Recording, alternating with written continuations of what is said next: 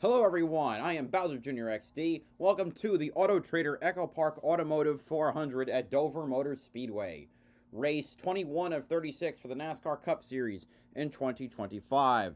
We are here at the Monster Mile, one of the fastest, baddest tracks that is in between 1 mile and less than 1.5. I guess between 1 and 1.4. Yeah, let's go with that. I think I'm just checking my schedule spreadsheet to get the exact numbers on that. So, the Cup Series has 8 tracks that are like that, and Dover is race number 4 of those, having already had Phoenix, Darlington, and Nashville. Now, qualifying was rained out, so was practice, so there was a competition caution on lap 35, and on top of that, there's a new tire that no one has any experience on. So this will either be awesome or horrendous. Also, while this is going on, there's currently the IndyCar race at Toronto, which I believe Pato O'Ward is expected to win very easily.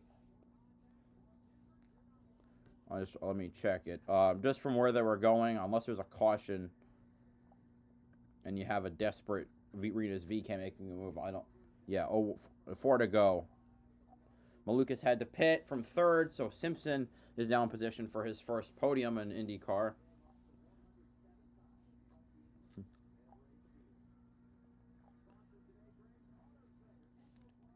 Comes along with that, but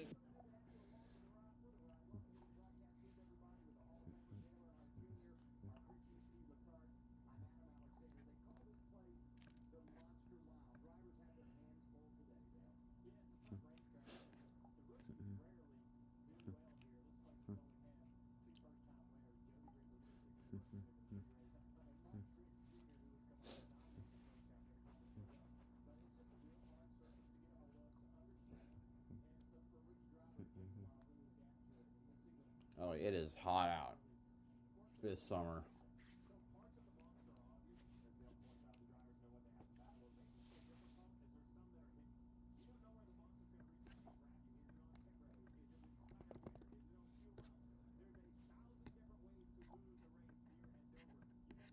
I've also heard, something to note. I remember hearing this is it's a tough pit road to get on.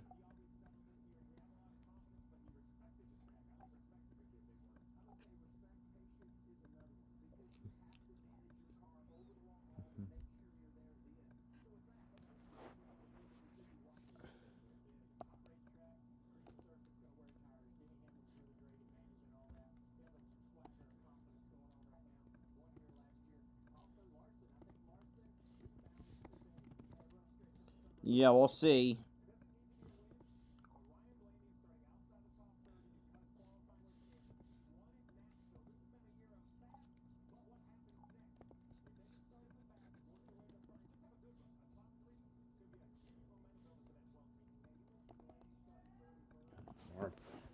Yes. No, the race is about to start.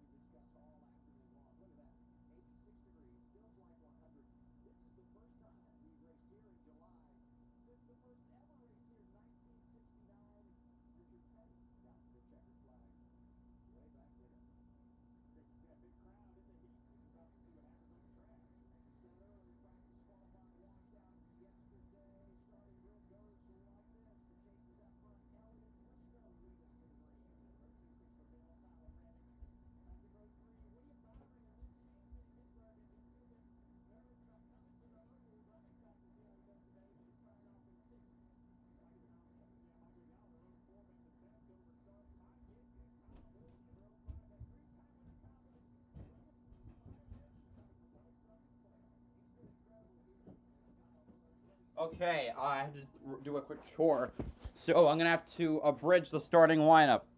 All right, start 30 set row 19 is JJ Yaley in the only open car. Well, no, it is not the only open car. JJ Yaley, the last open car. Row 18, Noah Gregson to the outside and Cody Ware to the inside. Row 17, Stenhouse and Hocevar, the best friends. Row 16, Riley Herbst, now an open driver. And Ryan Blaney, also guess Noah Gregson, also an open driver. No. Row 15, Riley Herbst, one of the two. No, sorry, I did the row 15, Zane Smith, also now an open driver, and Cole Custer. Row 14, the legacy teammates Nemechek and Jones. Nemechek in the running for the in-season challenge. Row 13, Austin Cindric and Kyle Larson, two drivers which really need to get going. This as in get their seasons back in gear. Row 11, Bubba Wallace and Ty Dillon. Bubba Wallace now an open driver. Row 10, Justin Haley and Ross Chastain. Oh, I missed row 12, Todd Gilliland and Austin Dillon. Gilliland now an open driver. Row 10, Justin Haley and Ross Chastain. Row 9, Daniel Suarez on his who won't be here next year, or at least not in the 99, and AJ Allmendinger. Row 8, Alex Bowman and Brad Keselowski. Row 7, Josh Berry and Denny Hamlin, the owner of some open cars now. Row 6, Chris Buescher and Ryan Preece. Row 5, Kyle Busch and Ty Gibbs, also in the in-season challenge. Row 4, Joey Logano and Michael McDowell. Also, I think I forgot to mention Ty Dillon in the in-season challenge. Joey Logano, Michael McDowell. Row 3, Shane Engesbergen and William Byron. Row 2 is Tyler Reddick, the highest of the open cars, and also in the in-season challenge. And Christopher Bell, his Toyota-affiliated teammate. Well, a fellow Toyota, I should say. And front row, it's a front row of chases. Chase Briscoe to the outside and Chase Elliott to the inside. This is why I don't like to get pulled away. Anyway, O'Ward won at Toronto.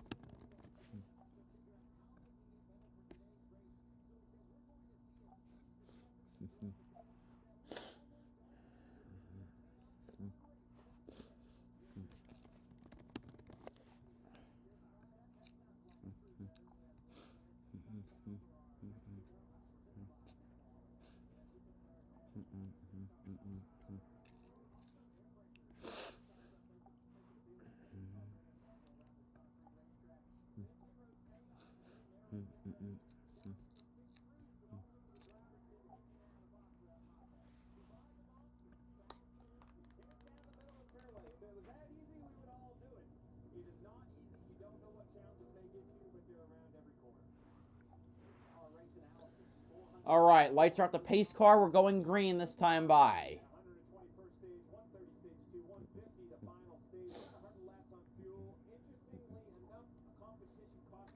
Imagine watching from one of the apartments nearby.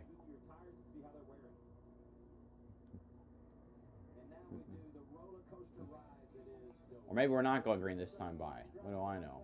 I mean, they didn't really look bunched up properly, so.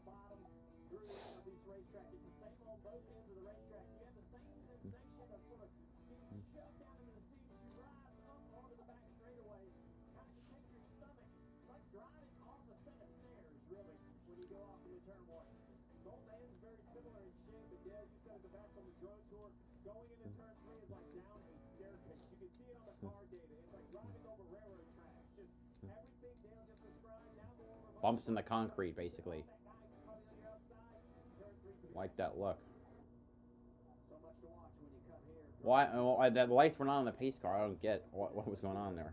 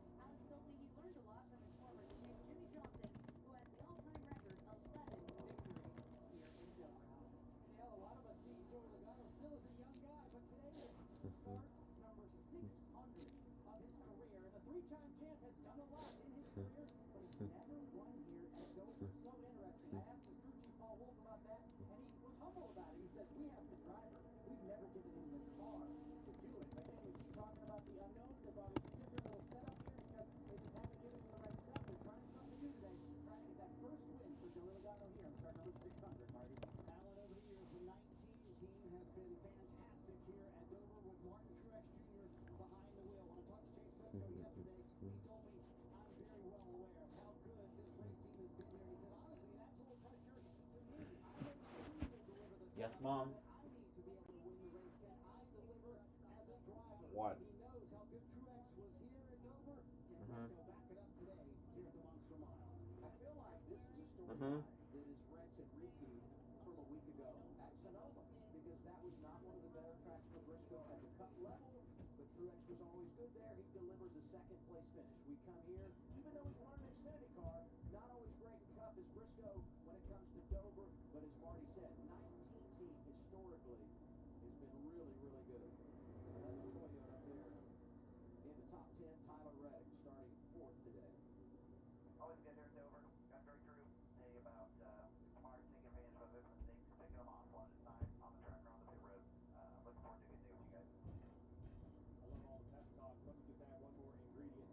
I sent you the picture. Yes. Yes, so I can take the picture. Okay. Maybe give it a minute. It's sending. It will send. Just give it a minute.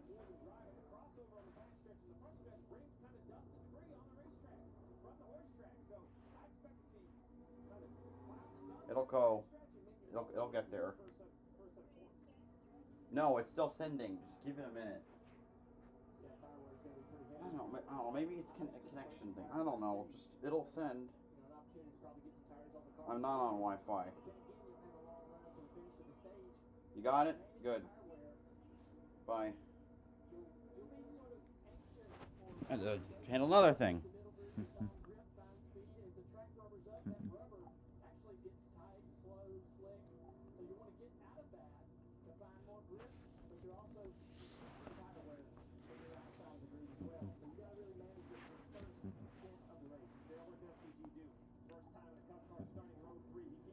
Okay, so I had to deal with some stuff, but we had a couple laps of caution. They got the fireworks going off. Notice everyone who's on the backstretch by the building is in the shade. It's just burning out there. All right, pace cars pulling off.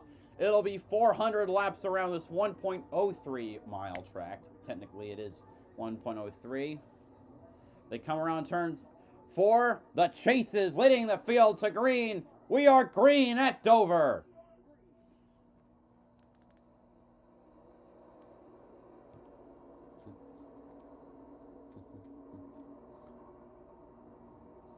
Elliott picked the outside to start. Briscoe staying side by side with him. Briscoe, can he get that inside? Yeah, almost. He is clear.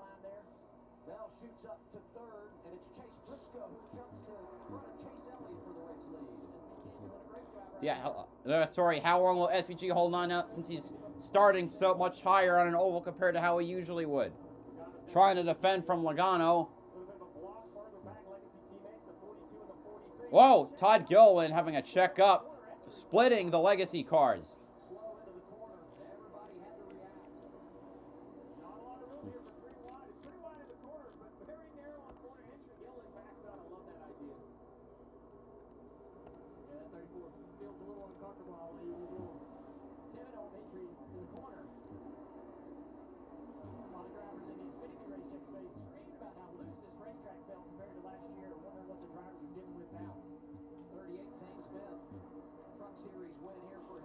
It was his first ever, no, it was his second ever win. I remember watching that one. He was 7 getting away high, right next to Allmendinger. Passes made for 19th. Here's Chastain now to the inside of Haley, trying to go for 20th.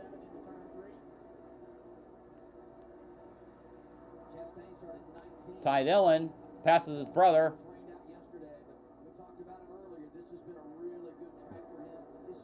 Finished second a few years ago to Truex. That was 2 years ago.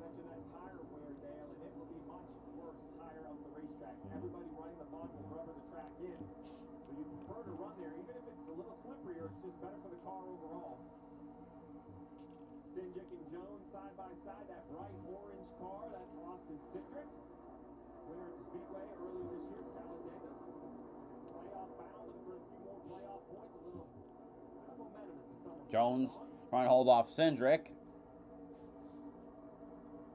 Sounds as bad as it did for the first two races, though. Cindric, a driver that has not found a lot of fruit since that win at Talladega back in the springtime. Trying to rekindle the magic as we get set for the postseason just over a month away. Allmendinger by Suarez. And SVG is falling. Wow, he goes way high. Struggling massively is SVG. He's fallen outside the top 15. Maybe the top 20 soon.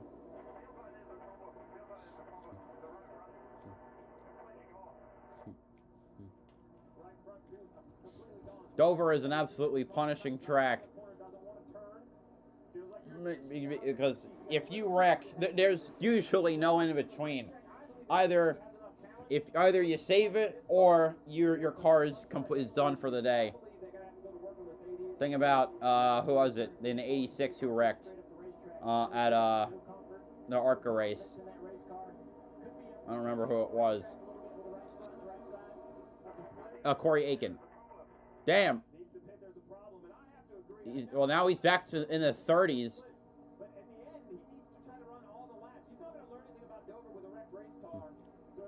Wow. It's like you've lashed a cannonball to him.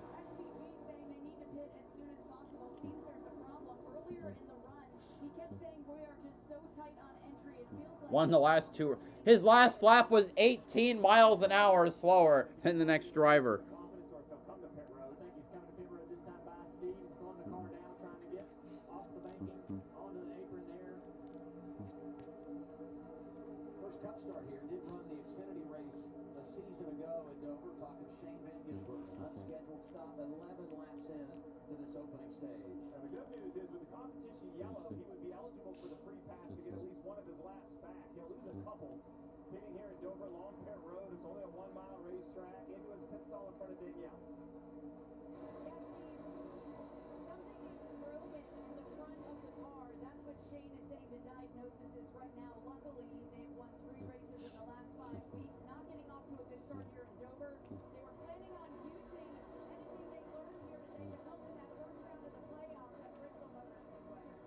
Reddick got back to third ahead of Bell.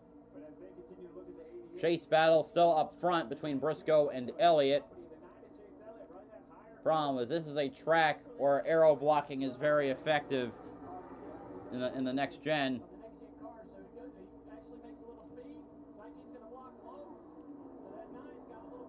Ooh, trying to make the run around the outside. I think he's got to have a good run. Oh, yeah, he gets to the outside. There goes Elliott. Can he hold it, though? And he takes the lead coming out of 4.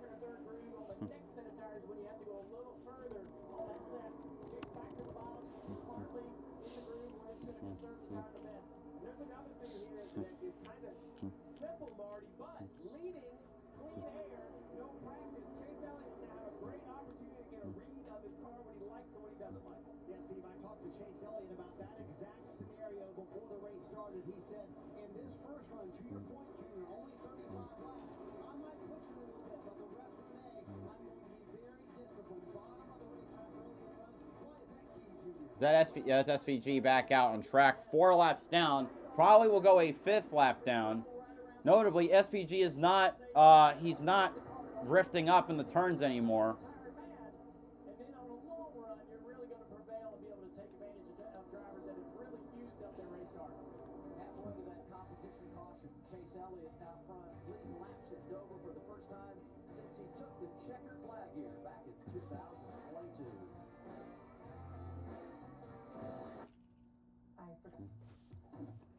All right, commercial break.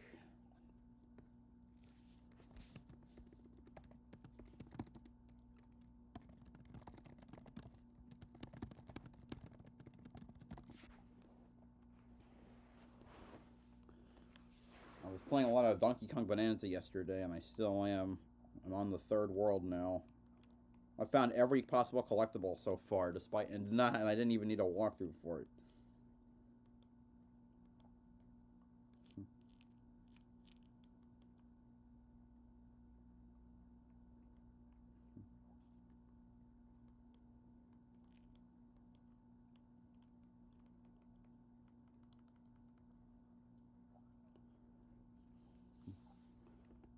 Keep an eye out on the leaderboard.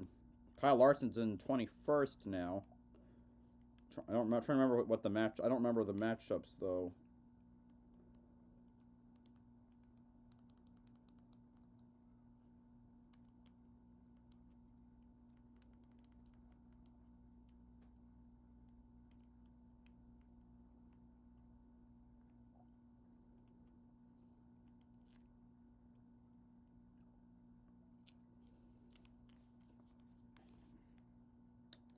Sure, it'll come up during the race though. But I know Reddick is leading his battle. I think he's against Nemechek. No, Ty Dillon versus. Is it? Remember, hold on. John.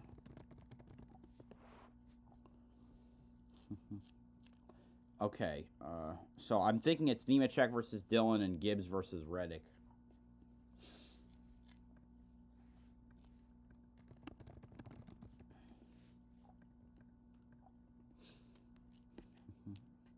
Dillon Nemechek. So currently, I think Reddick is leading his battle, and as for Nemechek versus Dillon, currently it's Dillon. I hope Ty Dillon wins just for the absolute hilarity that it will be. Also, it also makes for a really good story.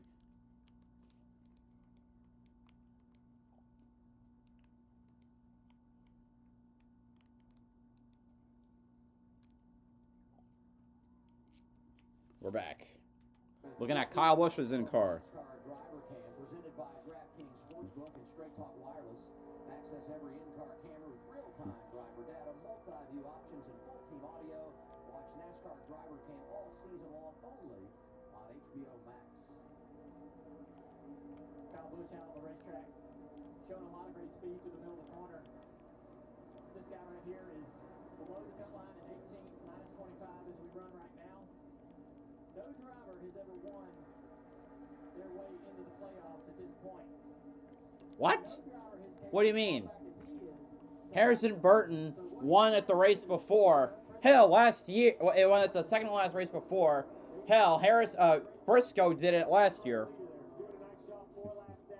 Hey, SVG, he doesn't have a lot of experience, but the man knows the race car. Listen what he said.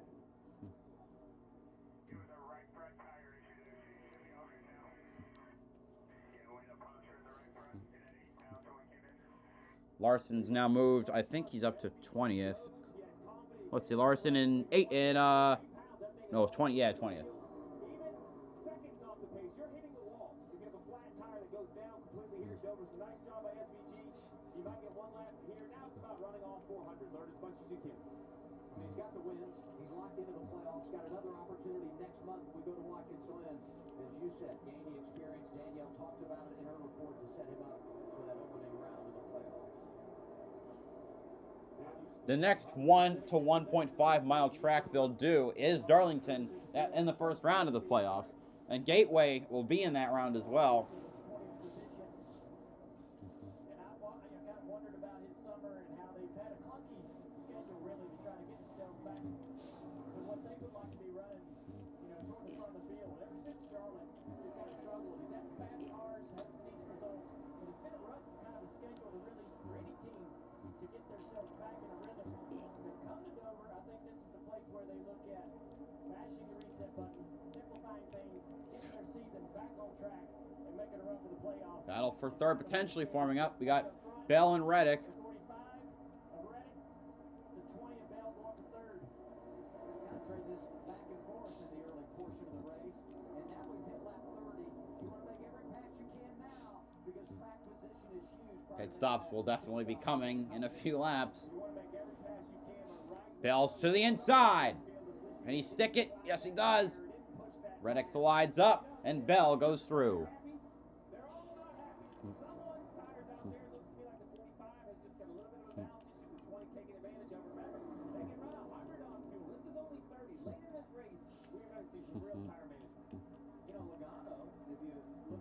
He's up to 6th. Doing a nice job hanging in early. This has not been one of his better tracks. Allen said it pre-race, making his 600th career start today.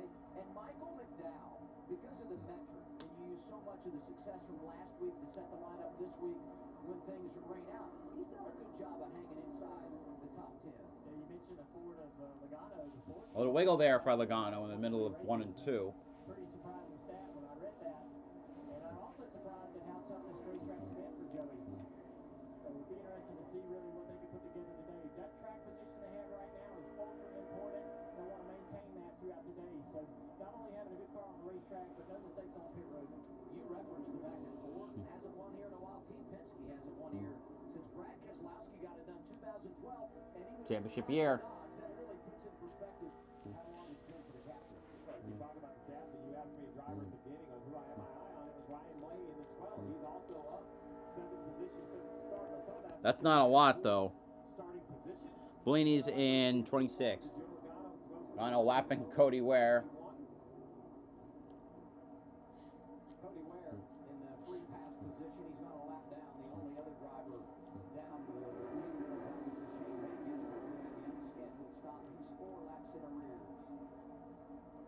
There's Ryan Blaney. Catching up to his teammate. Back behind his teammate Austin Cindric. Yeah, Austin's struggling just a little bit. Blaney's going to There's another Austin up ahead, Austin Dillon, but we're coming comp caution. It's lap 35. Make the pass now or never. straightaway looking low, showing his teammate a little nose on the entry to 1. Cindric's going to give him the clean air at least. It's going to challenge on the high side.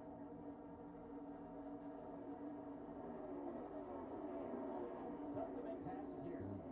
Takes many, many laps to try to set up a pass to make that work. Caution, comp caution.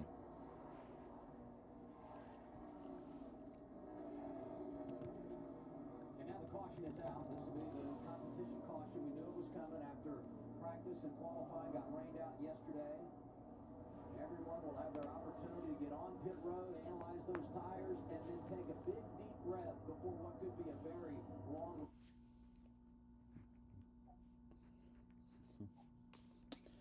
Now we wait. Again.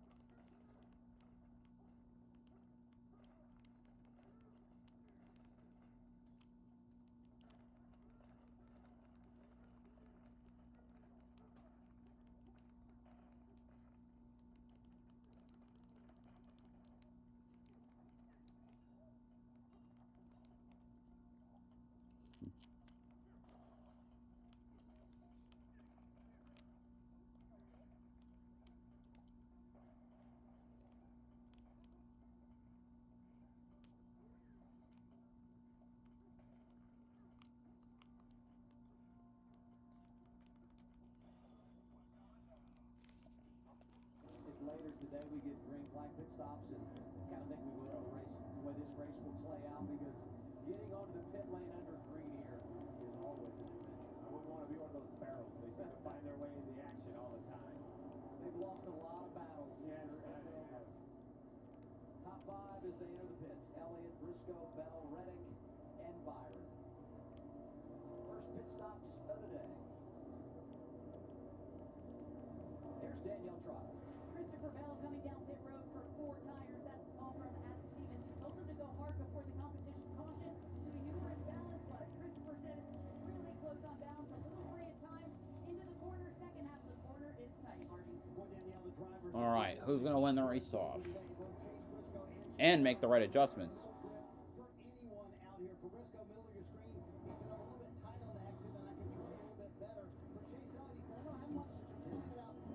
Elliott, Briscoe, Bell, Bush, Byron, Reddick, Hamlin, Gibbs, Logano, McDowell.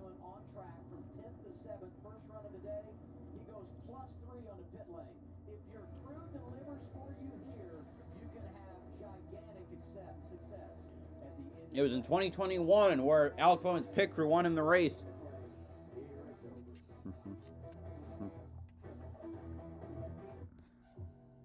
Mopping is hard work, but I thought it was the only way I can get my floors truly clean. And then I tried the Swiffer Power Mop and realized that I can get cleaner floors without the extra work. It has a built-in solution that breaks down dirt on contact, and it packs hundreds of strips to scrub away sticky messes, even from grout lines. Okay, Power Mop. Plus, it's 360-degree swivel head, cleans up along baseboards. Also, I missed it because I was called away. Apparently, when they did the starting lineup, they had SVG's face. No, instead of SVG's face, they had Yaley's. The 2009 F1 champion Shane Van Gisbergen, apparently.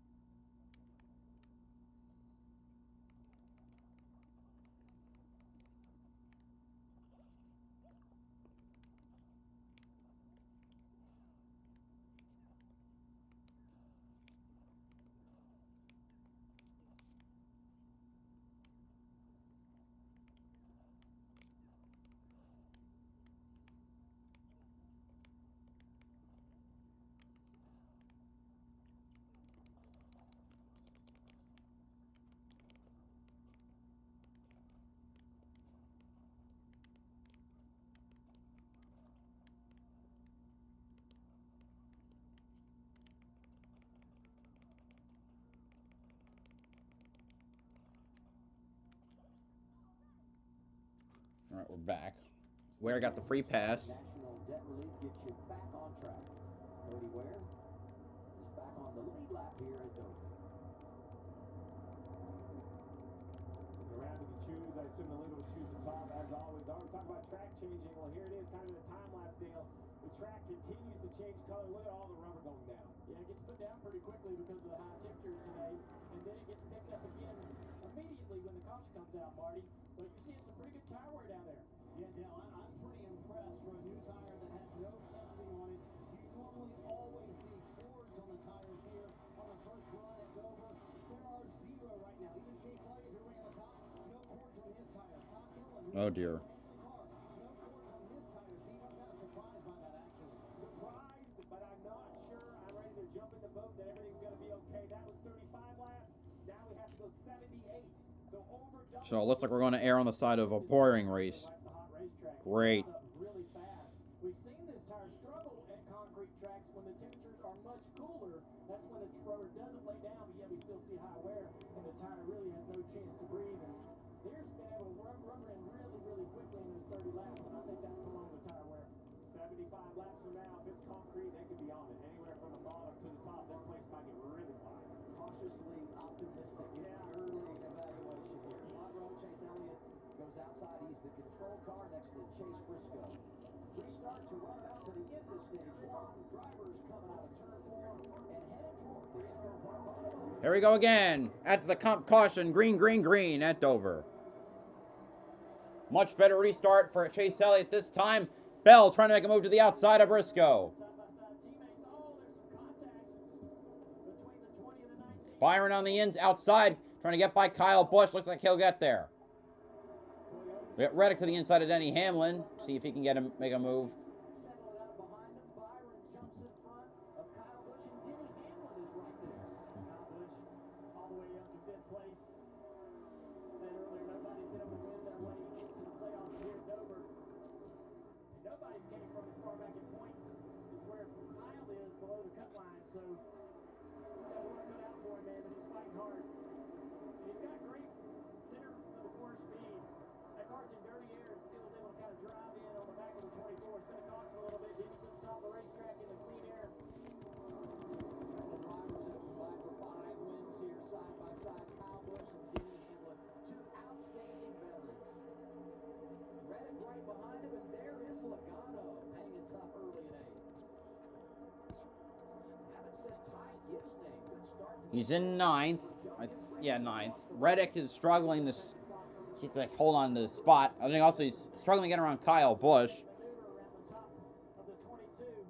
Allen, what's going on with the 22 car? Well, Daly's making the most of this restart because on pit road he had to check out. He's the first pit stall on pit road. He came down and had to check out because of Riley Hurts in 35 lost 3 spots.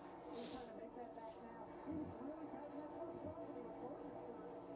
And Reddick and Gibbs, their opponents in the in-person challenge, in-season challenge for this round. Right there, and right on the tail right there in the 54. That 22 car. And then you see Bowman up to 10th now. really good at Dover, and I think his calm, smooth driving style really pays dividends. Elliott is just gone. 1.7 seconds ahead of Briscoe. 16th up to 10th.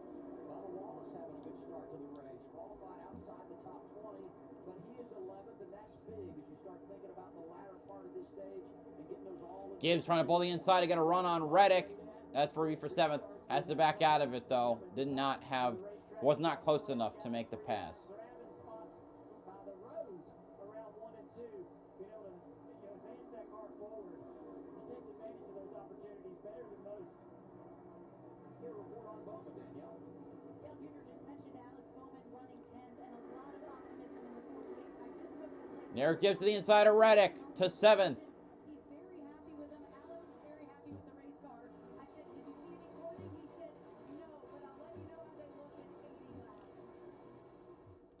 Yeah, so they're going to lap 120. You know, it's funny to me, last week at Sonoma, we talk about this metric, and so much of the metric is based on the previous week's performance, and it determines where do you go out and qualify, which practice group Oh, are great. you I in. feel like I'm having that time where I get tired every so often. On the weekend, I was talking to Blake Harris, racing for Alex Bowman, and last week at Sonoma, he was talking about their performance there to set them up for success this weekend.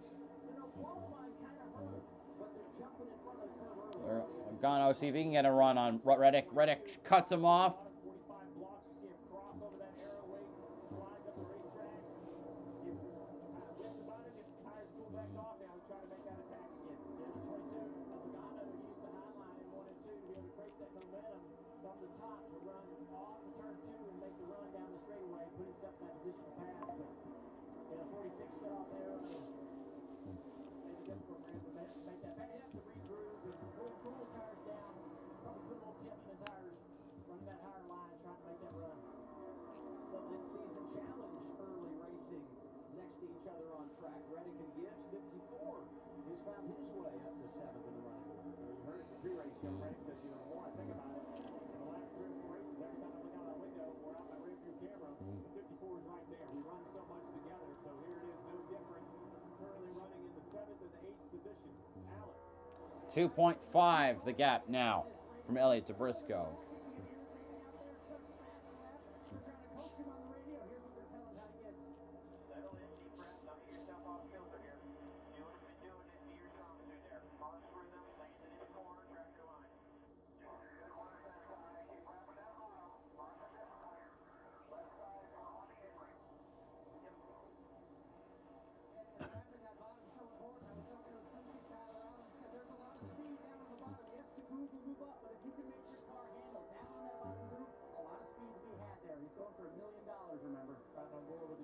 longboard of Kyle Busch looking back at Ty Gibbs.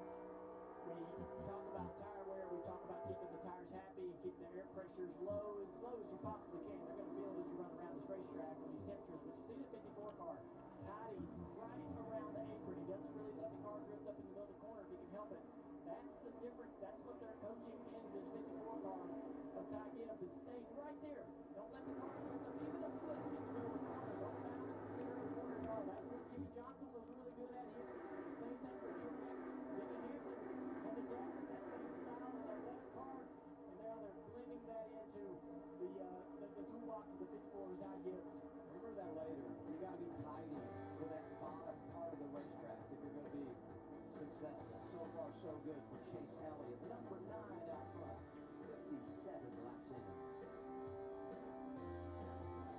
All right. At NASCAR, we're the pros that know how to make your business our business. Pros everywhere you need us, with every part you need. From brake pads to stock your shop in Orange County.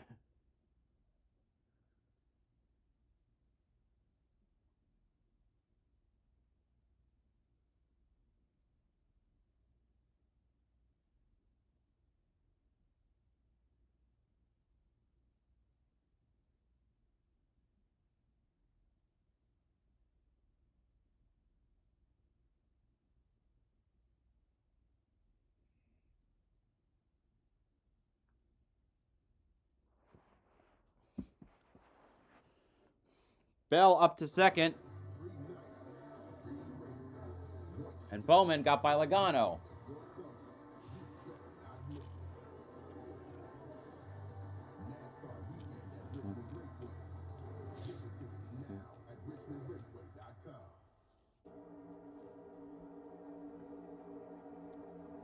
DraftKings Sportsbook is your home for live betting, and new customers can bet $5 and get $150 in bonus bets instantly. Download the app and use the promo code SPEED when you sign up. Now it's Bowman right here, just took a spot away from the 22 Logano. Now we're on board the Toyota Camry with Denny Hamlin. Denny riding back in 5th place.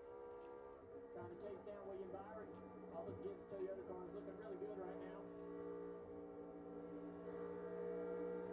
Bell in 2nd, Briscoe 3rd.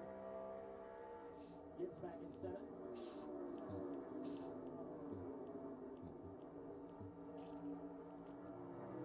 5th and 6th on track have combined for 120 wins at NASCAR's top level. 57 for Hamlin. 63 for Busch. Bubba Wallace in 11th, trying to see if he can get up to Logano. Good run from Bubba. Blocked entering the turn. I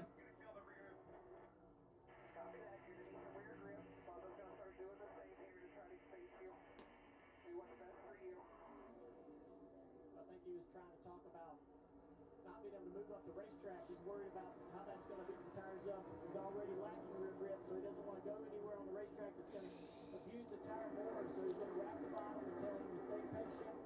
Be patient, wrap this bottom. We'll get the car worked on next opportunity on pit road. He's doing a good job keeping Bubba Wallace at bay back there. Bubba was trying to use the top of the racetrack, trying to make a run, put some speed together. On Lost quite a bit of speed there. the track, and then you come down the hill, Steve, get a maximum run down the front straightaway or down the back straightaway off the top of the corner. Alex Bowman's put it on display right here. Climbs the bank. He gives up some time on exit, or excuse me, on entry. On entry. Turns left, and just look at the speed. He carries down the backstretch. He's trying to do this time after time, lap after lap. We'll see if he does it again. 45 blocks this time. He goes up the hill in front of him. 40's like, gosh darn it, I was making some ground. Why'd you have to do what I was doing? I think 48 still gained a little bit using that line.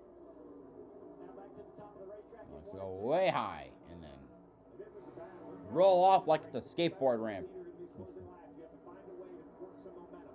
Let's see if the 45 defends again. He doesn't. It's going to be the advantage for the 48. I think this is his chance. On the front stretch, he should have enough run.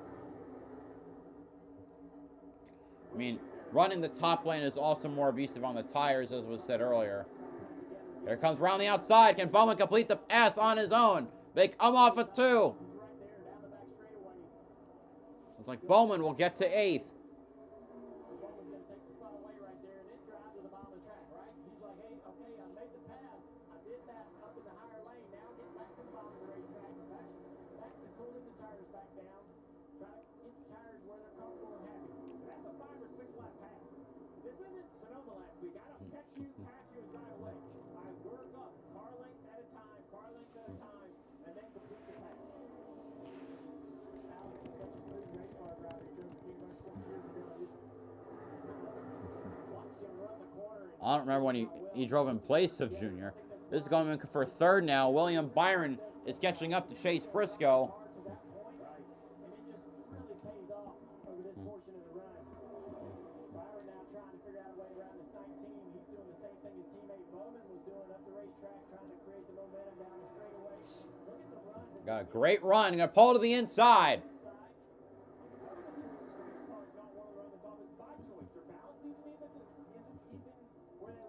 Denny Hamlin is not far behind this. Then the 2 drivers are now side by side. Briscoe and Byron heading into 3. Briscoe's just a bit ahead. And Byron slips by in 4. Busher reporting his cool suit has failed. Great.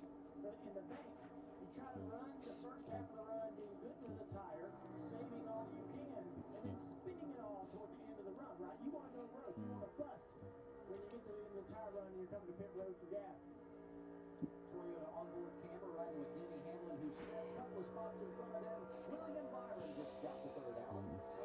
Here's Hamlin to the inside of trying to get to the inside of Briscoe.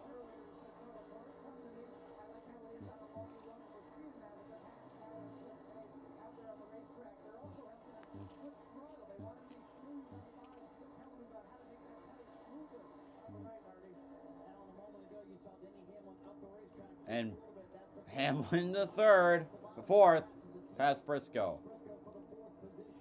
You know, there's no question, early in Denny Hamlin's career, Dover was his worst racetrack. He'll admit that. But there's also no question, later in his career, Dover is one of his best racetracks. He's won 2 of the last 6 races here. So, Junior, I tried to pin Denny Hamlin down. Said, hey, what's the difference here? And he talked about the early run discipline that you mentioned just a moment ago. So I asked Chris Gabehart, who was his crew chief at the time, when he changed his driving style about 6 years ago. And he said, listen, at Dover, if you are not married to the bottom and you don't save the tires early in the run, it puts you in trouble for the entire run. So, Junior, as you just mentioned the savings account a moment ago, do you see Denny doing that later in his career, just being married to the bottom, and here later in a run, like right now, he can move up just a little bit more? Yeah, well, Chris Gabehart is now working on that 54 car, Ty Gibbs, and I've been watching Ty Gibbs, and he is pinned right to the apron. He's getting close to Kyle Busch. Bowman's closing on the 2 of them as well. A little bit behind the safe car, but staying on the bottom of the racetrack is what they've learned through working with Truex. Truex is so good here, so smart. Here it comes Gibbs with a big run out of 4. Busch blocks a bit. Rolling around the bottom. Not only is it a quick way to run around the bottom of the racetrack, but it's easier on the tire. He backs off on entry, pins the car. And there's Briscoe who's continuing to fade. If you drive off in the corner and let the car go up the track, you are sliding the tire. There's As for Bell, starting to gain on Chase Elliott. Now, with this car, you do have to move around. So you will see guys have no choice but to have to go somewhere for clean air. All right, Cody Ware a lap down. Todd Gilliland a lap down. J.J. Yaley a lap down. I mean, enjoy it while you got it, because it could fall off a cliff. Chase Elliott leading. All right, another commercial. And a stupid PNC Bank commercial.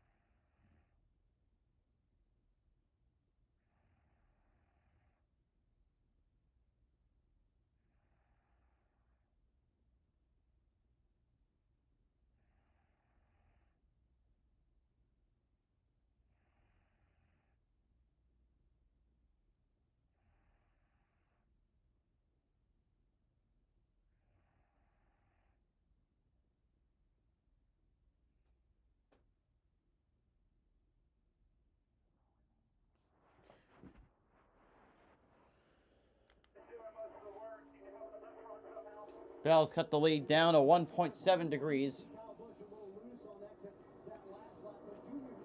Briscoe is now falling back to 7th position. Reddick is now out to the top 10 as Allmendinger has worked up there. Yeah, even though this racetrack's pretty wide, the concrete surface is a little slick. So Bowman trying to send it in on Busch. Busch gives him the room, and Bowman enters the top 5 for the first time today. Ooh, holds it. God gets it.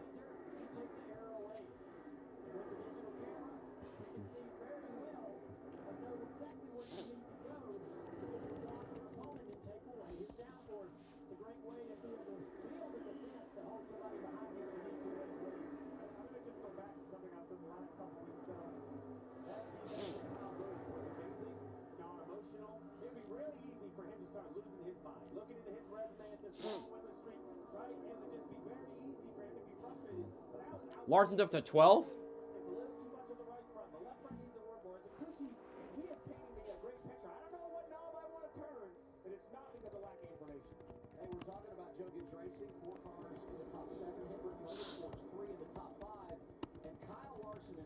All right, who's that getting lapped? That's Suarez. Well, trying to get lapped. Come on.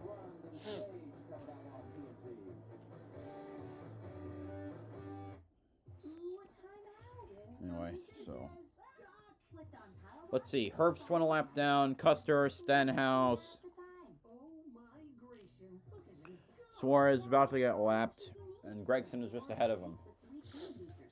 Oh man. For Greek's sake, that was fast. And Power Wash can replace multiple cleaning products. Fumble recovery. Those suds got game. Dawn Power Wash, the better grease getter. When it comes to your wireless plan, don't settle for less. Get more with a free 5G phone and real unlimited data from Straight Talk. More ways to connect. I love you, Mom. More reasons to share. And when you spend less with Straight Talk, you can get more moments to yourself by getting something for them. Switch to Straight Talk and get a free 5G phone on us, on America's most reliable 5G network. Find us at Walmart and StraightTalk.com. Did you know Toyota has 3 NASCAR Cup teams? We got Team 2311, owned by this guy, and 3-time Daytona winner Denny Hamlin. But Denny Hamlin races for another team, Joe Gibbs Racing. Yeah, Super Bowl winning head coach Joe Gibbs. Reddick says he can't turn the wheel at all. Co-owned by 7-time Cup champ Jimmy Johnson.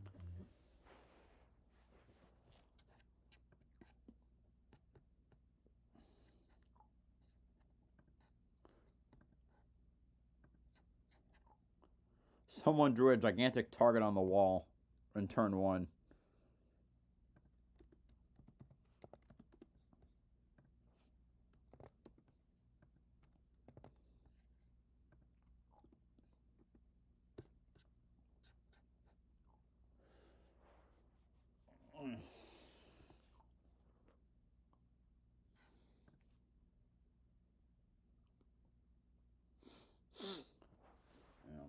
But dirty air is a problem, as expected, unfortunately.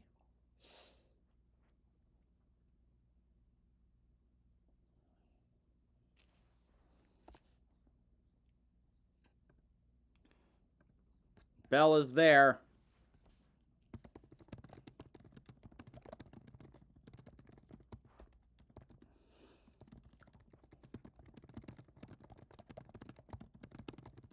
And there he is. Yep, there's Bell.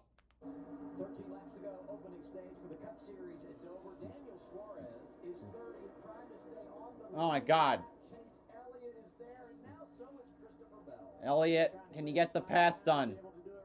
No, Suarez is still fighting like hell. Get out of the way, please.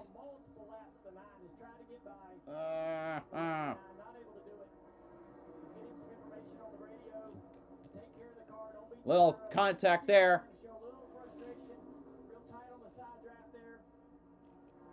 Come on, man. You should not be getting held up by a lap car. I blame the car more than anything.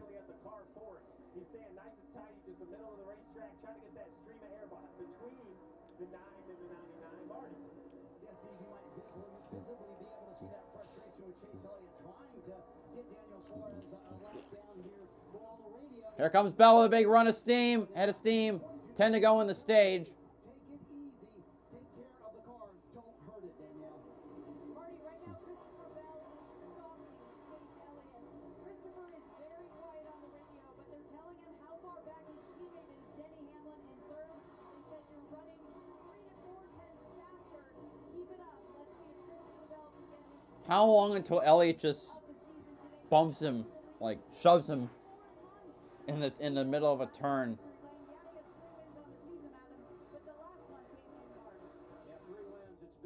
Come on, please. Damn it. I don't know what it says about the middle lane, or maybe the high lane is forming up. Denny Hamlin is also getting closer. 20 car to the top of the racetrack. The 9 is in some real dirty air behind that 99 on the bottom of the racetrack. Good momentum for Christopher Bell down the back straightaway. Gonna maybe. There comes Bell trying to get to the inside, but now he's going to have the Suarez roadblock. Christopher Bell.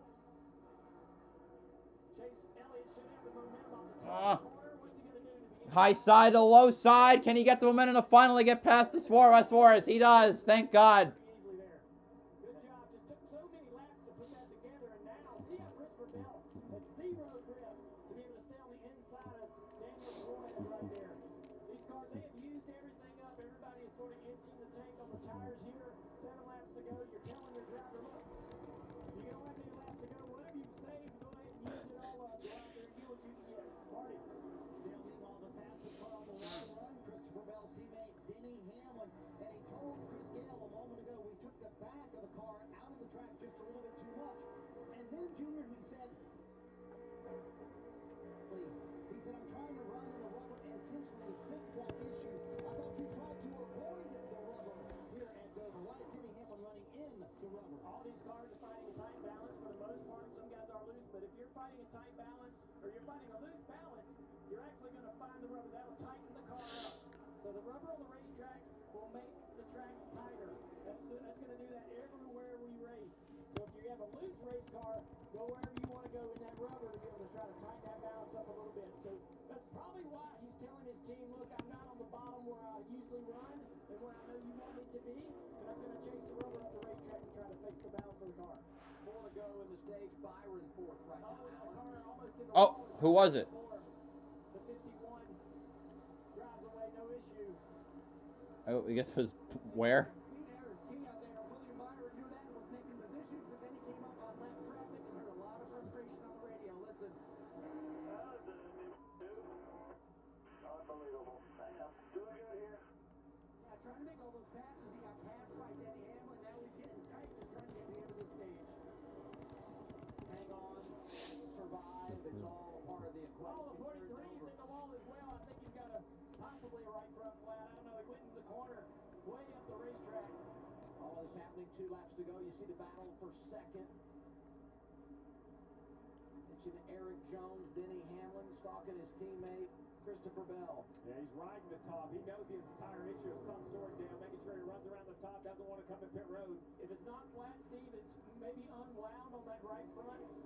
Yeah. Trying to just get to the Oh, end of so the if stage. oh, there he goes. He gets to the wall But again. not able to do it. That's got to be a caution. Come on. Got away from him. Final lap of the stage. How? I'm dumbfounded. I can't believe that's not a caution. Go right here. There we go. So now the leader will come by and end the stage. Really? I mean, he's puttering around at 50%. Had his hands full for a About to lap Nemechek. Christopher Bell, but he's Can you get? Yeah, probably leave him alone. Right at the end. But Elliott wins stage 1. Bell second. Hamlin third. Fourth is Byron. Oh, there's Allmendinger. Another tire Damn. unwound. You see the cord coming out of the back of that car. That's a right front or a right rear tire that's unwound. Yep, right front. So right. Oh, and he's dragging a tire carcass. Anyway, Bowman 5th. Briscoe 6th. Gibbs 7th. Bush 8th. Logano 9th. Larson 10th. Welcome to Dover. Allmendinger goes from 9th to 26th, and that means a stage point for Kyle Larson. His teammate Chase Elliott with his first stage victory of 2025. Pit stops when we return.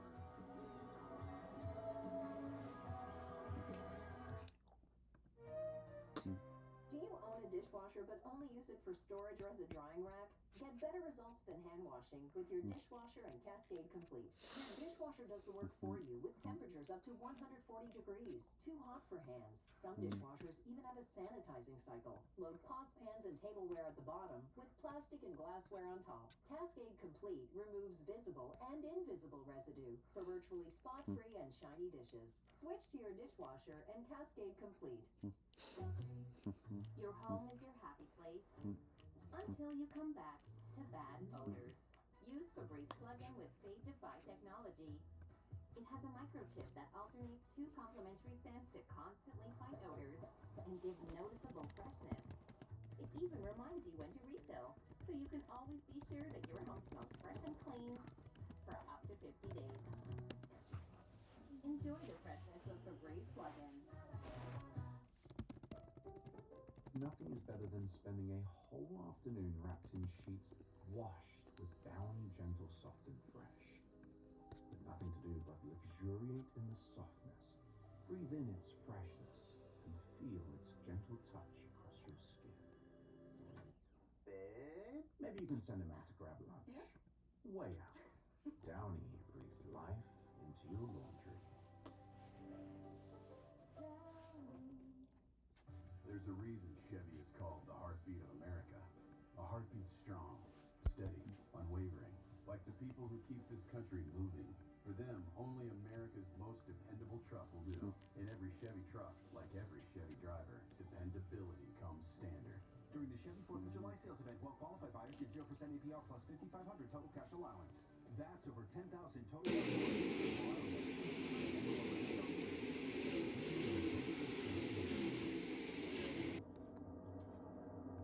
This relief lap sponsored by National Debt Relief. Daniel Suarez gets his lap back in Dover, scored in the 29th position. But we had a lot going on there in the last 4 or 5 laps of that stage, didn't we? I think Dale said it the best, right? The drivers come out with this expectation of trying to manage it, but these guys got so close, just a few laps short for the 43 of Jones. Yeah, Jones was running at the very top of the racetrack. He was actually one of the guys pushing the groove up the racetrack further than anyone else for a large majority of this run, and it bit him here. Just a few laps short of finishing the stage. He had a little bit of a tire failure, a tire unwinds. You lose all the grip of the tire. Just riding on board.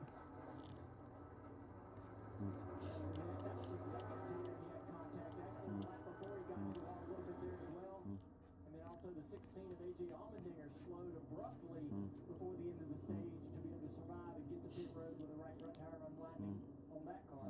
Yeah, the 16, look at, you mentioned it, and you see that strip of rubber hanging out the back. So It's like a tail. This tire wears, and then finally when he gets to the fabric, it picks up. It's like a roll of yarn. Once it picks it up, it just unwinds like a ball of yarn, and it literally just goes across the tire like you're cutting it. And it gets noisy inside the race car. I can't wait to see what these tires look like when they come off the car. Unlike every other crew chief on pit road, they don't want to see anything. They want their tires to look good and brand new, but they're anything but. Hey, Nemechek stays on the lead lap. That's big because he's in the in-season challenge battle with Ty Dillon, who's also on the lead lap in this stage one. Chase Elliott leading him down to pit stops, Danielle. Let's take a look at Christopher Bell. He's coming in second. That's where he finished the stage.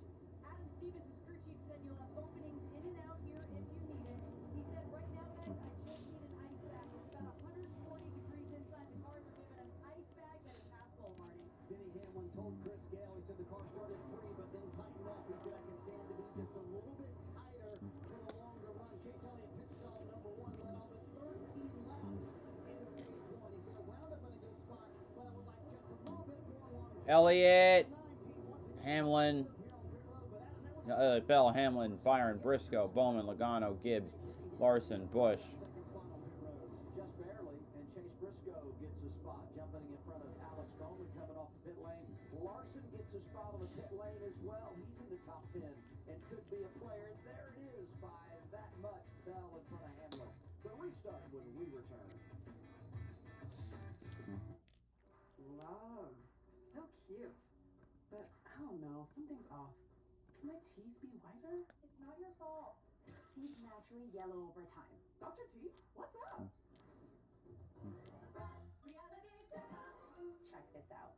Just one kit of Crest 3D White Strips reveals your whitest smile. And it lasts 12 months. This smile for a year? I I love. I know. Crest. Now this is how you end a summer.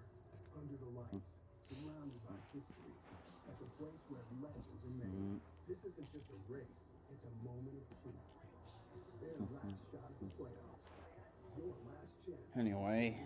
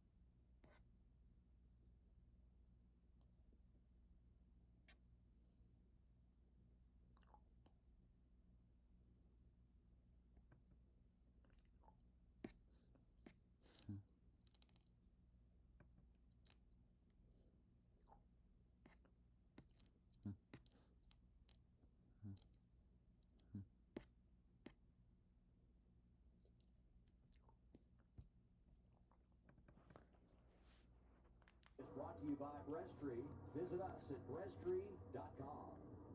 Progressive. Protect your auto, home, and business today at progressive.com. And by Chewy. For life with pets, there's Chewy with everything. Opening stage down at Dover.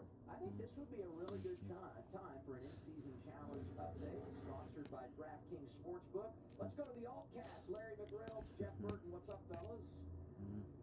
Hey guys, it's been a fascinating battle. Ty Dillon, John Hunter Nemechek back in the 20s. I feel like John Hunter's car was actually pretty good. Had gotten a little slow late in that run. That's going to continue to be a good battle all day long. Yeah, and I'm going to keep watching that 54 Ty Gibbs, the 45 car Tyler Reddick. Tyler seemed to really fade on that run right there. Ty Gibbs was pretty solid, but he started complaining about that right rear tire. They're walking a tightrope as far as adjustments on these race cars. Pit stops, we saw right there, a loss of track position. You can't let that happen.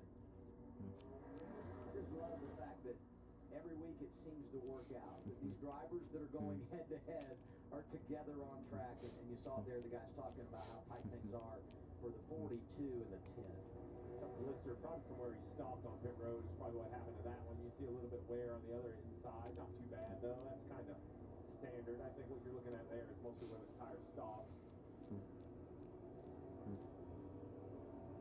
Drivers talking tires into stage one. Tires look pretty good. Maybe one little spot on the right front. You noticed a couple guys in trouble there. No, I didn't notice anything, but thanks. I took my work safe. I was walking around, let you get a quick caution. Obviously, a couple off right front there. We were just running out of start to core, nothing crazy. Feel like we got some mark in there, but that's important. Marty, what's up? I want to show you the right front that came off A.J. Allmendinger's car. You talk about tires unwinding. This is what that looks like for A.J. Allmendinger, who is running in the top 10.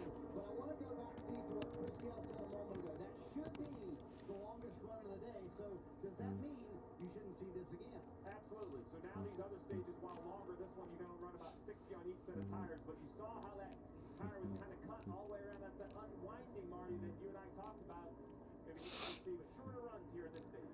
Chase Elliott outside lane in the EchoPark Automotive. Green, green, green again at Dover. Good, another great start for the number 9. See Hamlin jump to the outside. See if he can get a generator on Bell in second. Briscoe trying to get back to P5. He's in a battle with Bowman for that position. Larson in the top 10 for the first time. He's in 9th, trying to work around Logano.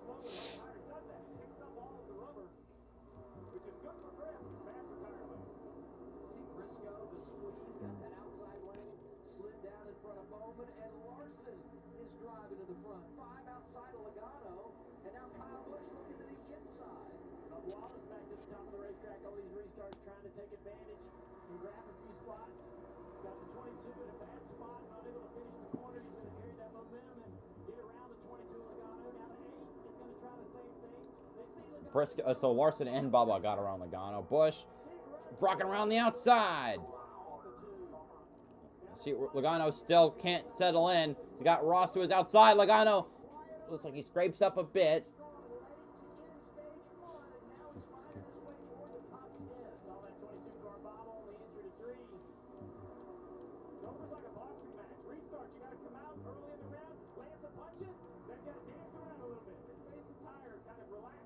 Oh, big contact there. Ross will get by though, even though Logano try to wreck him a bit.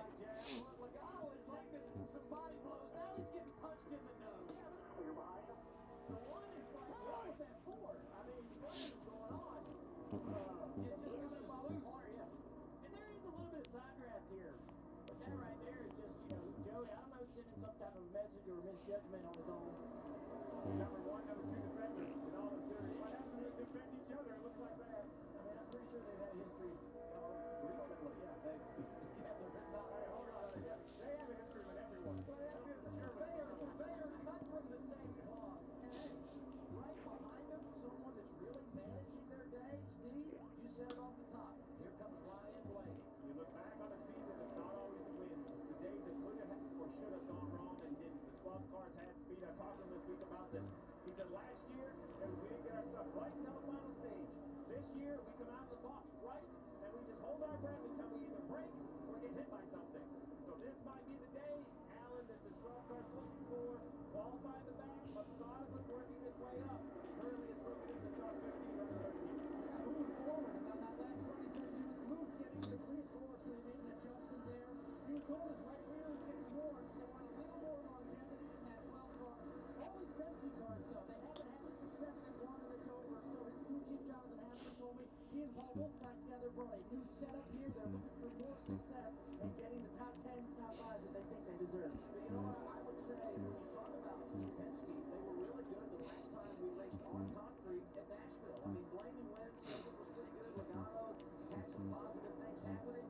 And someone else we need to pay off that didn't have a good starting position, that was also good in Nashville, 77, Carson Hocevar. Here he is in 17. He's got the field in half of the first part of this race. He's done a great job. You saw him getting the air cut off on that interior 1 there by the 45 car race. This 37 has done a good job to really give himself a lot of track position here. Trying to see if the car has the pace to keep it. It's going to be tough to make passes at this point in the race. Everybody's tires still relatively new since they put them on. Everybody back to the bottom of the racetrack because it's green. Not a lot of opportunity really to jump to the top and make the top momentum. Now, as we get further into this run, you'll see some drivers moving up the racetrack, trying to put runs together. You know, we talk about the in-season challenge, and it's all about survive and advance. And I would say if you're one of those drivers around the cut line, it's also about survive and advance.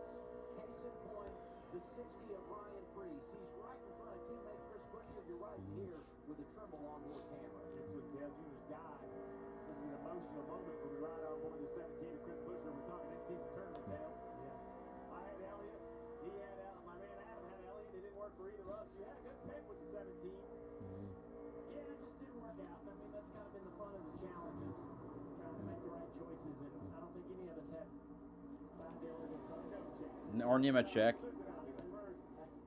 Good job round 1, I believe. Bob and Adobe had him go, but I love how Ty Dillon is just excited by it. There's the owner of 6 of Brandon Keselowski. I talked to him a little bit last night about the year. He's proud of what the 60's done. He told me I wasn't aware of this, but he listed out by name and he said, hey, we lost some key personnel on the 6 car. To some other teams, plus we had to move them around to kind of strengthen up that 60. And he goes, you know, it hurt. It hurt this organization, it hurt this team. But he, as the holder, the leadership role, he's kind of rebuilding that. And, you know, it's definitely not been the year, but you never know with the 6. Kyle Larson in the 5. Talked about him at the top of the show, maybe trying to rebound, get his season back on track, and come off pit road 9th all the way up to 8th here. Battling Ty Gibbs. Early in this run, I saw him up the racetrack a little bit, trying to see if it's time to put those runs together. He's back to the bottom of the racetrack, Alan. Yeah, and he has driven his way into the top 10, but he's not only thinking about the top 10. During that stage break,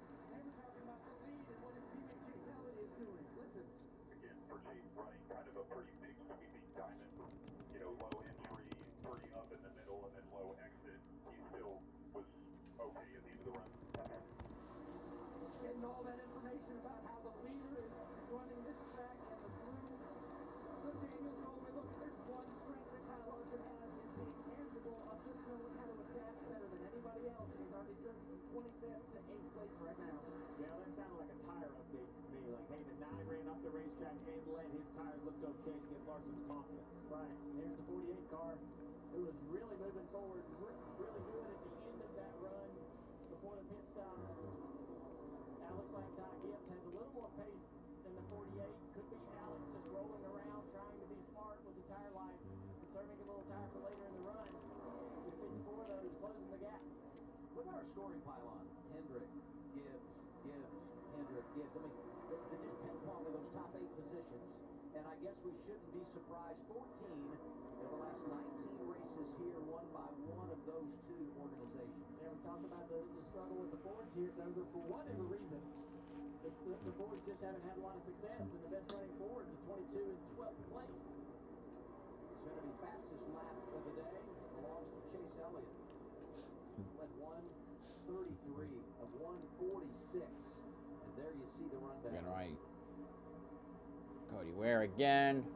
Fastest lap. Elliott by 200ths over Briscoe. 23.39. Chase Elliott, who came in 14 points behind his teammate William Byron for the regular season points lead. Gains 3 points. Now as they run on track. A couple laps ago, heading down to turn 3. Out in front of the 9, Chase Elliott. That's a 51 car career. Just watch what happens. Down to the bottom. And Whoa! Whoa! racetrack. I thought the 51 was going to hit the wall. I'd love to know. Barely missed the wall. You know, it didn't sound like he was out of the gas, but look at this. I thought that was going to be wall. Barely. Also amazingly, just how dark the turns have gotten. Number 9 is in charge. Chase Elliott out front. Christopher Bell, Denny Hamlin, William Byron, Chase Briscoe, the top 5. You're watching NASCAR on TNT. Hey, brushing besties. Yet another toothpaste that does not whiten. Girl, this one works. Dr. Twirl. Larson says he hears something dragging on his track, but on his car. No, Larson says he hears something on his car dragging on the track, but doesn't know what it is. Team's going to look at pictures. Basic toothpaste stops at the top. Crest goes deeper to dissolve the bonds that hold stains to teeth, lifting them away. For whiter teeth in one day.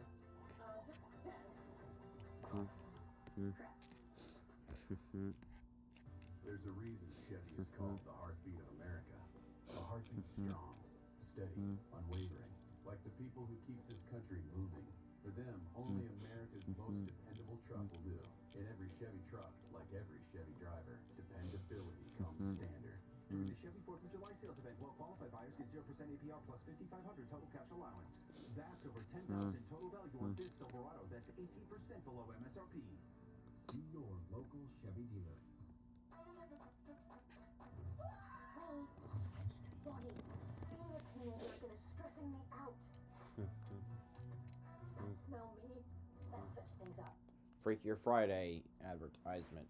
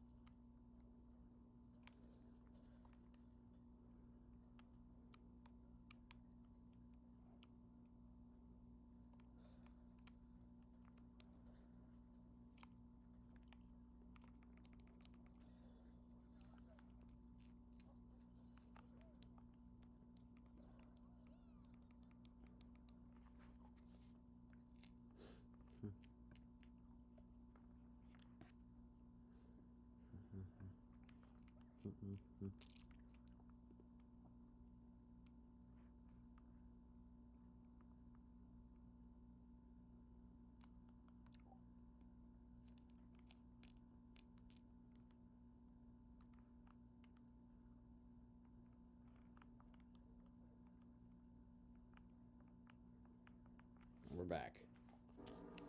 Bowman by Briscoe, or it might have already been by Briscoe though. I think that's P5 behind Elliott, Bell, Hamlin, and Byron.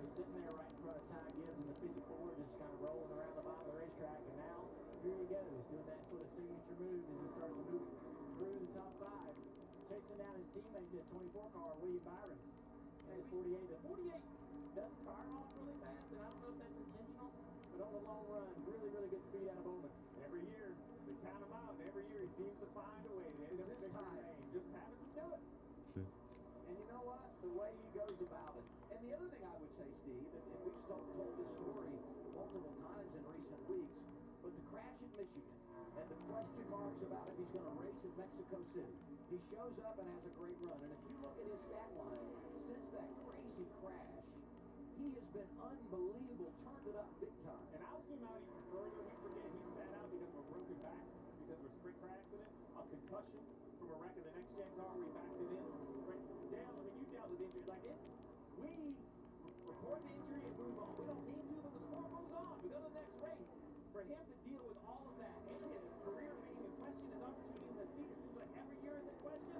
Then he shows up on a day like today, running as good as any teammate or with his teammates inside the top 5. Well, when we come to the NASCAR Insights at Dover in the next year, there's 3 categories: speed, long run, restarts, all the drivers.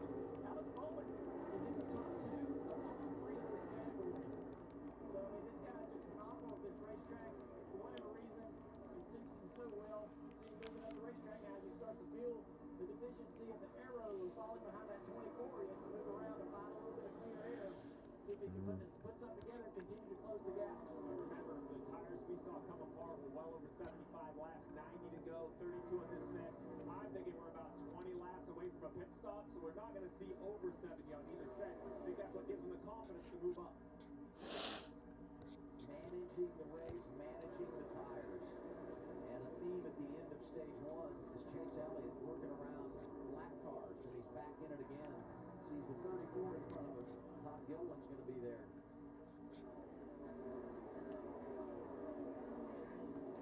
Yeah, there's a ton of traffic right here in front of this 9 car. He continues to close the gap on the lap car in front of him. There's probably about 5 or 6 cars just kind of working his way around. You see on the screen.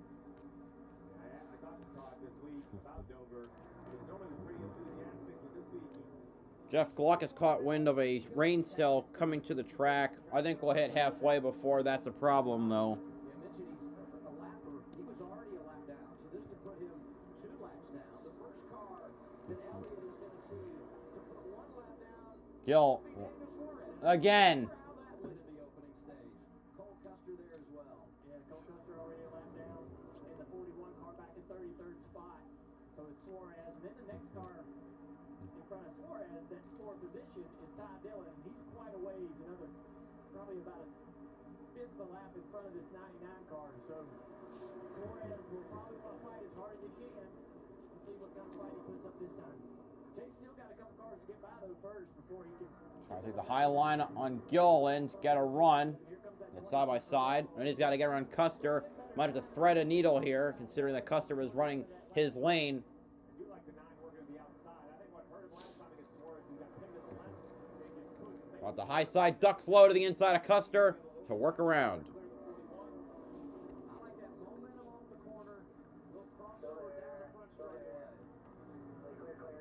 That's what he was hoping Suarez would do. Custer right there probably could have given Bowman to 4th. you know what? You know, it's not my day of a couple laps down. I'm going to say that could very well be the difference too, of being going to 2 laps down versus going a lap down, right? You don't have as much to fight for in that situation. Suarez, every reason in the world would try to stay on the lead lap, especially when you know that the caution's coming to hit the stage. Dell drives by as well. No, Suarez is racing for a job. He's racing to try to impress someone enough to give him an opportunity to stay in the Cup Series. So if you hold the 9 up, are you like auditioning for Chevrolet or irritating Chevrolet? What kind of sales pitch is that? Now that All 4 Hendrick cars and all 4 Gibbs cars are in the top 8. at the end of the straightaway to do something with this 99. Freaking Suarez, man. There it is. Now with the 99 cut him any slack. He didn't before. Now he's higher up the racetrack. Suarez learning from his teammate how to be the new Newman. Oh boy, here we go. God damn, it's annoying. A little bit better tire though this particular time, so I don't know if he could probably stand to abuse the tire a little bit more to be able to get. Ah, come on. Yes, he's clear. Thank God. Elliott able to get around Suarez.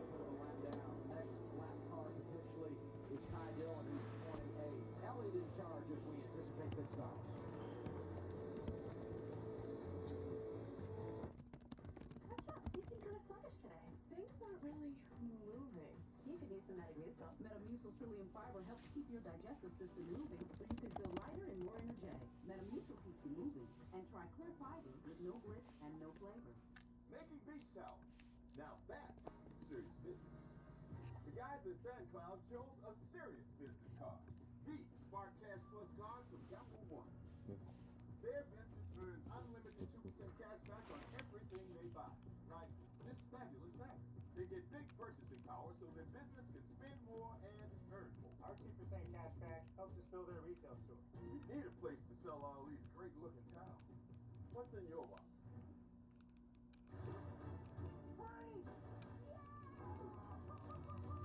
This is Shark Week, baby!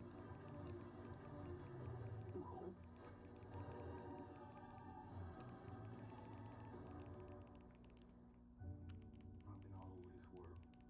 I ain't never seen no magic like this. What is this place?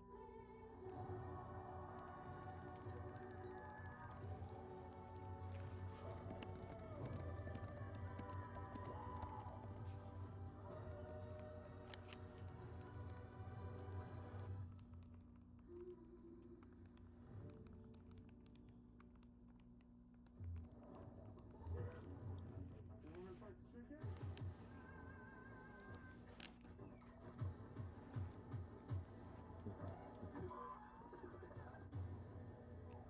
Chicken jockey! Oh God. Little Caesars. No, the Fantastic Four deserve a fantastic pizza. It's one pizza with 4 different topping combinations.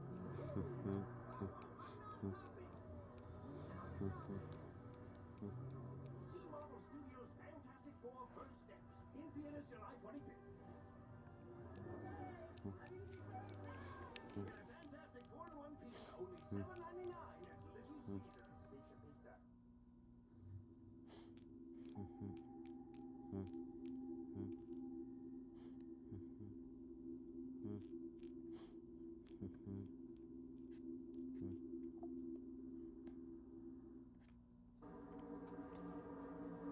All right, let's see. Herbst gets lapped again.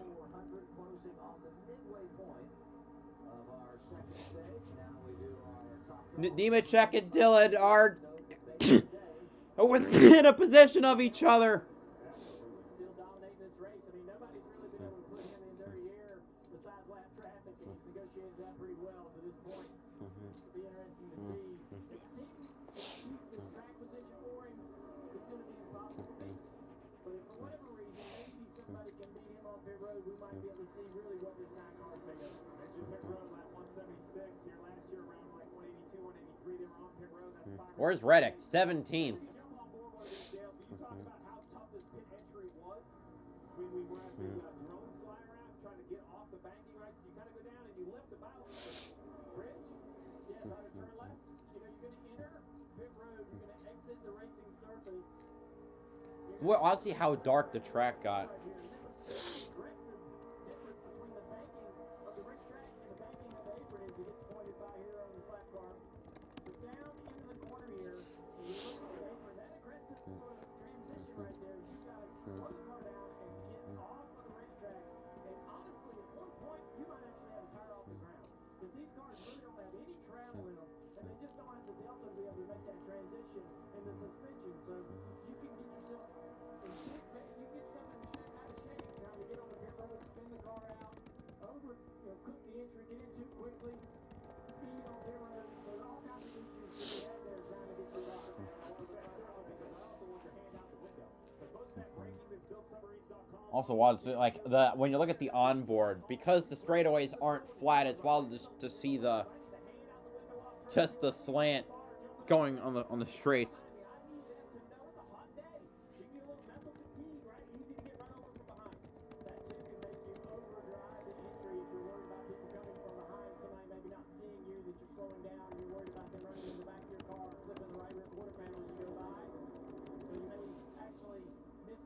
Misjudge the entry because of what you're worried about coming from behind and overdriving entry speed there. 38 Zane Smith came to pit road, was running inside the top 10. He's trying to jump, inside the top 20. Trying to jump forward a little bit with some fresh tires. I don't think that's going to get concerned, but I will tell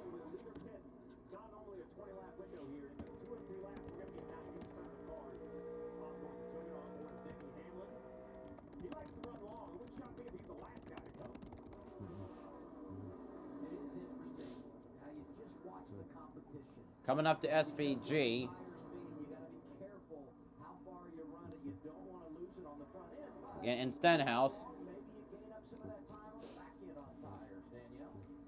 Yeah, Adam, right now, Christopher That's it. Bell's Okay. car SVG then goes a 6th lap down. who's running just behind him is Joe. Haley's also on pit road. Denny keeps running. Byron's on pit road. And here we see Larson, Briscoe. William Byron coming in from his top spot, bringing a whole host of other cars with him. Byron is struggling as he goes. He says the rear of his car just isn't there, so he's going to make an air pressure adjustment to help him out, especially on the long run. William Byron has fallen or been in the top 5. Chase Briscoe fell out of the top 5. We see Larson, Hamlin, Bowman. Chase Briscoe, he said the car just way too Haley, I think, is having an extended pit stop. Looks like there's something wrong with his car. Hamlin coming down pit road. They've had terrific long run speed for the 11 car. Never mind, he got off pit road. 60 seconds to go here in stage 2. Really no adjustments for Hamlin, who at one point said, quote, I'm just hanging out. Chase Elliott with a dominant performance so far here at Dover today. He said, I Elliott and Bell on pit road. Cindric on pit road.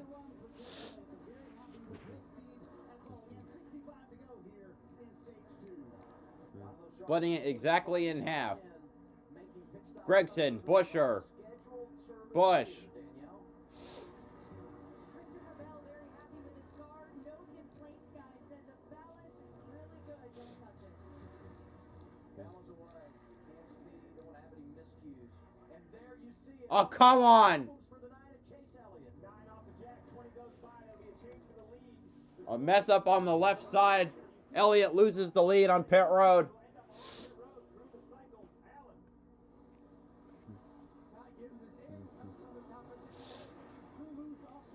Allmendinger, Bubba Wallace, Chastain, Ty Dillon, Austin Dillon. You know, last year, William Byron was running really well, and they had an issue on pit road, lost a ton of track position, and really never Hamlin's now the leader, real provisional leader. Chase Elliott with a hiccup during a green flag pit stop, that makes a difference. I had Bell the leader, but it's Denny Hamlin who came a lap earlier using those fresh tires. Did a great job getting on pit road in the cycle.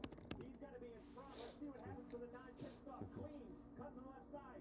Jack It's the up. Is it a hand? Oh, you see the jack This- spin out. So what happens is car fell off the jack. doesn't go all the way under the jack post. The weight of the car just squeezes it out.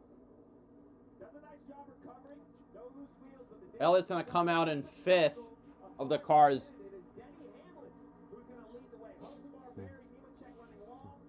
With Suarez kind of hoping for a yellow at this point. And Chase lost a few more. 4 cars in the lead lap due to no pitting. But Bowman, Byron both getting by as well before the 9 could escape pit road. We talked about it before the stop.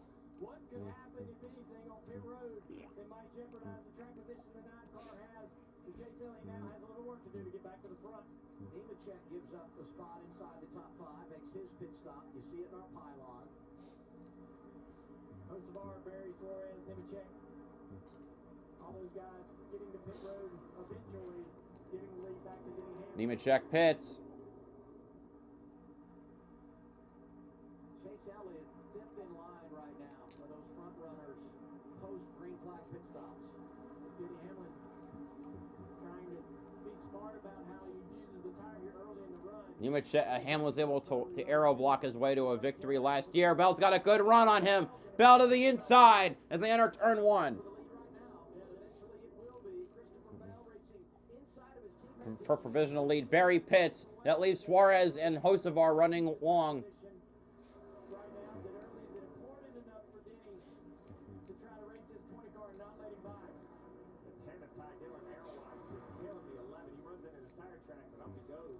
The lead change was one. I've heard someone call it aero blocking because the weird thing is it seems that not only is the leader aero blocking, so are the lap cars, and one of my friends called it Schrodinger's racing.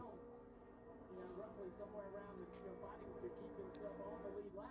Here comes Bell to the inside, and he'll take the 3rd spot away from Hamlin. Hosevar pits. This should put a lot of cars back on the lead lap. I mentioned 1 second faster. Dale, check this out with the 11. We talked about how hard it is to go on pit road. Check it out.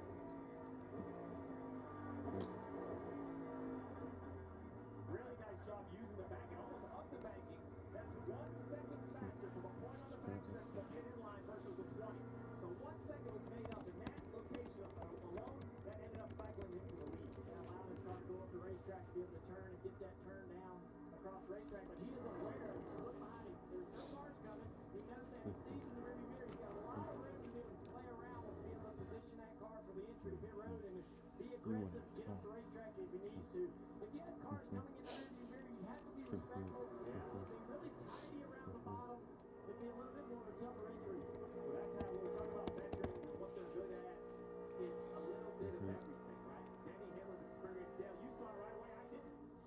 just shows that experience. He knows when he looks in the mirror, he can be a little more aggressive, and it pays off.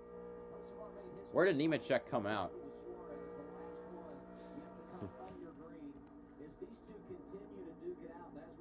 Nemechek is now behind Ty Dillon.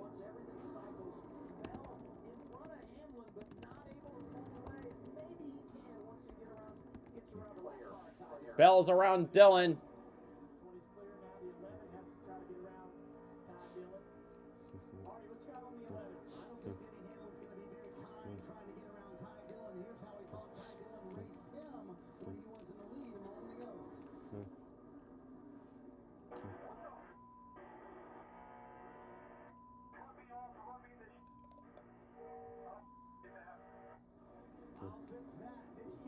I'll fix.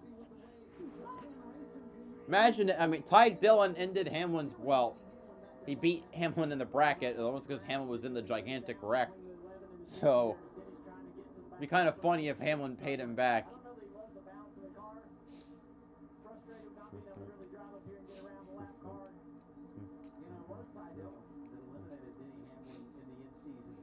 -1 laps. Come on. Grammar. Penalty for Osavar.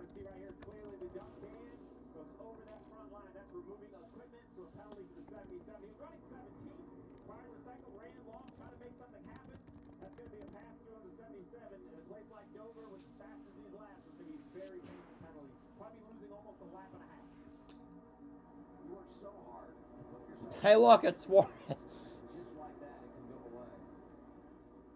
And now the battle for the lead on track. They've cut Suarez, and Bell drives around. So he has established himself as the race On the track.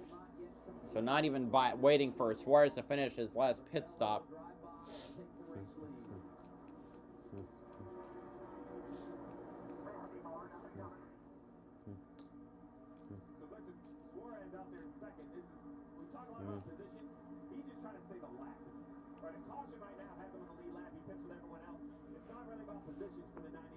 But you can't run the full stage on a tank of gas.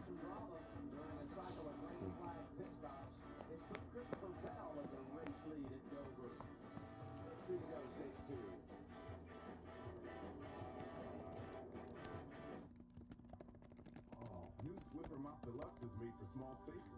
For clean, even mama proves up. That's new. Just grab a pad and go. The built-in solution traps dirt and locks it away. Wow, still white. The upgraded strip has 75% more scrubbing power. Still clean. And with the new locking head, getting into tight spaces is simple. Can I borrow it? The all-new Swiffer Mop Deluxe, the mother of all cleans. Making beach towel. Now that's serious business. The guys at SandCloud chose a serious business card. The Smart Cash Plus card from Capital One. Their business earns unlimited 2% cash back on everything they buy. Like this fabulous pack. They get big purchasing power so their business can spend more and earn more. Our 2% cash back helps us build our retail store. You need a place to sell all these great looking towels. What's in your box? Si estáis aquí es porque seguramente habéis llegado a alcanzar el estado de furia. Vamos a enterrarlo ya.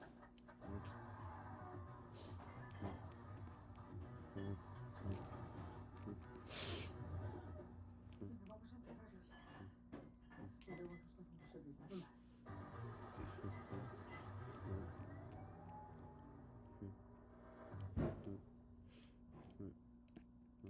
Safe flight repair.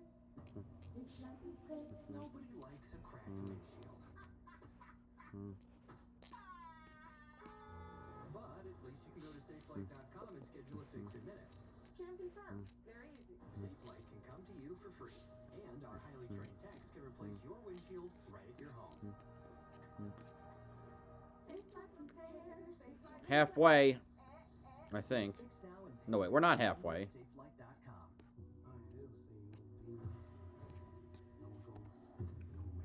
Oh, we are halfway. I can't do math. I forgot how long stage 1 was.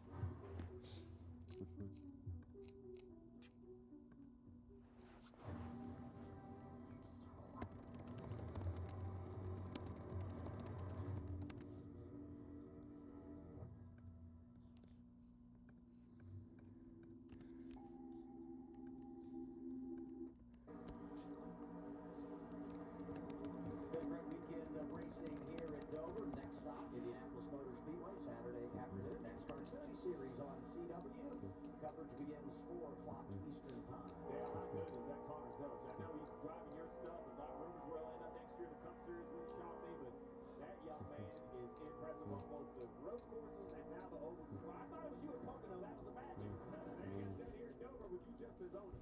Yeah, it's been pretty impressive to watch him run. Good little kid. And, you know, just so mature, to be honest with you, in and out of the car. Just a pleasure to work with. Josh Berry in the 21. A lap down in 28. Made his first ever Cup start here a handful of years ago. How about the 9 of Chase Elliott? I lost control of the race, now running 5th in that pit cycle. Larson up to 6th. Hamlin continues. Saying Bell is 4 seconds ahead of Hamlin. Bell hasn't won since his 3 in a row at Phoenix.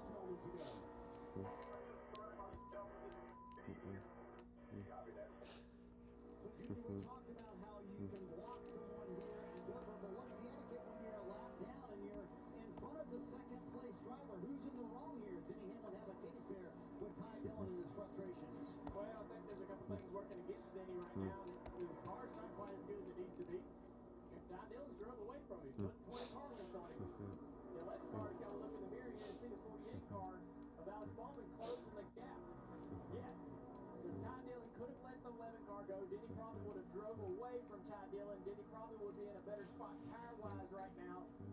But Ty Dillon's out on the racetrack and kind of do what he wants to do.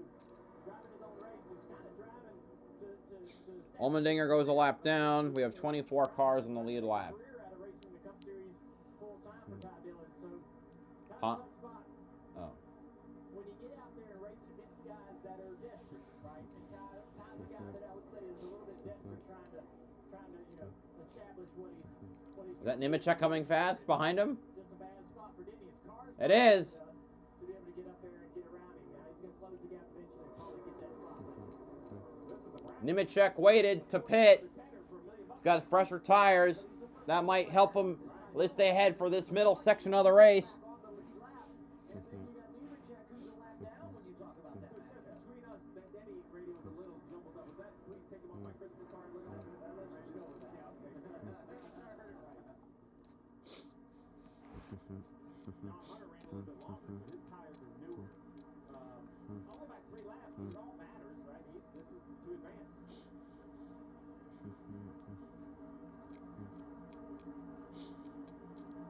For the replay, Carson Hocevar having a moment.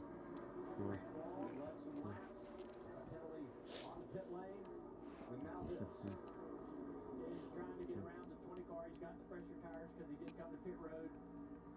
Oh boy, got a little bit loose right there. Drags the car up into the wall. It's easy to do. You know, once you slide and correct the car, you don't really get the grip back initially. The car's still kind of floating across the racetrack up into the fence and goes. How about Allmendinger? Celebrate him early up there in the top 10. Everything seems to be going their way. The tire issue, and now just can't find it. If you say, well, yeah, you hit a flat tire, but you didn't hit the wall, what's wrong? These cars are so sensitive. You're going to have flat tire, you're going to have damage to the diffuser. We don't know. Looks like it's coming to pit road. So Well, a bad day for Dinger continues. First, he had his tire break up on the last lap of stage 1. Now, apparently, underbody damage is going to screw him even more. Is A.J. Allmendinger. He's won there, and that will be his ticket to the postseason, no doubt. Daytona as well. Yeah, that's a great point. Yep. Yeah, he's a good drafter. I mean, we know how wild those races are, but he's someone, no doubt, that could get it done, Marty. Yeah, and there's something bigger going on with the 16 car here. They're talking about to see if they see any fluid here because AJ just pitted at lap 186 a little while ago. So we'll check in with that team. There's something bigger going on here with AJ Allmendinger. But to your point, had a terrific early run here at Dover, but now they're in trouble. You know, Suarez is still not pitted. He's fallen back to 14th. Bell leading by 3.5 seconds over Hamlin. Next car, Bell will see Austin Dillon. Last car on the lead lap, 24th place for the number 3. Just look at that pylon right now. Hamlin, Bowman, Byron, Elliott, Hendrick cars once again, good as always.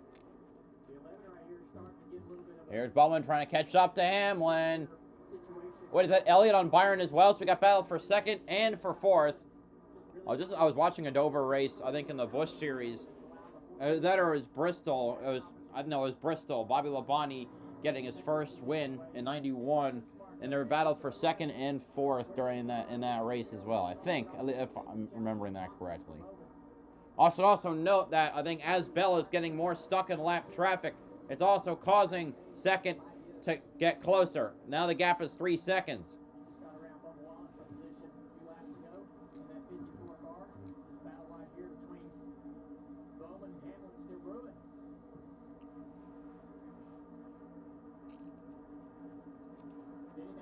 Whoa, there's Dinger way.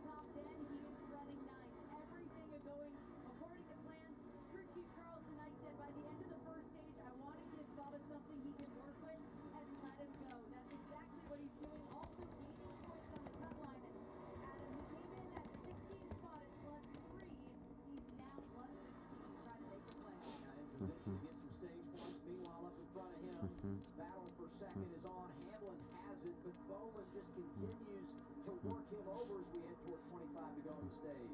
Maybe the bottom of the racetrack. John Hunter Nemechek's going to slow him down a little bit off the turn 4. Marty, what's got on the 16? It's a brake issue for A.J. Allmendinger. He has no right rear brakes. He went into the corner a moment ago. Dinger back on pit road. The misery continues. 3 cars in the lead lap now with Austin Dillon going a lap down.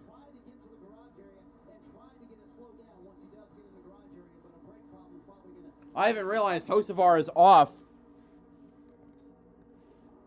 All these lap cars in front of Denny Hamlin, in front of us, have drawn in the 24 of Byron. Also, Chase Elliott right off screen there is going to be able to close the gap here. 3 lap car, because now Hamlin is caught up to the battle between Ty Dillon and John Hunter Nemechek.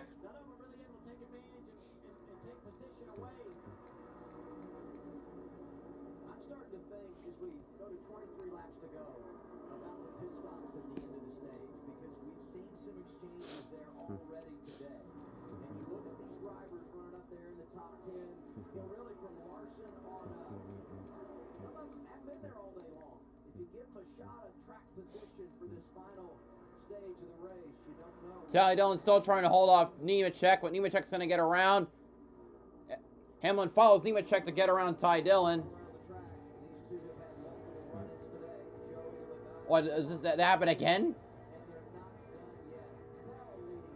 My God. They got into each other again, my God. There's a reason Chevy is called the heartbeat of America. A heartbeat strong, steady, unwavering. Like the people who keep this country moving. For them, only America's most dependable truck will do. In every Chevy truck, like every Chevy driver, dependability comes standard. During the Chevy 4th of July sales event, well-qualified buyers get 0% APR plus $5,500 total cash allowance. That's over $10,000 total value on this Silverado. That's 18% below MSRP. See your local Chevy dealer. Have you seen this? I can't control what they write, but we can certainly put the rumors to rest. It's a cause many people feel passionate about. I sense another day of warfare. We're a pretty ruthless pair, aren't we, you and I? I wonder if these people know what they're in for.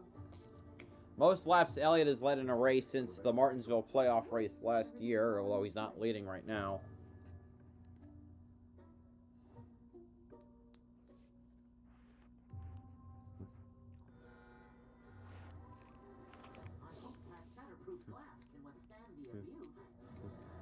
Is this like the day the Earth stood still?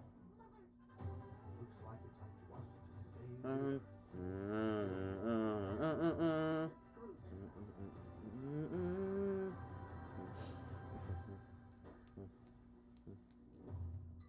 The day the Earth blew up. That's right. Two summer sensations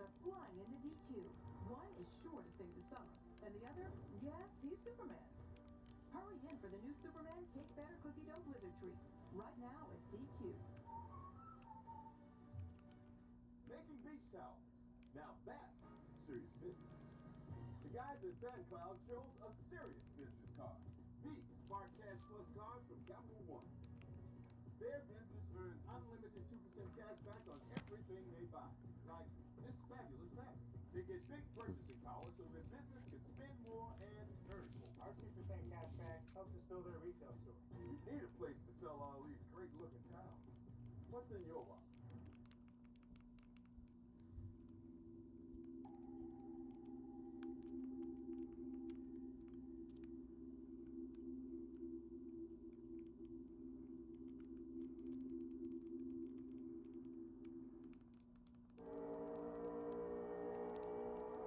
Fourth, fifth, and sixth on track. All from Hendrick Motorsports. Byron has got the fourth position riding here, courtesy of Napa with Chase Elliott.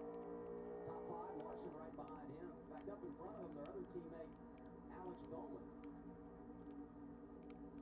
How about the 9 now as we hit 15 to go on the stage, Marty? Yeah, on a moment ago, he was fighting his teammate William Byron for fourth. Now he's trying Now, to Farnassi got not passed by Larson. Alan Gustafson approaches this stop here at the end of stage 2. The 9 team, one of those veteran pit crews on the pit road. They're ranked third on pit road. This team does not normally make mistakes. If you're Alan Gustafson, do you give the guys a pep talk, or just let them do business as usual? Because you've had one of the dominant cars today, but a pit stop's coming up. Well, there's Allen right there. 21 seasons on top of the pit box. He's a champion crew chief, 40 wins. I just think when you go back and look at the pit stop, this is a mistake, and it's all human error, but I don't think it was egregious. I think these are the types of risks you have. Jack May just didn't get raised out of the jack. They just kind of, spit out. So I think this is where the pit crew department, the coaching, and that veteran experience you talk about, Marty, that's the difference, right? This happened under Green, so the slow start of the 9 allowed the 20 to go by. Remind everybody we're still in this. We're fifth. I will tell you, that slow stop under yellow would be way more costly. So I would kind of let them do what they do. Let them bounce back under yellow. If there's ever a time to have a good bounce back stop, it would be this one. And we talk about the advantages of that number 1 pit stall and the dividends that they can play when they can pay when you pit under caution. And so we'll see maybe if him having that number 1 stall could make a difference here. 11 laps away from the end of the stage. Allman, so 3 cars off. Hocevar, Carson Hocevar, Cody Ware, AJ Allmendinger. Byron actually get up alongside him at one point, but just not able to make the pass. He is a little quicker than Byron right now, but that is just such a hard pass to make right here inside the top 5. I mean, all these cars from the same camp, relatively the same setup, I'm sure. Same theories at least. But the 9 of Chase Elliott now to the outside. You're going to take it away right there. Yeah, good job. Created a lot more momentum at the top of the race. For P4.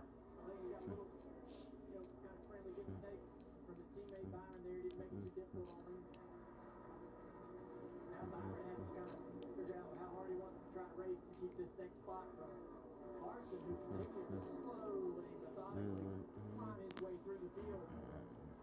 Larson steps up high. He'd love to get inside the top 5 here to the stage. Here comes Larson to the inside. Can he complete the pass? Byron will probably give his teammate slack. He does. Or does he? Yes, he does. Larson gets 5th. So I was going to say, to the inside, I don't think it's a guaranteed spot. To the outside, it seems like you can really finish the pass if you get to the guy's quarterback. Sure. Yeah, I think it's just not enough grip to be able to, if you're on the bottom. Bowman is within a 10th of Hamlin. Here, around the outside, here comes Bowman. He gets the 2nd.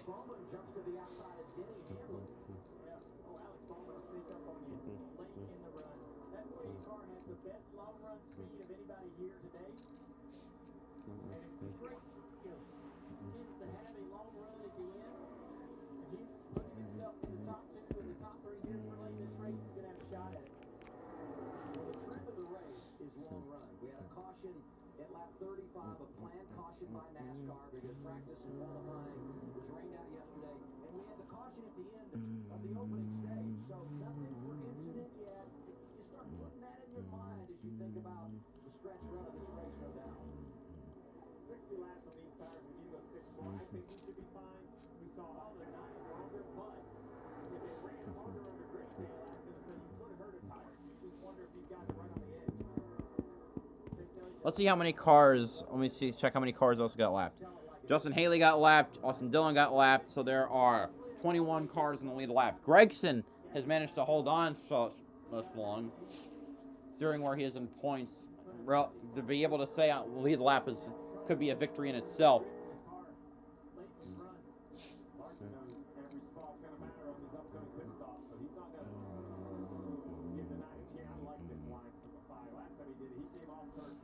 I think he runs a lap like that. I was trying to remember. I think at Kansas. Nice, a sharp entry, and then he gets a really good run off the corner.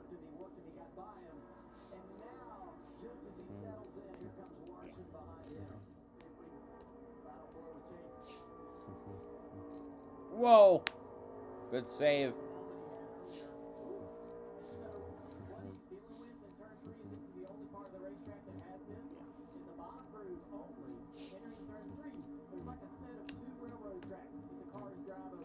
Three to go in the stage.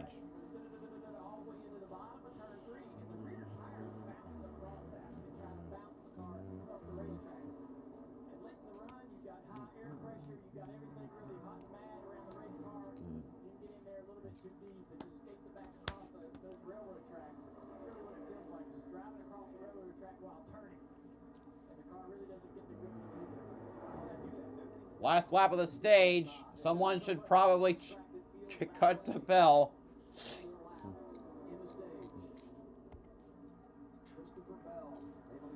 There we go. Looks like Gregson will survive and Austin Dillon will get the free pass. Here they come off a turn number 4. It's Christopher Bell winning stage 2. Second is Bowman. Third, Hamlin. Fourth is Elliott. Fifth is Larson. Sixth is Byron. Seventh is Briscoe. Eighth is Gibbs. Blaney is ninth. Bubba Wallace is 10th.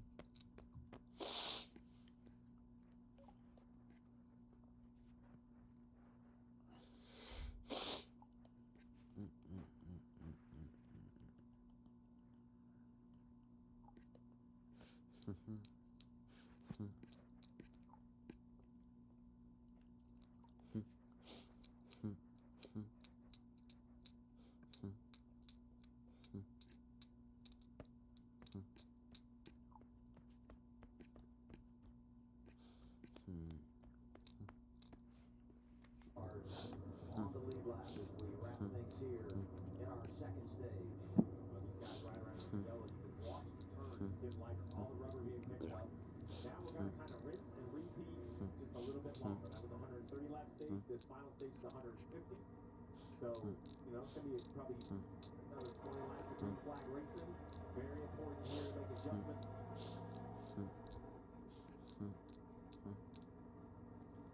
We got quite the battle here. We got Gibbs and Reddick only a couple spots apart from the in-season challenge, and Leadertech and Dillon on the same lap, one spot apart. The best of those two matchups advance to Indianapolis and run for the $1 million next Sunday on TNT. Pit stops are so big. Saw it under green. We've seen positions exchange under caution. Kyle Busch, 12 prior to pit stops. Picked up 3 on the first set of the day. Bell leading them down this time. Bowman, Hamlin, Elliott, Larson behind him. Here's Daniel Trotta. Adam Christopher Bell just won stage 2, came on the radio and said, leave it alone, I'm just a little free. Adam Stevens said, you got it, but save all the fuel you can for me between now and this pit stop. Just behind him, you see Alex Bowman pulling into his pit in the 48. He said, I'm just a little tighter there, but didn't think it was bad. That run, I held onto the rear tires better, Marty. Hamlin said, I've lost my entry speed. I can't run the bottom at the end of the run, which also hurts my exit as well. Clean stop for the 11 bunch. Chase Elliott to the very front of pit road. We'll see if they have a clean stop. Are able to gain any spots. Indeed, they use that pit stop number 1 to their advantage. Elliott goes from 4th. Bell, Elliott, Bowman, Hamlin, Byron, Briscoe, Larson, Gibbs, Blaney, Wallace. Behind Bell, but they make up for the miscue earlier, and Chase going to restart here on the front row. Bowman lost one, so did Hamlin, Byron, and Briscoe each grab a spot. Pit road just so big at Dover. Chase Elliott feeling good, 9 right back in the game. Restart for the final stage when we return. T-Mobile has an exclusive bundle for customers 55 and up. Right now, get 2 unlimited phone lines plus 5G home internet for just $30 each per month. All on America's largest 5G network. And with 5G home internet, setup is easy. Switch today and get 2 unlimited phone lines plus 5G home internet for just $30 each. You know, if you're into that whole saving money thing. Visit your local store to start saving now. Making beach towels. Now that's serious business. The guys at SandCloud chose a serious business card. The Spark Cash Plus card from Capital One. Their business earns unlimited 2% cash back on everything they buy. Like this fabulous fabric. They get big purchasing power so their business can spend more and earn more. Our 2% cash back helps us build their retail store. You need a place to sell all these great looking towels. What's in your wallet? Aiden called. We did. We had phone sex. Oh, I faked it. I faked real sex. Welcome to my version of happily ever after. That is so romantic. My neighbor asked me to take off my heels. I have rights. A woman's right to shoes.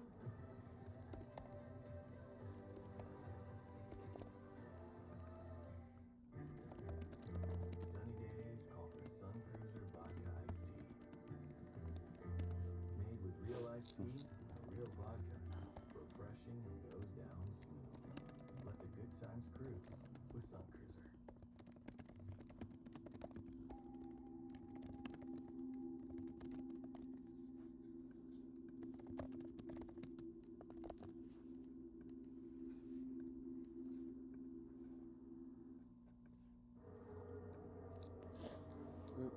NASCAR Series racing on the TNT is brought to you by Restry. Visit us at restry.com. Burger King at BK, have it your way. You rule. And by the Credit One Bank, NASCAR American Express card. I need some NASCAR Nation. Here's Shannon Spade. Adam Alexander forgot how loud it was down here at Dover as we made our way getting ready for stage 3. Well, look at what we have here. We've got a Gibbs and Chase Elliott. Of course, he led 171 laps to start this race. What kind of battle do you think we're going to see out of those two guys, Jamie? Well, Shannon, we saw earlier in the race, the pit stop actually cost him the lead. You mentioned leading 171 laps. That may have just put him back in this race. We talk about every single week how important the restarts are, how important track position is. Maybe more here than any other track that we go to. this next restart's going to be huge for the 9 car if they want to get to victory lane. What worries me for the 9 cars, and I thought the 20 was maybe the best on that last green flag cycle of pit stops when they left the pits.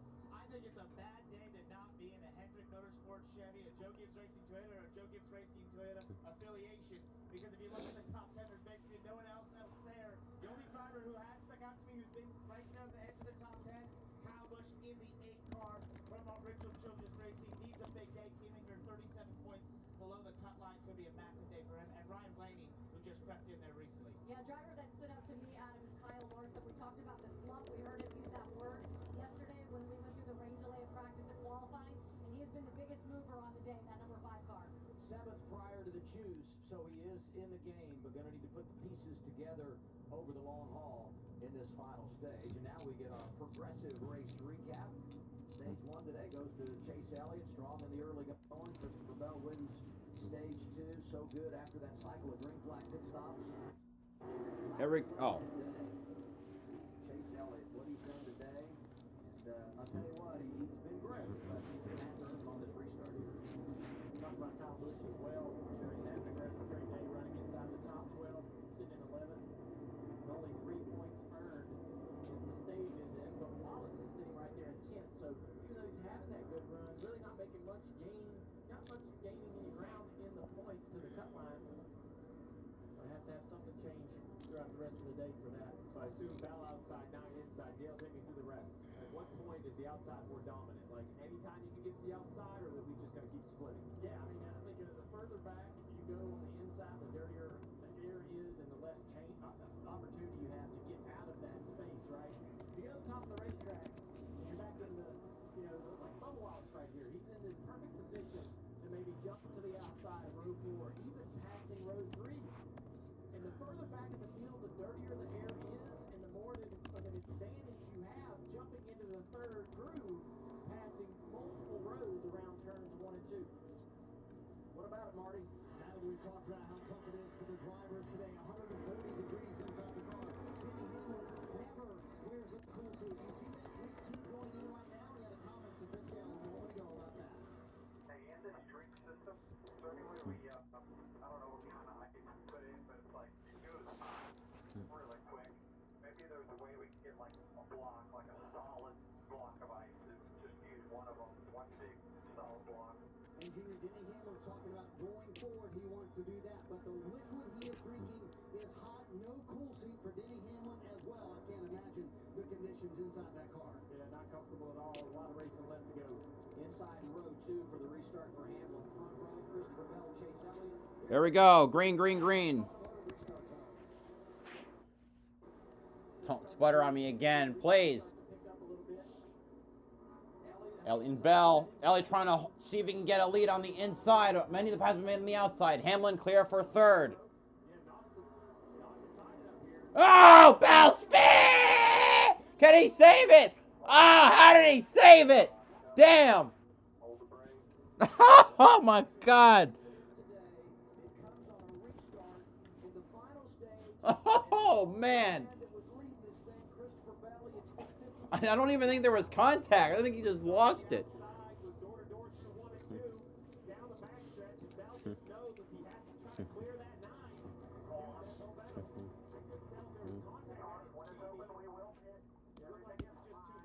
Oh man.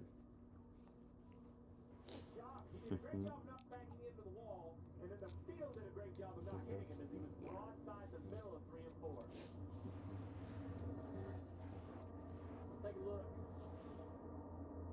Coming off of turn 2.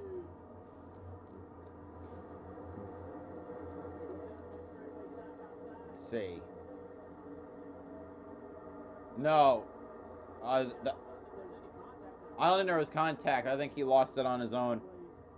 But I can't believe no one hit him.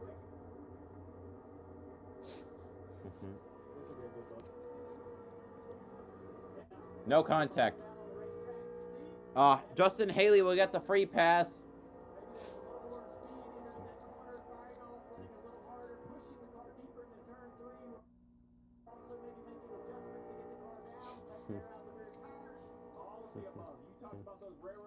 You are absolutely going to hit the left rear shock stop over those railroad tracks. That's just the design of it.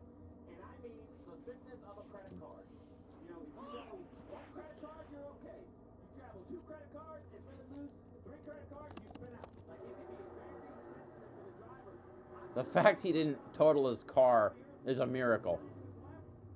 Now the fact no one hit him is even more impressive. Here's a shot from, I can't remember, I think that's Busher. That's Other observation, the inside lane on the restart. Denny Hamlin restarts inside of row 2, jumps up to 3rd. Chase Elliott able to hang in the inside lane. Eventually, Christopher Bell goes around under caution here at Dover. Welcome to a whole lot more on the line. More drivers going head to head means more stakes, more grit, and more to prove. The challenge is on.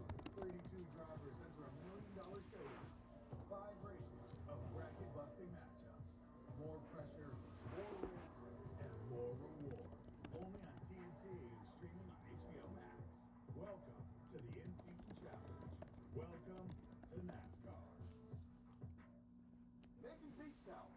Now that's serious business. The guys at SandCloud chose a serious business card.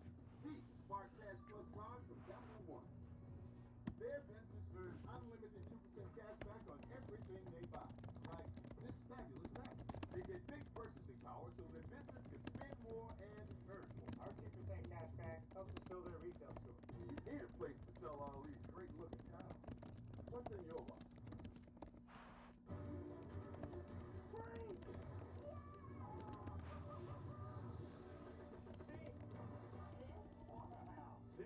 This has never been done before, ever. This is insane. This is the dream. You won't see this anywhere else. This is Shark Week, baby!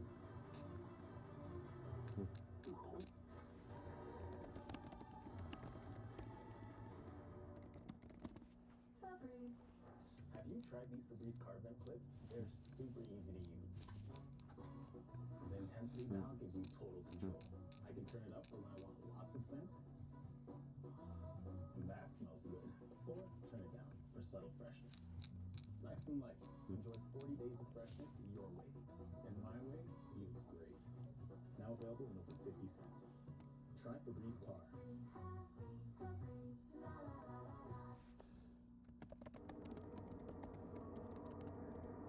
NASCAR Cup Series racing on TNT is brought to you by Straight Talk Wireless. Real unlimited data for fans of fast. Official partner of NASCAR. Progressive say when you bundle motorcycle, RV, and boat insurance. Visit progressive.com. And by Toyota. Let's go places. Danielle Trotta's got an update on the 20 of Christopher Bell. Yeah, devastating for C. Bell. He was leading when he had a solo spin. He will restart here, Adam, in the 22nd position. His crew chief, Adam Stevens, said, don't worry about it. We're better than everyone. Just be nice and smooth. They just came into 4 new tires and freed it up because he said you're going to be in traffic. That's the 5th time this year we've had a spin by the race leader.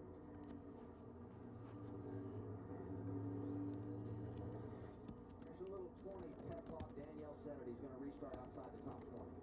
Underbody's fine, or better than all these jokers here, so when you get back up in there into the top 5, not a problem. Nice and smooth, take a deep breath. I love the talk. I love that you spin out and instantly it's like, well, I'm going to change the balance of the race car because you're going to be in traffic. You talk about a non-emotional approach. Looking like could be a race win, maybe still will be, and that adjustment could be the difference. He drives back up to the field because they got that adjustment in the car. Great job on top of the pit box. No doubt. So much experience with Adam Stevens. Shouldn't be a shocker to anyone. Now, what happens though? What happens here? Justin Haley gets the free pass on this off-road caution of the day. Ready to return the green flag. Control car outside. Chase Elliott front row with Denny Hamlin. Bowman firing behind him. Green, green, green again at Dover. Elliott with a great restart is clear of Hamlin. Bowman running to the outside of Hamlin, trying to get around him there. Can he, Bowman, get the second? Yes.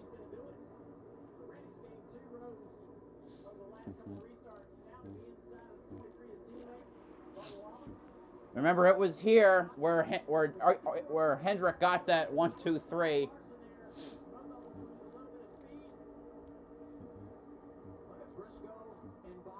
Gibbs gets by Larson on the inside. Byron gets by Briscoe on the inside. Bit of a stack up a little farther back. You see Reddick not have a good run there.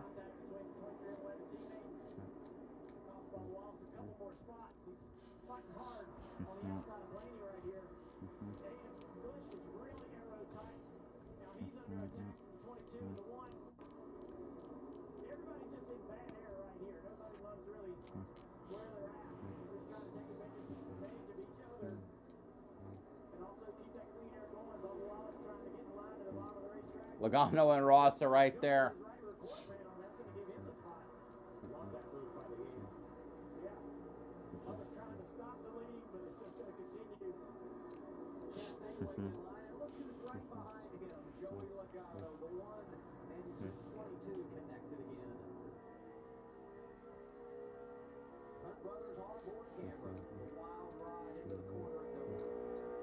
Oh! Oh, he bumped him again! Damn! It never stops.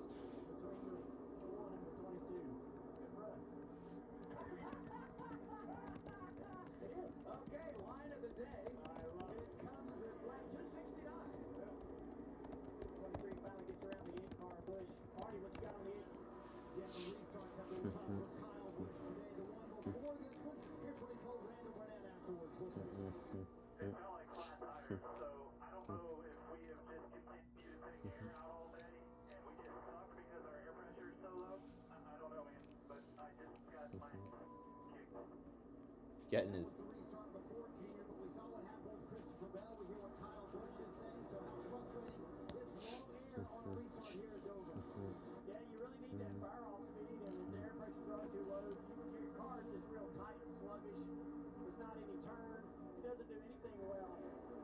Big guys going around you, and you just can't do nothing about it. Eventually, you're hoping it pays off on the long run with that low air pressure. Good fire off speed, the front spoke the 9 to Chase Elliott. Elliott is just gone. Again. The 11 of Denny Hamlin, who started inside front row. Now you settle in with 128 to go. Know there's a required green flag pit stop. Just trying to manage those tires, Danielle, as Dale talked about. You want to fire off, but you have to get it all the way to the pit stop with the best time. You see Hendrick running 1-2. Alex Bowman, I need you to help me translate this, Steve. He said, I think we're missing on exit, more because of the rubber, but I feel the tightest in the center. Yeah, so it sounds to me like that's what makes this track so tough. He's saying, hey, the car feels tight in the center, but I feel like we're missing the speed on the exit. Like I get through the tire rubber, so like right here's the middle, and then around right here, you see how dark that patch is on the right side tire? He probably doesn't feel early in a run, Dale, he can get out of that rubber, because that's the preferred lane, and his car's just not great there, and that's where he's lacking the speed to drive up into 10. Right on board with Denny Hamlin, the Toyota Camry, he's trying to see if maybe this run they made the improvements on that left car. He was losing a lot of track position on the last run. The Neil Hamlin car burned up his tires in lap traffic. And this 48 car, the one thing I wish I saw out of Alex Bowman was his ability maybe to keep the gap between him and the leader, Chase Elliott. Hocevar is back on track, 52 laps down. The 48 has maybe the best long run speed of any car. But this gap right here may be insurmountable late in the run to be able to take advantage of that long run speed. So what they need to do is try to help that car on the front end, if they can, to give the 48 a little more pace. You know what I'd say about Bowman today? Starting in the 16th position, qualifying is washed out. He knows that this is a good track for him. They've been able to pick up 15 stage points, created some separation with that cut line. Ultimately, he wants to win, lock himself into the playoffs. But he was a little bit behind the 8 ball when this thing started, and he's been able to really make something out of it and a long way to go. And I'm with Dale. I never want to give up time, but just to be the contrarian of this, the other thing is if the 48 strength is the long run, don't abuse your tires, lean into your strength, and just hope the 9 catches a little traffic, right? Because I don't think you're going to make it up lap time to lap time, but we've seen the 9 get hung up in traffic before. That's 30 laps, 40 laps down the road, but you can make that big jumps quickly if the 9 gets in a bad spot. Like they made the gains they wanted to make for this 11 car as well, Steve, as he's wrapping the bottom of the third. Creating some really good pace here early in this run for Denny Hamlin, running a really tight line around the apron, exactly where he wants to be. Talk about that bubble battle, just over 100 laps to go. Been a good day for Bubba Wallace, running 10th right now, plus 12 to the cut line. And they're talking weather on team radio. Here you go. There is a pretty solid chance to range 20 to 25 laps. Probably not a race ending unless there's lightning. But I'd say it's a pretty good chance, 80% chance to range 20 laps. 20 laps. So we're on lap 300.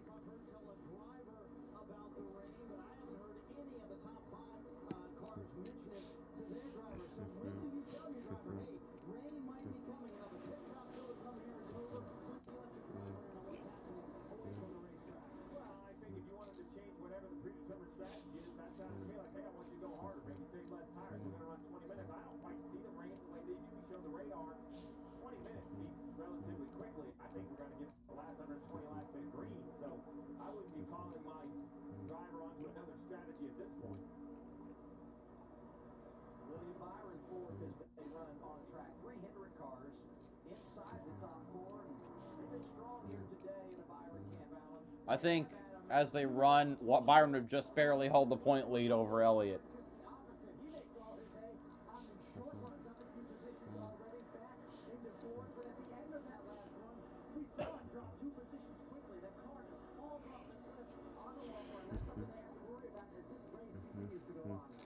Rudy Fugle was telling me that Williams-Danville, not too far from here, when you talk about where he grew up, a lot of family watching William race anytime he comes to Dover. It's his teammate out front right now, Chase Elliott, with 118 to go.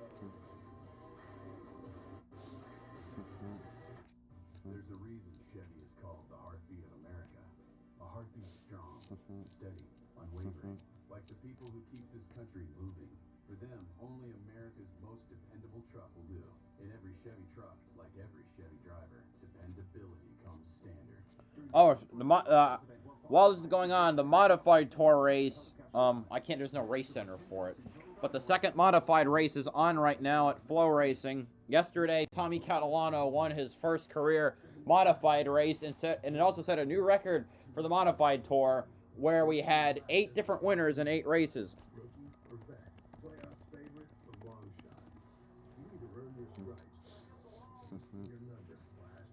Oh, let's see, the current leader is Ron Silk. I think it's Silk. Then Bonsignor. Hirschman. Okay, we're getting the one to go.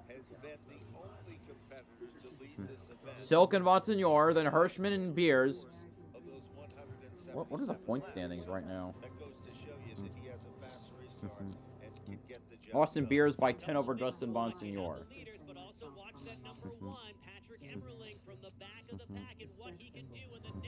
Trevor Catalano on the outside. All right.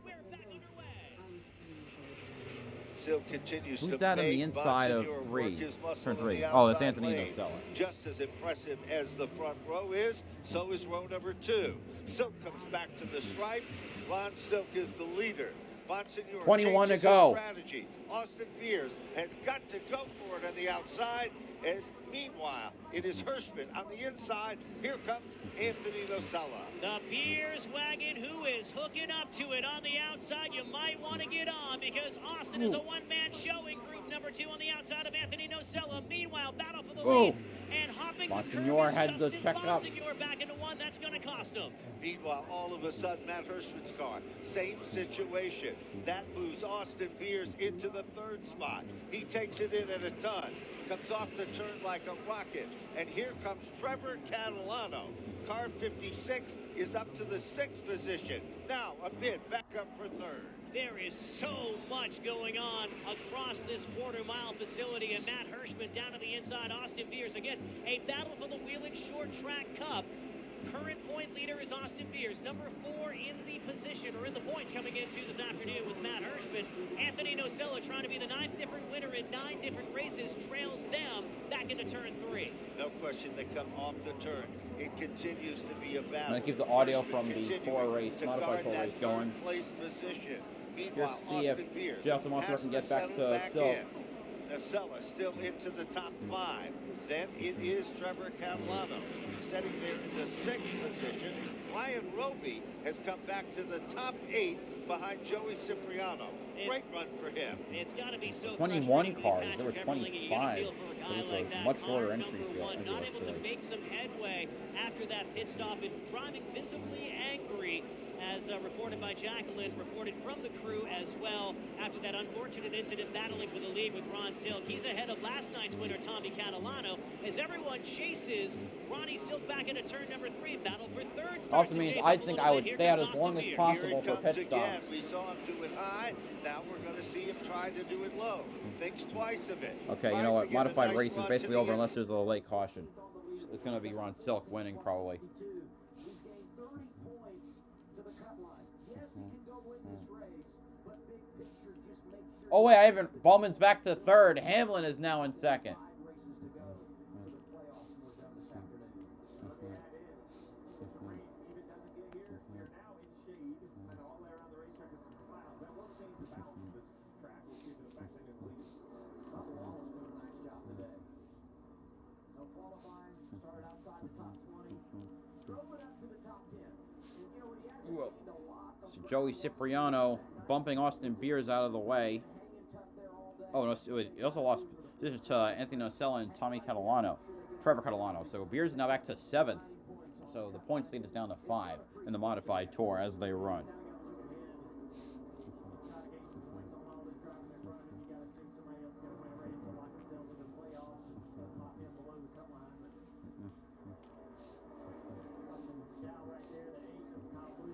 How many laps do they have? McDowell's done a great job today. He really has. I mean, sitting right there in 13th place, gave the benefit of fire. Got their first stage win a couple of weeks ago. Hutzavar drove through the field. Earlier in the race. 200. Okay. He went behind the wall, worked on the car. He's back out on the racetrack at 35th. Free to go. Great run right here for the 71. Mike McDowell. Beers is now back to 8th place, or 9th place. About to lose a spot to Tommy Catalano, last night's winner. So, bleeding spots. Now the points gap is down to 2, but white flag is out. Last lap at Monadnock.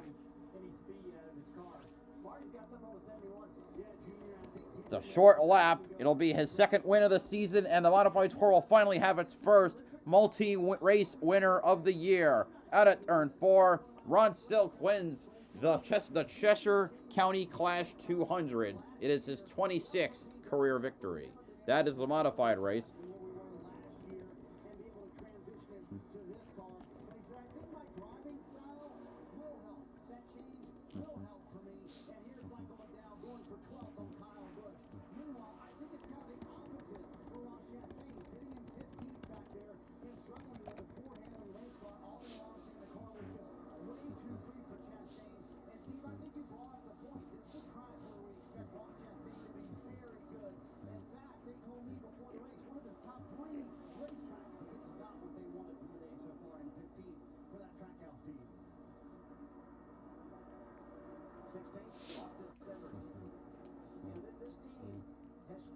Since he won at Talladega Super Speedway. We said that earlier. Cindric. Trying to find the sweet spot as we work our way toward the playoffs.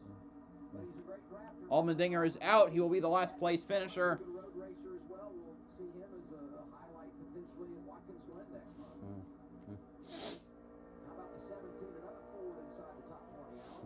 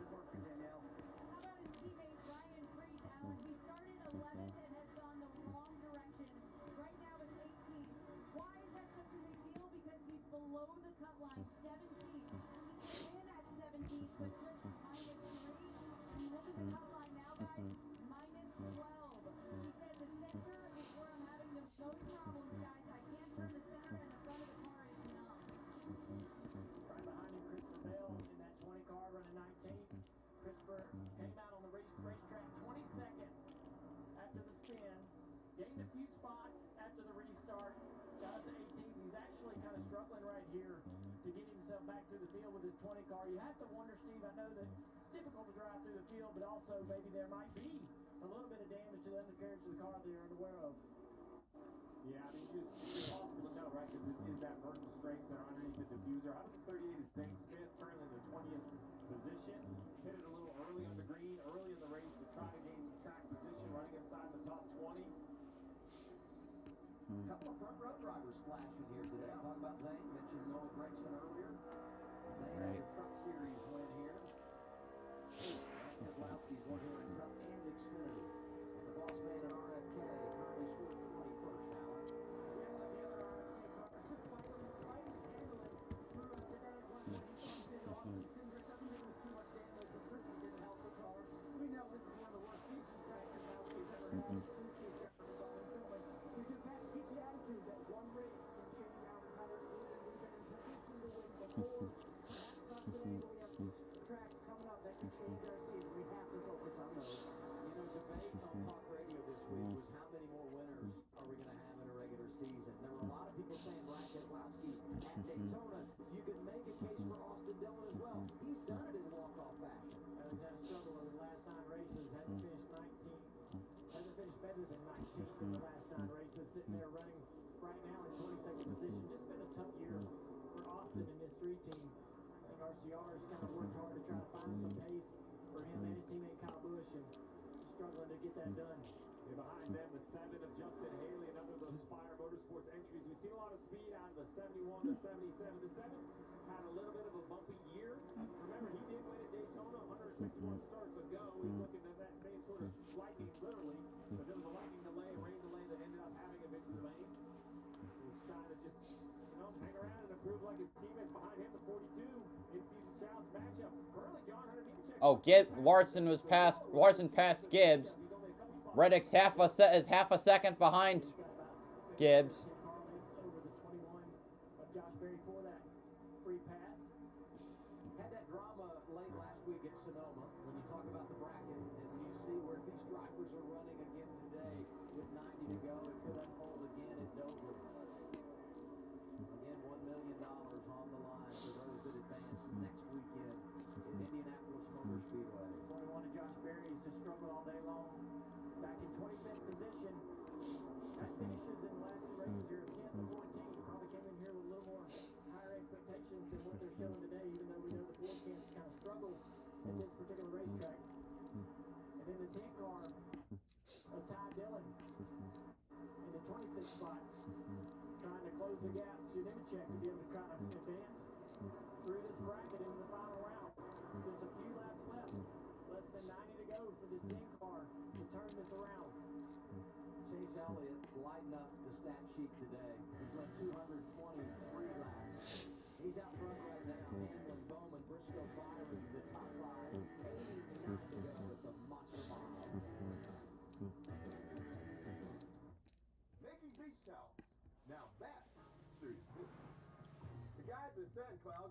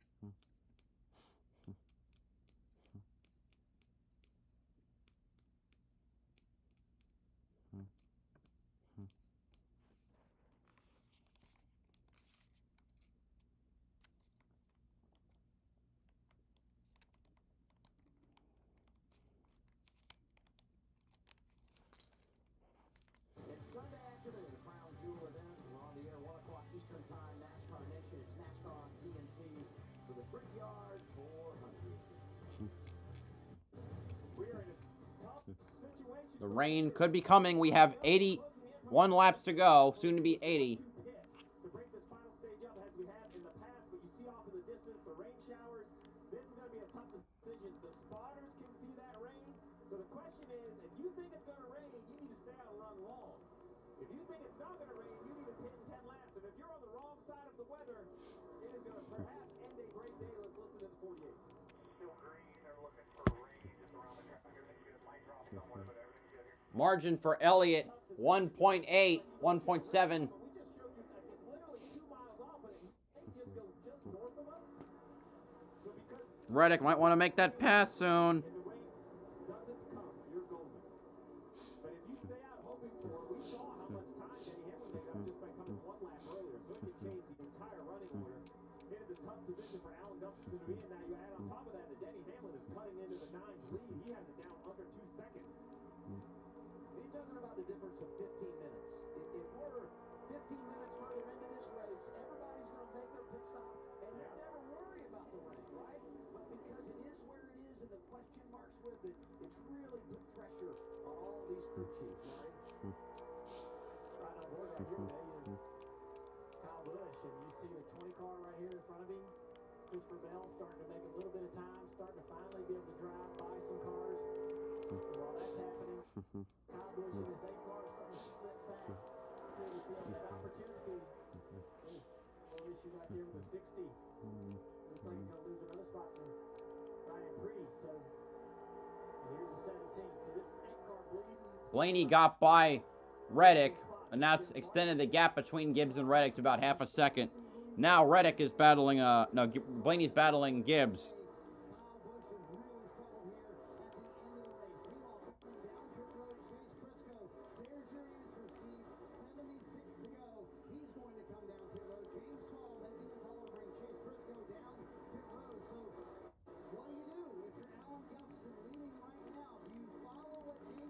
So Briscoe is the first one to pit.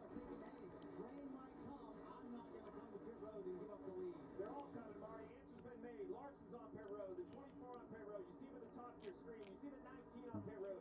I don't think Chase Elliott has any option but to chase these guys onto pit road, Alan. Larson and his teammate Willie Byron said it was finally coming together for his bowling run car. That's what he's been wanting. And a small adjustment for Willie Byron on pit road, Danielle. Alan, Tyler Reddick is being told, stay with Ty Gibbs. We are going to pit with the 54. That way you try to pass him on pit road. Wow. So Elliott, let's see. Larson, Larson, Busch, Byron, and Reddick, I think.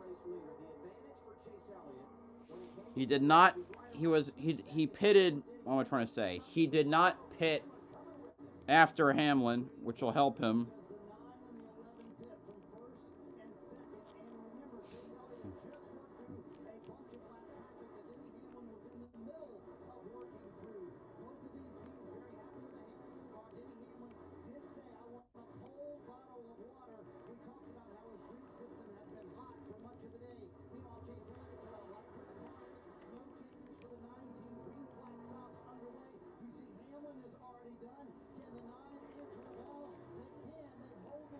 Hamlin beats, what am I trying to say?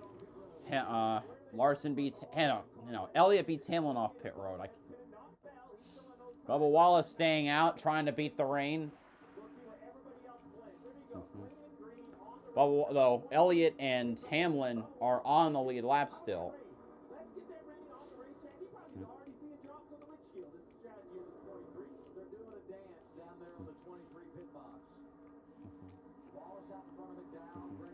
At this point, what do you have to lose? None of those drivers have pitted. Zane Smith, Brad Keselowski, Austin Dillon, Justin Haley.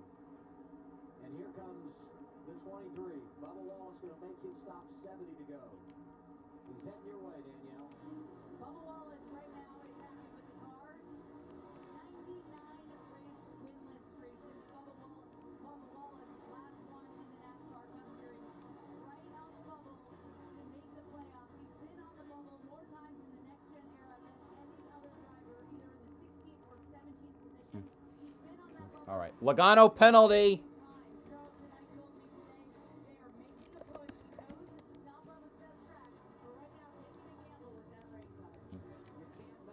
And Barry. The Penske curse has extended.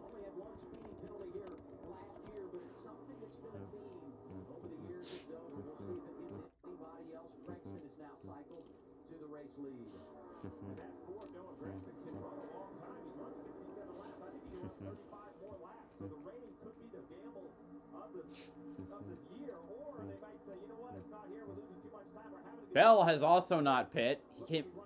Maybe he's trying to recover. Keep in mind he did have that wreck at the spin at the start of stage 3. So here's Gregson. So Bell might try to rescue his race.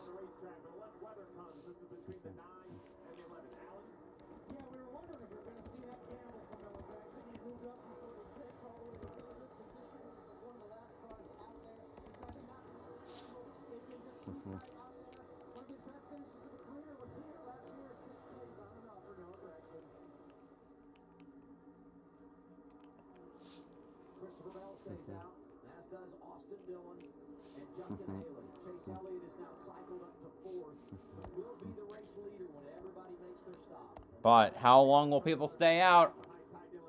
Very vocal on the radio earlier about frustrated with the 10. I'm sure he's frustrated again. Let's take a look at a replay of the 48 of Bowman.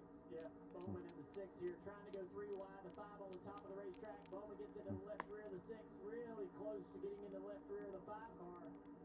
All those guys trying to hustle around cars that are on older tires. I see Hamlin up there. I see Larson up there. It was those two that really went at it late in the final stage a season ago with Hamlin holding off the 5. Right now they're both chasing Chase Elliott as we continue to watch Denny Hamlin behind the 10 of Ty Dillon. And that's just frustrating the 11 again because he is trying to make something happen on these. Hi, Ty. Thanks for being you.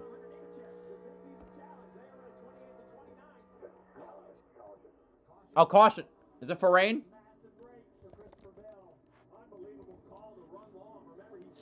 I think it's rain.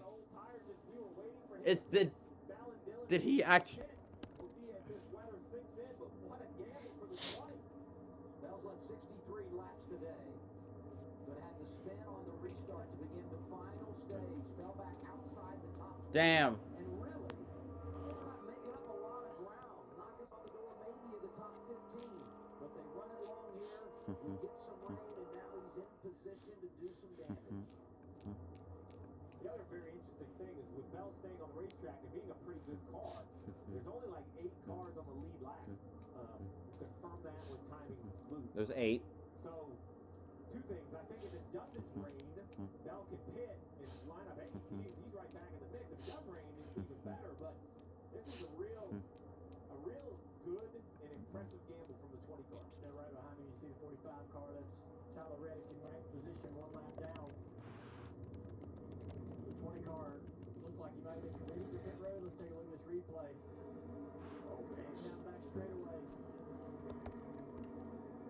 Caution. I think caution's down right there. Yeah. He's happy is what he is right there. He's thrilled. Interesting though, the 54 squeaked by. That's huge. Yeah, pretty cool deal for him. Gibbs able to get back on the lead lap prior to the caution coming out. You said it, Reddick going to be in line for the free pass here.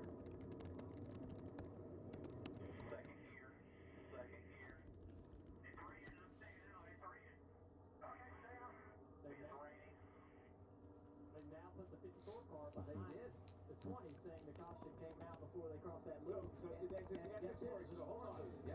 So this goes back to the loops. So here's the 20 lifted to go down to the corner, and then he for sure stays on the racetrack right on the bottom. I don't know if that's just how slow he is on old tires. He was thinking about pitting, and they must have told him there was raindrops in the corner, and so waiting on when does the caution come out? It's the 24 car. Now the 24 car trapped behind the 20. So NASCAR has put the 24 car behind the 20, and he is now the first car 1 lap down. So NASCAR has rewound all of this to go back to a specific loop on the racetrack speed. That's right. So when the caution comes out, very simply, the last loop, that's where they're going to put you, and it's the first car 1 lap down at the instantaneous time of caution for the loops. So this is now the running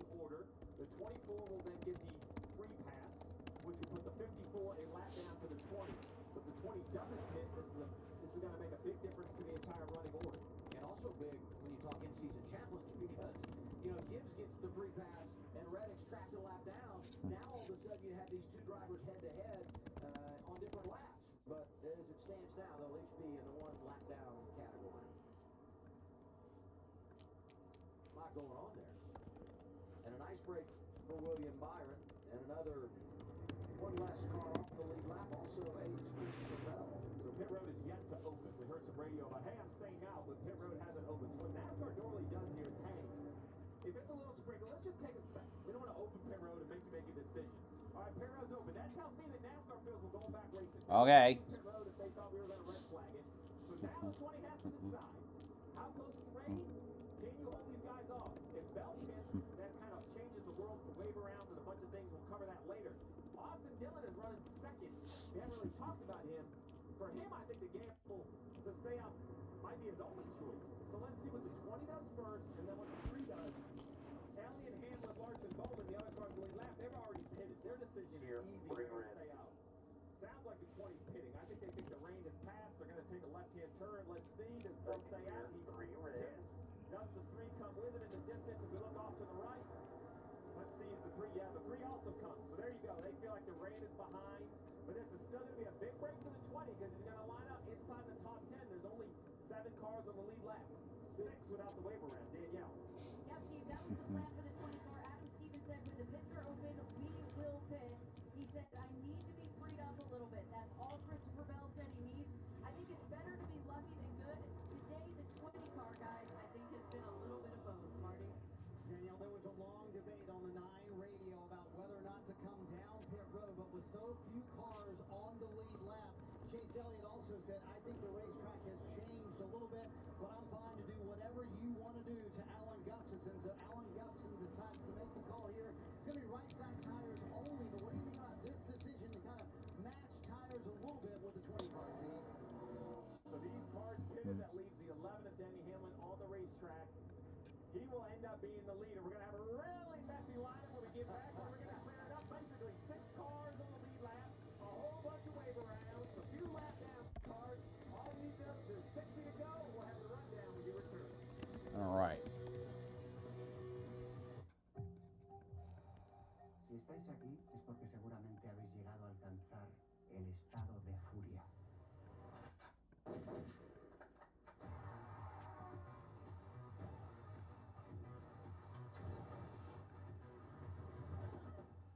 Vamos a enterrarlo ya. Y luego nos damos el vino. Vale.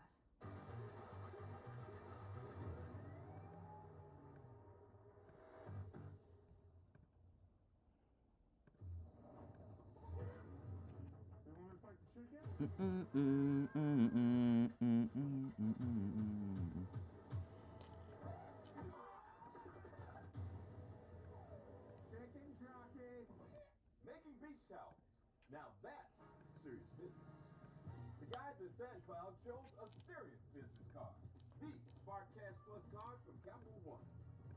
Their business earns unlimited 2% cash back on everything they buy. Like this fabulous package. They get big purchasing power so their business can spend more and earn more. Our 2% cash back helps us build our retail store. You need a place to sell all these great looking towels. What's in your wallet? Sometimes things fall right into place, but other times they just fall. No. What was that? But at least you can get it fixed now and pay later in 4 interest-free payments at SafeLight.com. Awesome. And SafeLight can come to you for free, anytime, anywhere, and do everything you need to get back on the road. All set. Here you go. Thank you. Take care.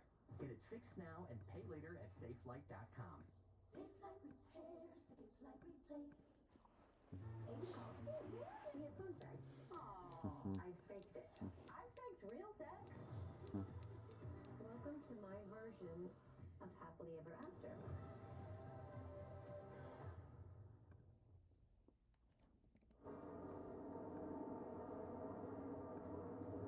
Ready for a big restart here in Dover, Delaware. Front row goes Christopher Bell, Denny Hamlin. Chase Elliott going to cycle out of the pit lane in 4th. He'll restart on row 2 with Austin Dillon. Austin Dillon was 20 22nd before the cycle, so this really worked out for him. We had 23 cars take the wave around. 15 of those get back on the lead lap. All right, so very quickly, you got the 20, the 11, the 9, the 3, the 5, the 48. All of those guys are out here racing for the win. They are on the lead lap trying to figure it all out. And then we have a bunch of wave arounds. The 24 of William Byron is the free pass. You see him right there. What is he? 1, 2, 3, 4. Looks like row 5 inside. That would normally be tail end. So that shows you how many wave rounds we have, because everybody behind William Byron drove around the pace car to get either back on the lead lap or maybe one lap down. So it's very messy, but the race win right now is going to be determined between the 11 to 20, the 3 to 9, the 48 to 5. I think those 6 cars are your front 3 rows. They have the control of the race. The 9 came to pit road for two right side tires. The 5 and the 48 4 tires. They have now a 10-lap advantage on the cars out front. 20 also came with 4 tires. So Denny and the 3 are the 2 cars on those tires. All right, here we go again. We're green. And Austin Dillon does not get going.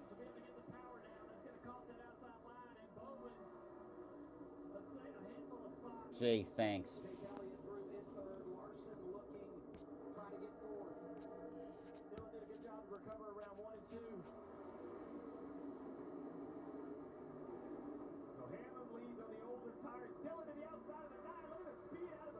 Damn. Austin Dillon outside lane. Lost third, trying to get it back. Keep in mind, 2 tires on that 9 car. And I was wrong. I had Dillon on old tires. That's incorrect. Only car on old tires is Hamlin. You said it. Chase on 2. The rest was 4.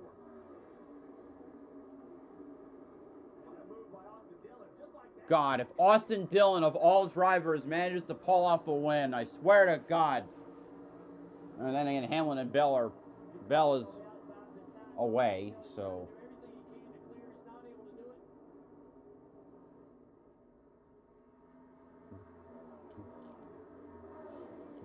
Getting cars lined up, trying to pounce on the 3 of Austin Dillon from RCR. Chase Elliott, Kyle Larson, Alex Bowman. Out front, Hamlin, the old tires working, matching lap times with the 20. I just wonder with 54 to go, that's a long time to try to hold on those tires. Yeah, they're only about 10 laps better. Reddick still ahead of Gibbs.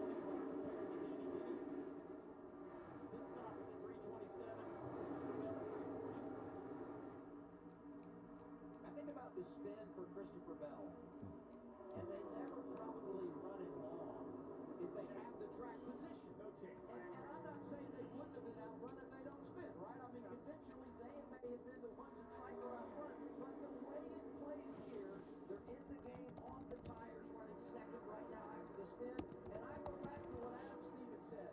We're not out of the game yet, and they are not, as Elliott's able to finally wrestle third away from Austin Dillon.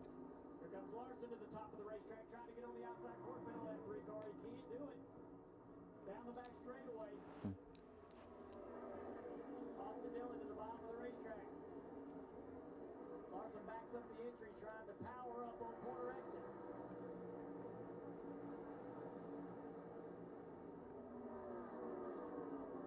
Still the same gap out front between the 11 and 20. This battle right here for 4th. That last lap, though, Bell was faster than Hamlin. First time, down to half a second. And off in that distance, that rain seems to move closer. So 51 to go, I think. How about Adam? Corey, you got it? I am not going to play that game. Okay. I sat here for the Xfinity race last year, and I saw the green, and I'm like, it's raining by the radar, but it's not at the racetrack. So I have retired from trying to predict the weather. A year ago, Hamlin basically just arrow walked his way to the win. I don't know if he's going to do that to Bell. Yeah, Bell's closed the gap just a little bit here over the last Point, couple it's of now laps. down to point It gets 4. closer to that 11 car, the air just gets dirtier. You'll have to find somewhere else to run on the racetrack. But to be able to I'll find say it is a lot darker than it was before, presumably because of the rain. William Byron back up to 7th. Trying to drive through a couple of the cars that were between him and some of the cars on the lead lap. So that's what the 20 need to get these tires a little bit older before he can move up. They're probably still too new to run until, well, there you go. He runs 1 lane higher. See if it works. Man, I think it works. I think he's got Down to point, closer to, yeah, a little less than point 4 now. down at 0.3 of a second on the pylon. He's going to try it again here. Oh, yeah. I think he's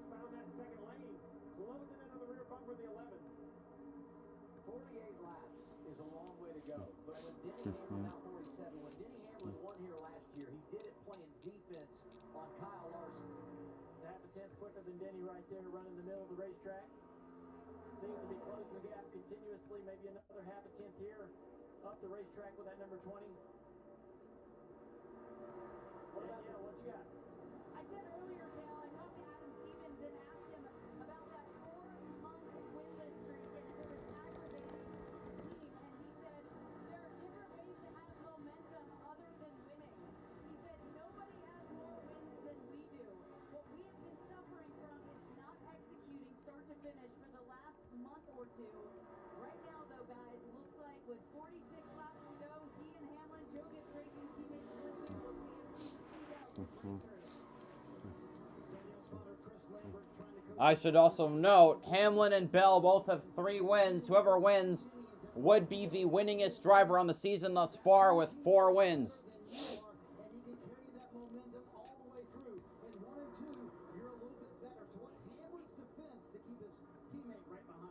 His defense is the air, the dirty air. Use his car.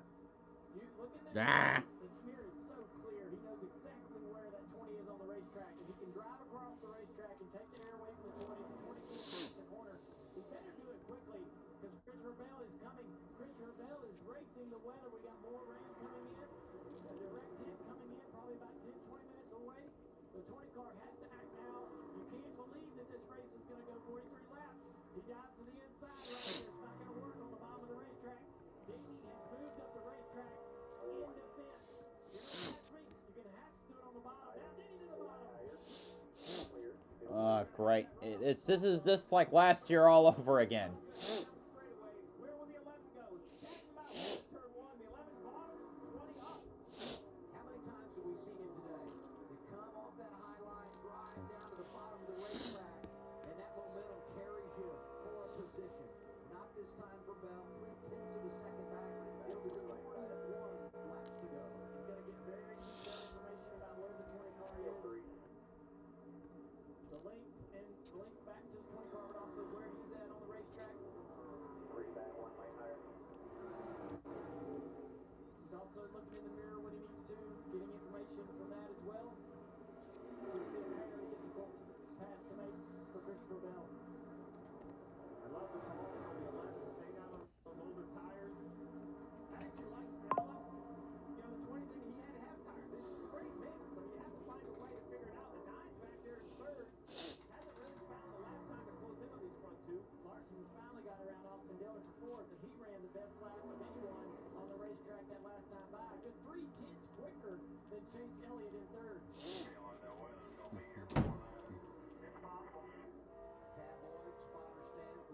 I forgot Boyd was with Bell. I forgot he was fired from Edge. What? I said fired. Oh Lord.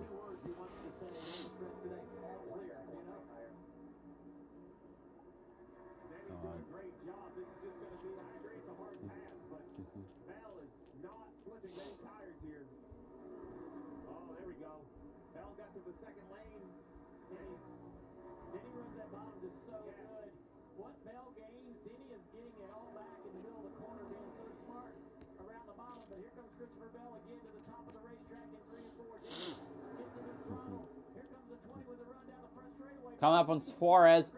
And Bell got the run of the inside. Almost. Side by side.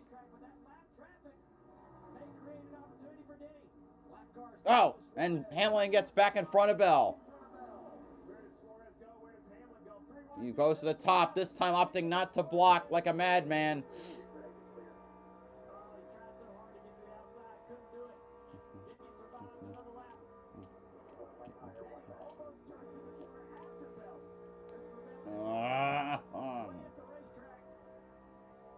Man, you can see the storm clouds in the distance. As these two race, Elliott gaining a little bit of ground in third. He's kind of running in the middle of the track, trying to dirty it up as much as he can for that 20 car. 35 remaining. And as Denny needs to get defensive, it kind of slows both of them down a little bit because Denny's not running the optimum line. It's allowing Chase Elliott and Larson to close the gap just slowly. And as you said, 35 to go in the original run, but that rain is getting closer. You can see it just off 1 and 2. This is the in-car looking back to 3 and 4. If we look ahead into 1 and 2, you see it. I saw those clouds before. Well, spotters, they can all see it. You know, it's funny, we had that competition caution at lap 35. It felt like such a short stint to begin the race. 34 to go. This feels like an eternity as these two go at it and try to find their way to the race lead if you're Christopher Bell. Christopher's trying to make that run off the top of the racetrack, and he's just not able to do it. Every time he gets into the corner, it looks like this is the opportunity. He's going to be able to put the run together, but then he does such a good job to the middle of the corner. That 11 car, they've worked really hard to be able to give him the rotation. So I think if Hamlin wins, this would be win number 58. Doing all this on a little bit of an older tire as well. Shows you the performance in this 11 car. Been a great track for Joe Gibbs Racing over the years.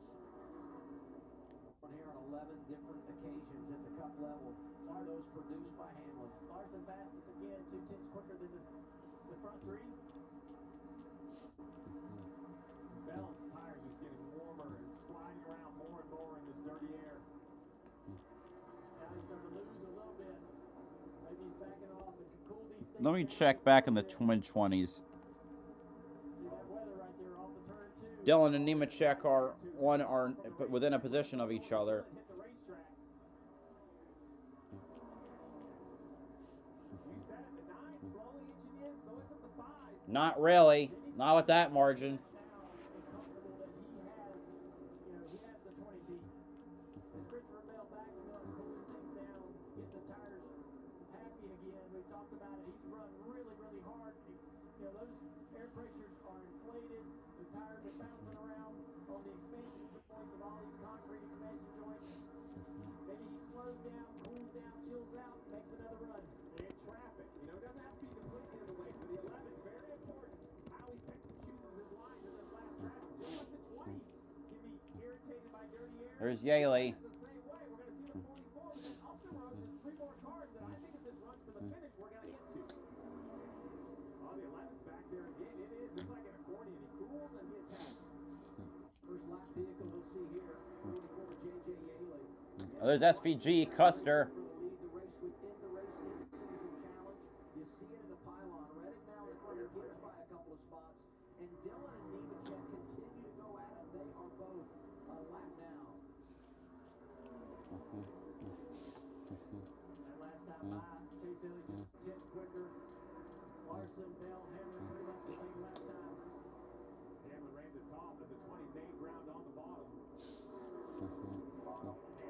Ah, come on, Bell. Hold the button. Oh. I don't know if he can pass him on the bottom. Giving him the bottom allows him to close in.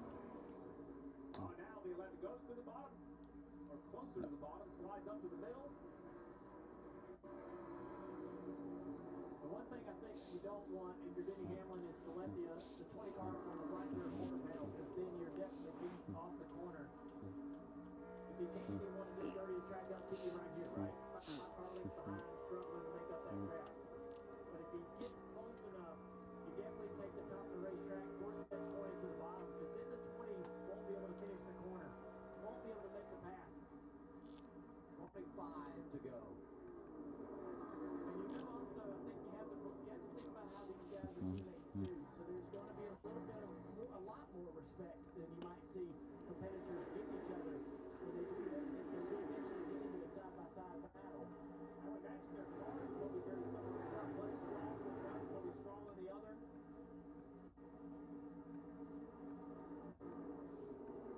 Still a long way to go. If we don't get the rain, this is still a lot of laps for Denny to try to make sure he's putting together good momentum. Don't find himself in bad air around these lap cars. It might give that 20 car an opportunity to close quickly. Chase is closed in. 1.4. It was 2. It was 1.7. It was a second and a half.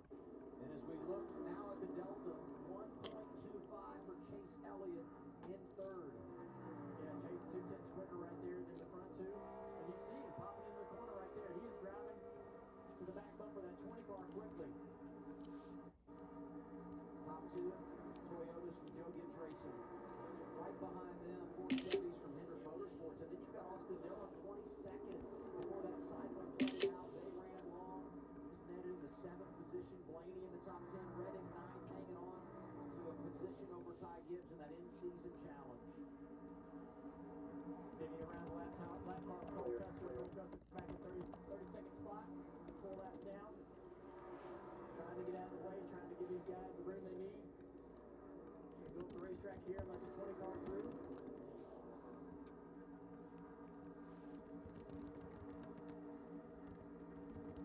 Another lap right there. Larson 2/10 quicker than the front 3. Larson's closed the gap to the back of the snack car you see here in the double box. Dale, this is the Larson we know. We kind of wondered where he's been the last few weeks. This is the 5 car with just raw speed, right? Running guys down at the end of the race.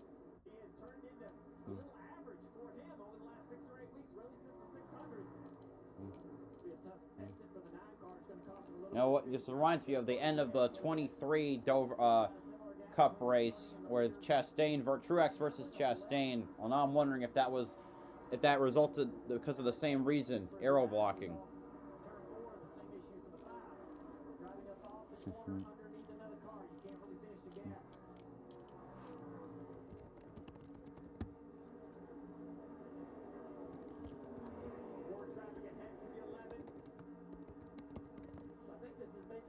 The 2 battles for the remainder of the race.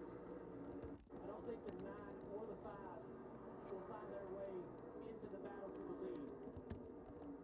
The 9 sort of plateaued here. I think the 5 could if he can get by the 9. He has to do it quick. The rain keeps inching in. The 9's kind of fell into lap time similar to the leaders.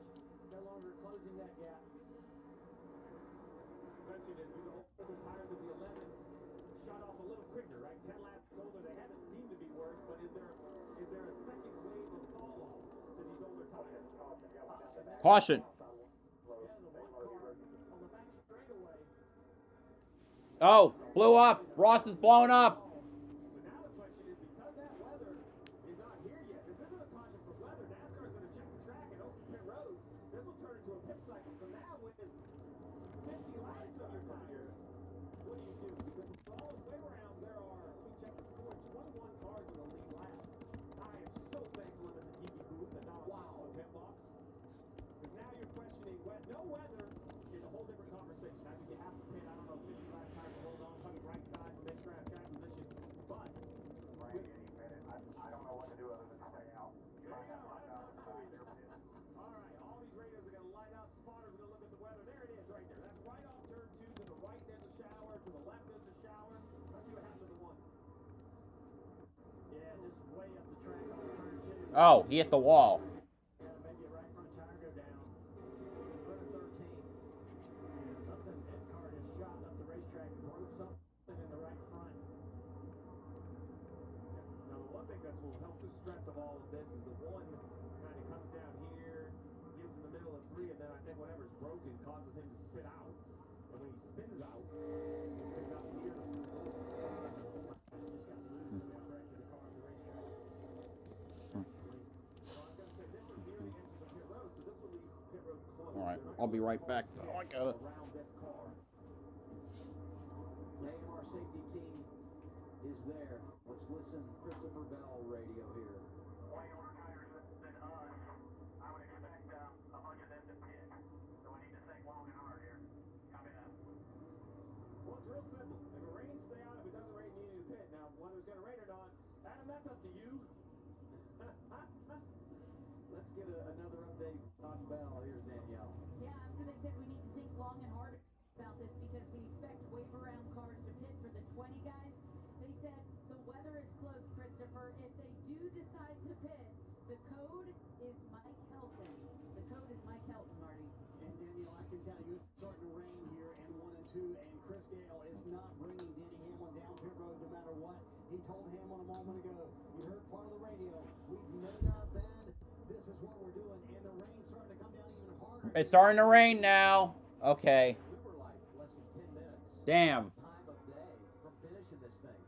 Caution comes out, the rain has arrived, and the rain Well, will help delay the decision making for everyone. And I look, I mean, it's 5:30 right now on the East Coast. I mean, they get another 3 hours, but do we really want to wait it out just to run 11 laps? The cell isn't big enough to end the day. You know, looking on the radar there, it's not a big enough cell to end the day. It would be, you know, be determined on what NASCAR decides to do. But if I were looking at this and any other day, I would tell you that more than likely we'll probably have a chance to get back on the green. Man, I've never seen this in NASCAR before where we're having a rain. You know, we have a rain that's going to stop the race. 15 laps to go. What do you do if you're NASCAR? I know that's a tough decision because I agree with Adam that if the shower just blows through, there's enough daylight. But do you spend an hour or two, you know, to come back to run 15 laps? Let's just end it with 9. It's raining now. This is a big ball game. Yeah, copy it. Short, drives quick. There you go. Short drives quick. Alan's politicking, and you got one. You know, that's the way I think we're all feeling right now, having lived in the sport for so long. Is some of, you know, you might think this would be the end of it, and then you got some people that might think this can happen quickly. Yesterday in the Xfinity race, or when we saw some rain throughout practice and whatnot for the Cup cars, it dried really quick because we just had Xfinity practice and there was temperature in the racetrack, tons of temperature in the track right here. I think if this passes through really quickly, it should dry relatively fast, especially with the banking of the racetrack and how this water runs off the banking. It's very possible for us to get it back going again. Listen, I don't have a dog in the fight, but I'll tell you, for the fans that came out today, if it does blow through, we can dry it up. I hope we can see the shootout to the finish. They're going to bring the cars down pit road. It's closed. There's no reason to ride them around and burn the 14 laps. I think we all know the rain is coming. Now it's just a question of what does the radar look like? How heavy is the rain? Unfortunate for Jeff. I thought the one was going to be better today. I really did. I know we had no practice, but he always seems to show up here. So this is a sour end to just a kind of very mediocre day for the one car. When you look at his Dover stats. Denny loves Dover, but he didn't need drama, and he's going to get a little bit of it here. Look at the cars, as Steve said, down the pit lane with the rain. And they'll park them, and we'll wait a little bit to see how things go, how quickly we can get it dried, and what this cell produces weather-wise here at the track. And I think there's more, Dale, to your point. Like, so we talk about track conditions, but they also have to think about public safety. Is there electricity? Do they have to clear the grandstand? I think there's a lot of layers that go into this decision that are, you know, I've never had to make it. I've never been in the tower to have to make this decision. So we'll hear what they say. See the crews coming over the wall as everybody is parked. They'll display the red flag, and we'll sit and wait and see how things transpire the rest of the afternoon. Yeah, I think the uniqueness of this is just that there's so little laps left in the race. If it was 40 or more laps, you know, it would be a little different. You know, it would feel more familiar. But this is going to be an interesting one to see play out. You know, as we race here at Dover this weekend, we do so with again, talking about Rex White. This week, Rex White passed away. NASCAR Hall of Famer, NASCAR champion. Oldest living champion. Thoughts and prayers to his family. Rex White was 95 years old.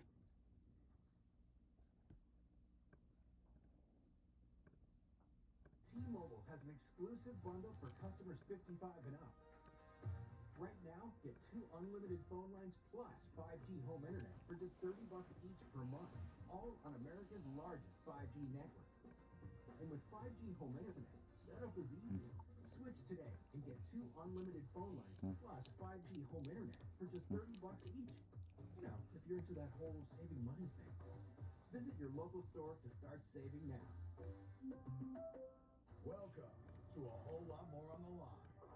More drivers going head-to-head means more stakes, more grit, and more to prove. The challenge is on. 32 drivers enter a $1 million showdown. 5 races of bracket-busting matchups. More pressure, more risk, and more reward. Only on TNT and streaming on HBO Max. Welcome to the in-season challenge. Welcome to NASCAR. Safe like repaired, safe like replaced. Nobody likes a cracked windshield. But at least you can go to SafeLight.com and schedule a fix in minutes. Can confirm. Very easy. SafeLight can come to you for free. And our highly trained techs can replace your windshield right at your home. Safe like repair, safe like replace. Get it fixed now and pay later only at SafeLight.com. Looks like it's up to us.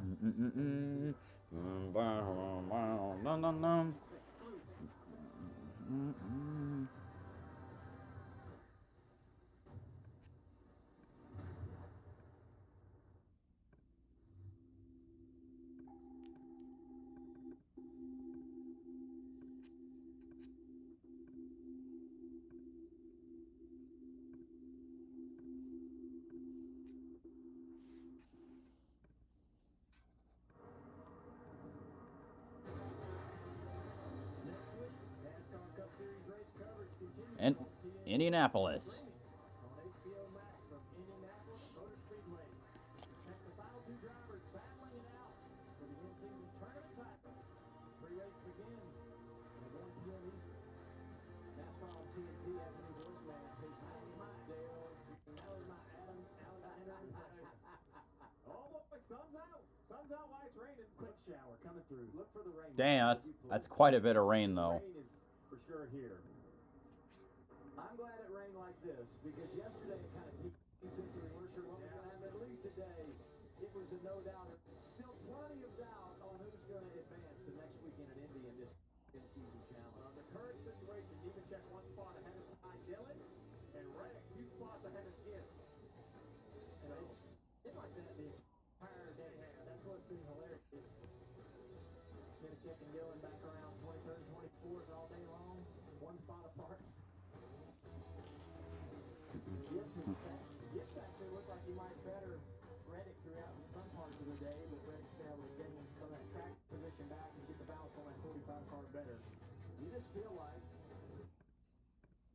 coming into this thing, get to the semifinals, it's going to be like a bar fight to still one of Steve's lines, and that's exactly what we've experienced. It'll be fun next Sunday, though, in Indianapolis when we hand out $1 million. What's interesting is you look at those drivers. All 4 of them winless this year, and 3 of them have never won in their Cup Series career. And latest weather update, things are looking good in the offing. Well, we got a good look right there at the sky. Rainbow. Well, the sun's out. We got the sun out, and it's raining. And as I tell my girls, that's what creates the rainbows, guys. And so it. Wait a second. Did we just get a meteorological lesson from Dale? Well, I thought y'all were Confidence is overflowing right now. Y'all look like y'all were surprised and curious as to why there was a rainbow in the sky.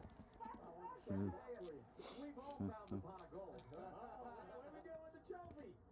Oh boy, moving into the. Hey, you know where that trophy's going? It's going to the same place we got the trophy with yesterday, and that's the Winston Cup Garage, where they sell. When they have a rain delay, or any kind of rain delay, like they might move Victory Lane, and they move Victory Lane to the back of the Cup Garage in the sheltered area. Marty. Kind of walking along here with Denny Hamlin, and you might have heard the fans cheer a moment ago as Denny Hamlin sheds the umbrella because the umbrella no longer needed. Mr. Weather Prognosticator Dale Jr. Yes, you're correct, and the sun has come out here, so this makes for a very interesting dilemma for NASCAR, Steve. You know, you could make an argument to call it, going to take a while to drive the racetrack. You can also make an argument, hey, it's sunny now, why not go back green? Yeah, I think it comes down to how long. So here's what I think. A, how long do they think it'll take to dry it? B, is it as simple as drying it? Will we have some weepers? There was a delay to the Xfinity Series race because the water ran across the front stretch. So those are the 2 big things. Then 3, what are we up against? Darkness?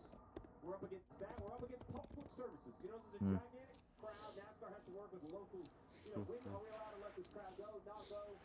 What is the best thing for the fan base? So it's a big decision that I'm glad I'm not a part of. We're going to sit here and just wait for word. Let's get a word with Christopher Bell, Danielle. Yeah, just talking to Christopher, who's running second to his teammate Denny Hamlin. So, Christopher, I'm guessing that you hope that these sunny skies make way and NASCAR does not call this and you can go back racing. I mean, it's going to be wild whenever we go back. The tire strategy is going to be all over the map.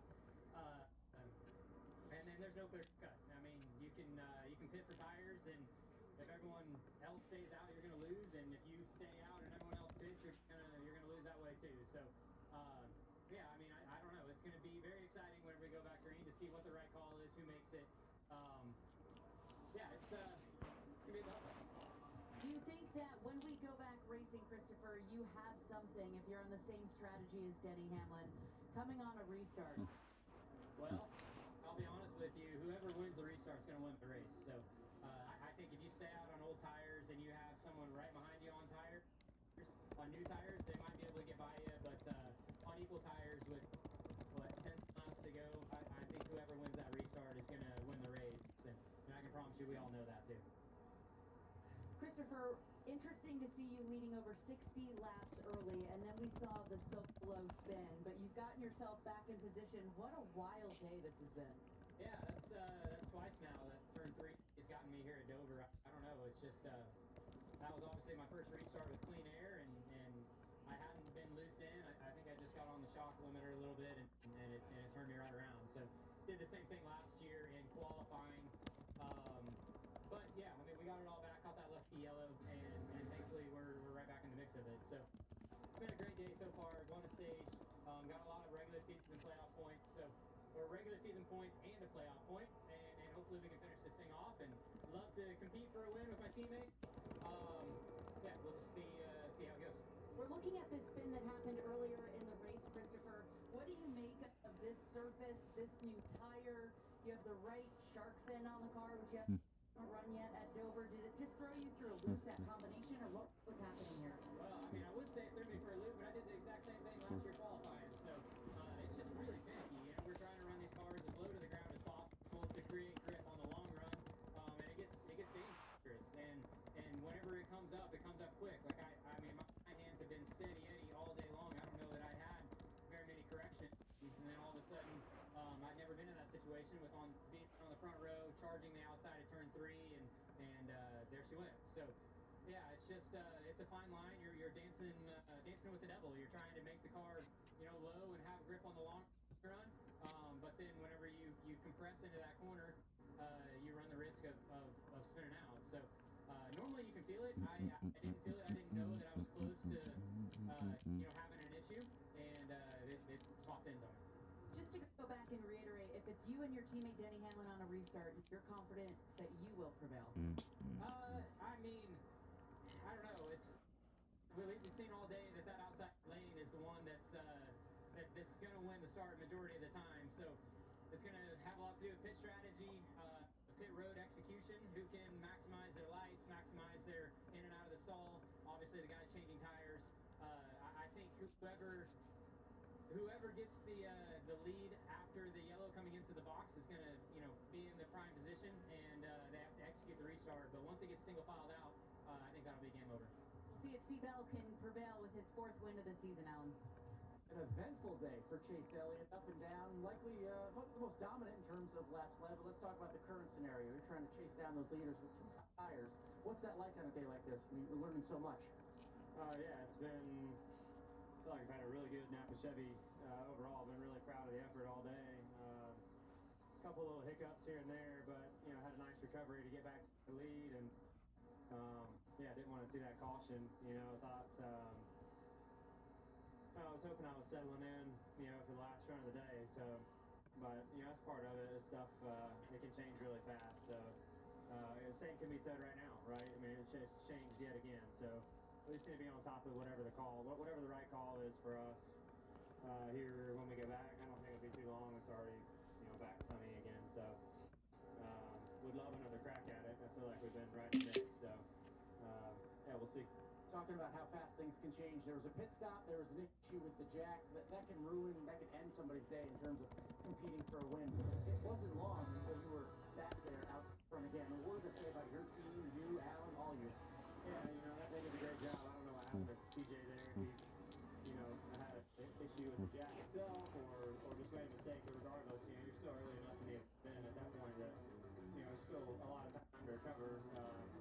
It's not all sunshine and rainbows all the time. So, you just have to deal with whatever comes your way. And we had an issue come our way, and I feel like we've dealt with it well. So we just have to, again, make the right call here, whatever that is, and try to be aggressive with, whether you stay or pit or, I think there's a lot of cars on the lead lap now. I'm probably only going to be, 12, 15 laps to go.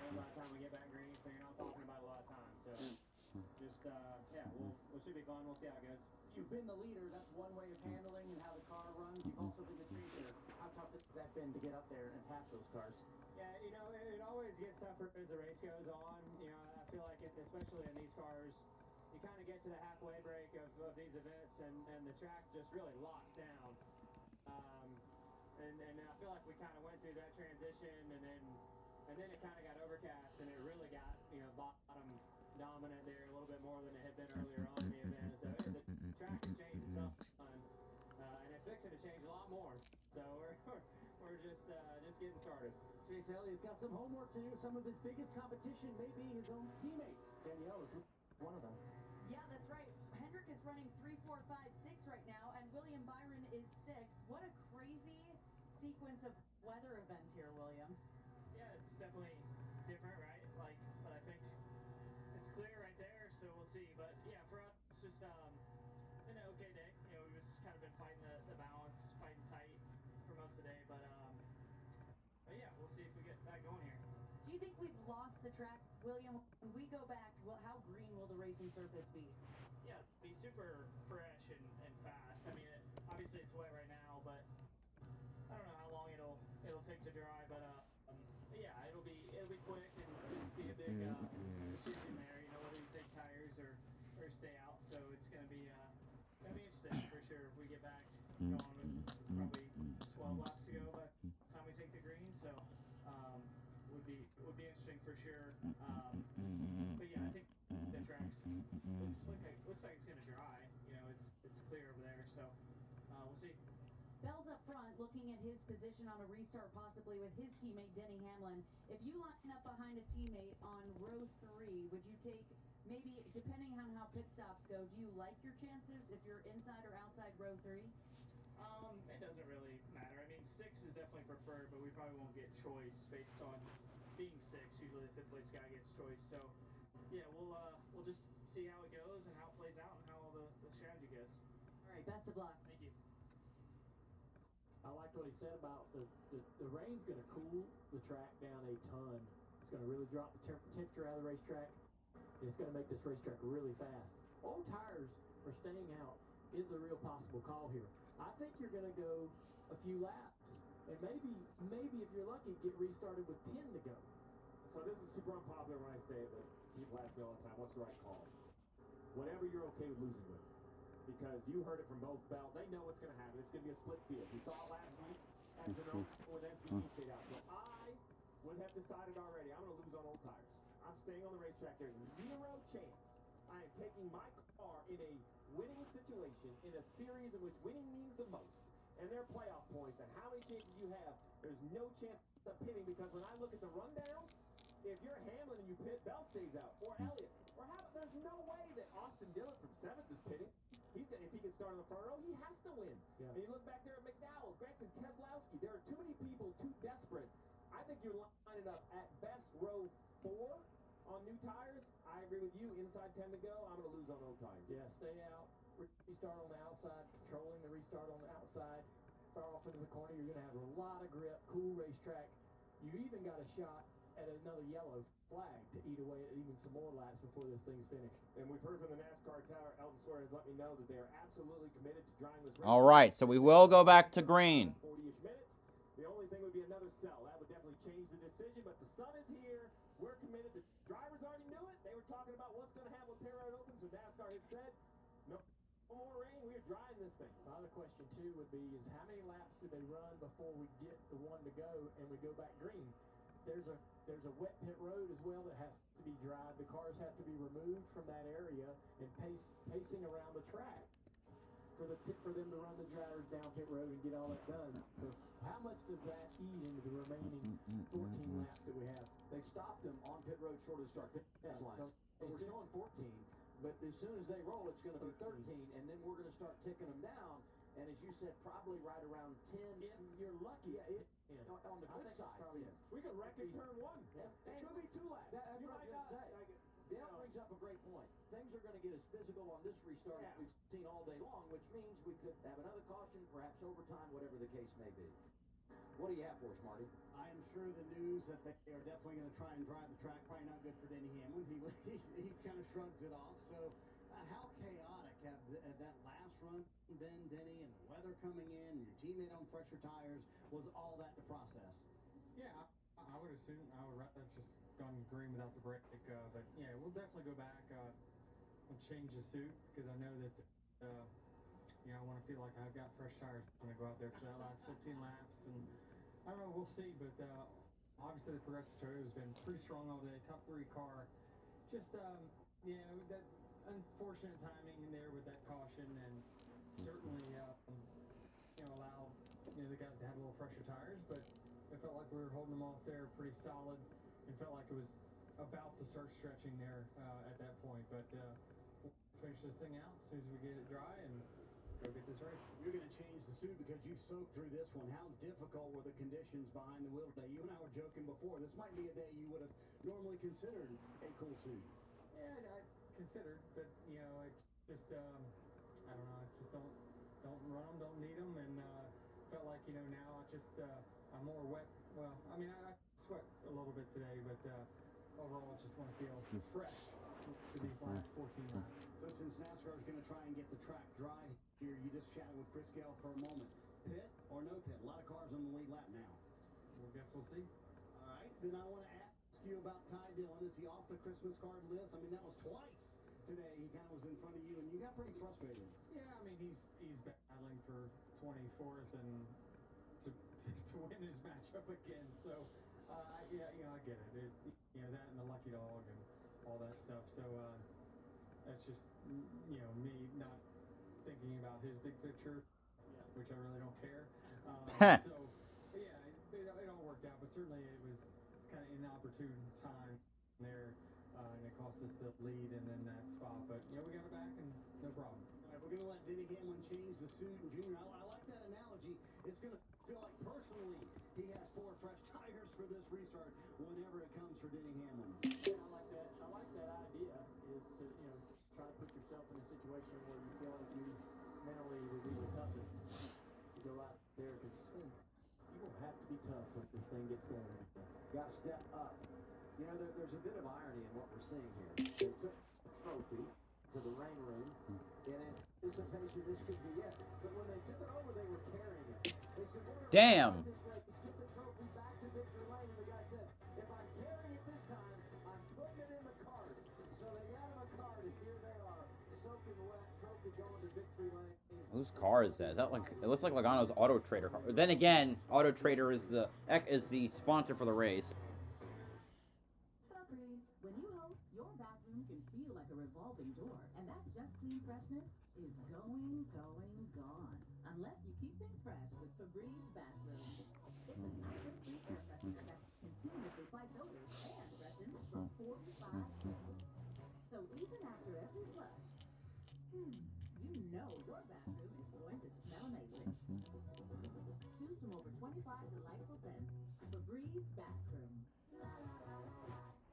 75 years, one reputation, too tough to tame. The Lady in Black doesn't care who you are, rookie or vet, playoffs favorite or long shot. You either earn your stripes, or you see your number slashed off the list. 75 years of scraped walls, battle scars, and history made the hard way. This Labor Day weekend, be there to write the next chapter of the Cookout Southern 500. Get your tickets now at darlingtonraceway.com. Making beach towels. Now that's serious business. The guys at Sand Cloud chose a serious business card. The Spark Cash Plus card from Capital One. Their business earns unlimited 2% cash back on everything they buy. Like this fabulous bag.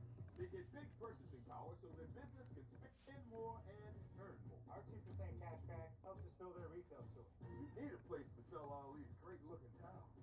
What's in your wallet? Listen here. This ain't no house party. Y'all ready to drink? Y'all ready to sweat till y'all stank? Oh, we heard tale of a party.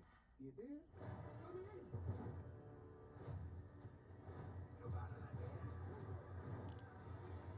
I want you to let us in there.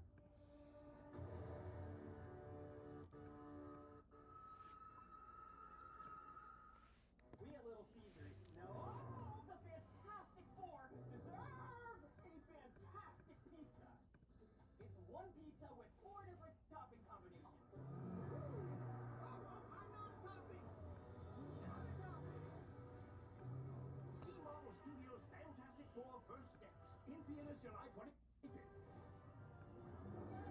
Ready to be safe now! Get a fantastic 4-in-1 pizza, only $7.99 at Little Caesars. Pizza. This in-season challenge is really crazy. The competition has been so intense. The gloves have come off. It's unbelievable. Fresh names and young drivers delivering right now. We're just gonna work hard, put pressure on whoever's next, and see if we keep this thing going. Anybody's guess who's gonna win. You have to gamble. You have to risk everything. Chase is on. Final four, the in-season challenge. In front of us here at Dover, the finals next week in Indianapolis. What great matchups we've had throughout. And today to see who goes to the championship round, it's been really entertaining. Tyler Reddick right now, ninth. The guy who's racing Ty Gibbs in 11th, Alan. Yeah, Tyler Reddick was sitting here on pit road. We're talking in-season challenge. To start. A lot of this race, the 54, Ty Gibbs was up front, in front of you. That's reversed itself. What's it like out there? Yeah, we just we got a really good restart. About 50 laps to go or so. When that last caution before this one for the red, that rain came out right in the middle of the cycle. It kind of threw it off. Ty was still ahead of me for a while there, but yeah, we were battling out for a while. So yeah, we were fortunate to get a really good launch, get ahead. We pretty much settled in the rain showed up. So yeah, we're still in interesting position probably for the whole field here. Want to go back green on what to do. Pit, you stay out, 2, 4. You're really interested to see what happens there further. Hey, you're just talking with your crew chief in the shot about that. We'll get to that. This day started with a lot of unknowns, not knowing what to expect. What's your day been like here on pit road, out on the track, the change in evolution of this? Yeah, our Series 6 Camry took off really well in the race. Another drive up to third, and then we just got really, really loose. Pretty much all stage 1. I believe we fell back to like 12th or so.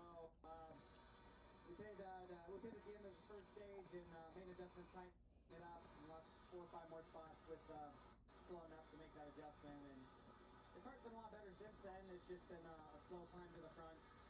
When we start running good lap times, we catch a group of cars, kind of get stuck, take some time to get through them. So yeah, it seems like we're capable of running, say top, somewhere 5th, 6th. We just, from here on out though, it's just going to be strategy and restart chaos and who can survive. I got to point out, the first thing you did, you get out of the car, you did a little self-care. You wanted that ice bath, you wanted a little treatment. How bad has it been there today? It's hot out. It is warm. Yeah, just the long runs and everything. Just how physical this place can be. A lot of times when you have a tight race car in your day, you can manage it okay. When you have a car that's loose and you're having to fight it, catch it, you feel like you're on edge the whole time. It's a little easier to bring yourself out a little bit. So it's been one of those days where I've had to really keep up with the back of my foot, the Camry, and maybe work hard, but yeah, just enjoying the break, cooling off. All right, and finally, look, we know you got the job to do, but are you aware of where that 54 is in these final, 12 laps or so? Yeah, he's not very far behind, and yeah, we'll, like I said, it's going to be interesting to see what everyone does here. When we get back rolling, who pits, who doesn't, who does what, so a lot's about to happen here. $1 million shot still on the line, Danielle. Yeah, well, this guy has a shot at the $1 million too. John Hunter Nemechek, how the heck have we run 386 laps today? And you and Ty Dillon find yourselves next to each other for 23rd and 24th. Yeah, it's wild. We've been around each other all day. He outran us most of the first and second stage, and we've worked really hard on our Hertz Toyota Camry XSE today. It hasn't been the most pleasant thing to drive, but the team has stuck with it. I've stuck with it. We've continued to make changes and things of that sort. Yeah, a little previous banter was fun.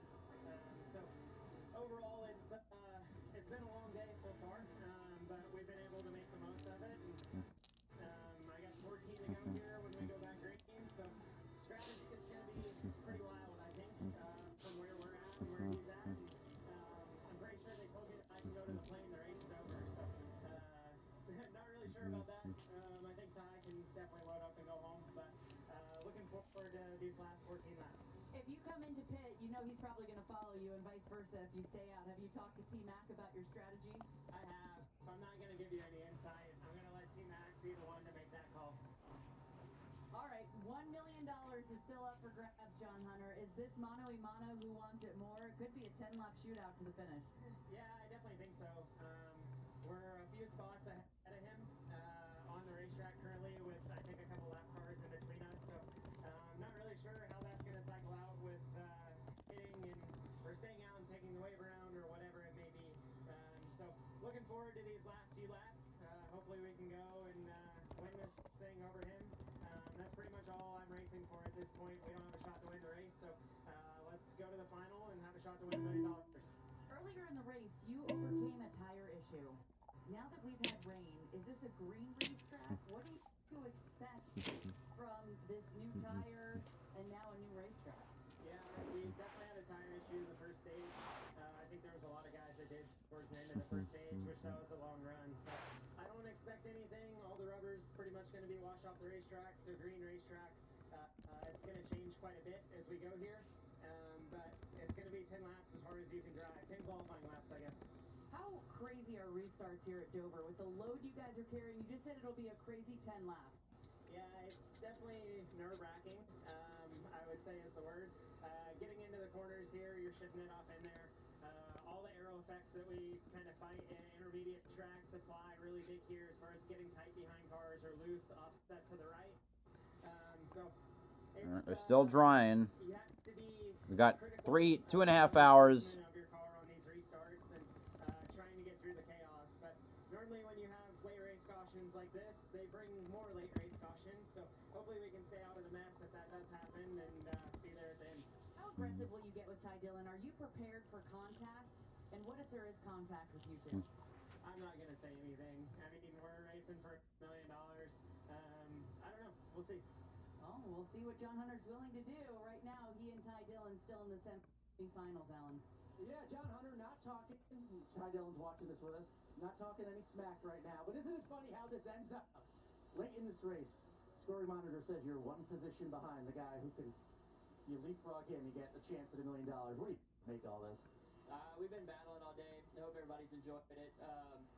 Our CVAS Camaro... And they've been like that for basically the whole day, either within 1 or 2 positions of each other. Just kind of bizarre. But just battling hard here. We both been putting a lot on the line here, and it's not over, man. We got a lot to fight in our team, and until that last lap clicks off, we're not ever going to give up. So we'll see what happens here at the end.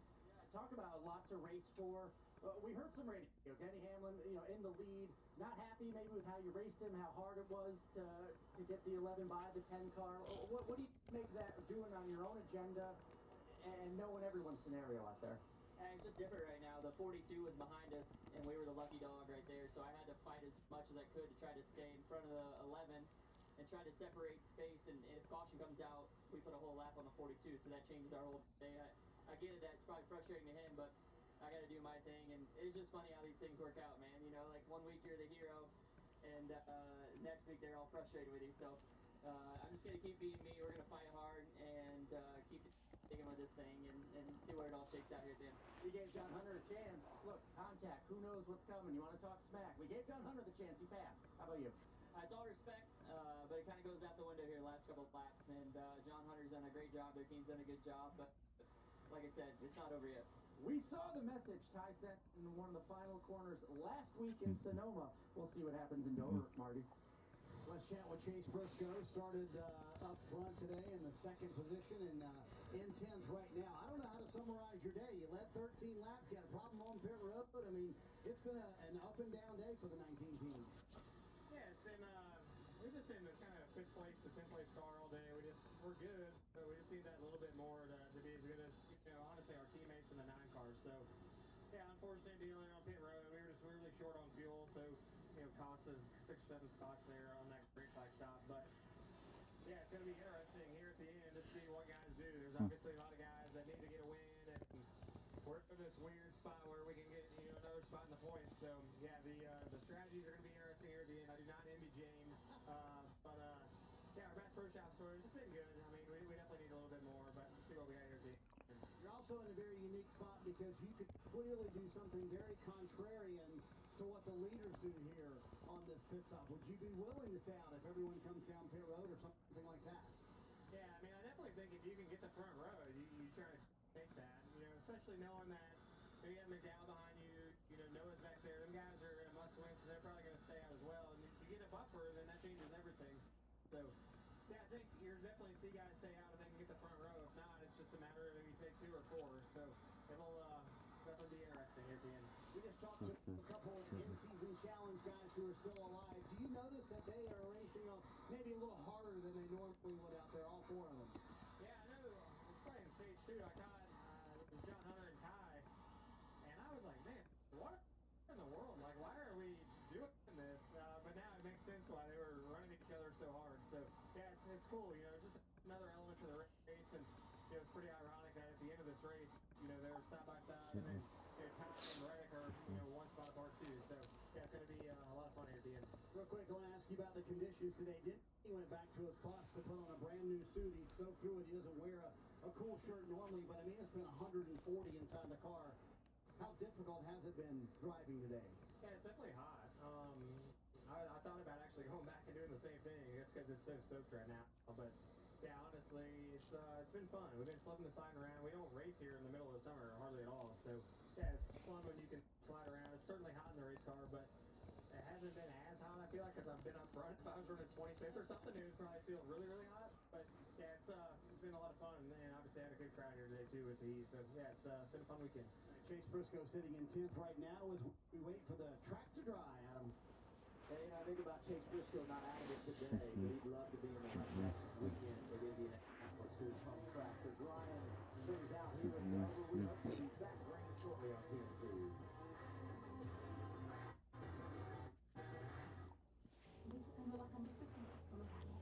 ¿Sabe lo que quiere? Claro que sí. En el venta Hyundai Doorway. Obtén 0 de interés por 60 meses y sin pago por 90 días en vehículos eléctricos de Hyundai. Visita tu concesionario Hyundai hoy. 75 years, one reputation, too tough to tame. The Lady in Black doesn't care who you are, rookie or vet, playoffs favorite or long shot. You either earn your stripes, or you see your number slashed off the list. 75 years of scraped walls, battle scars, and history made the hard way. This Labor Day weekend, be there to write the next chapter of the Cookout Southern 500. Get your tickets now at darlingtonraceway.com. We at Little Caesars know the Fantastic Four deserve a fantastic pizza. It's one pizza with 4 different topping combinations. I'm not a topping.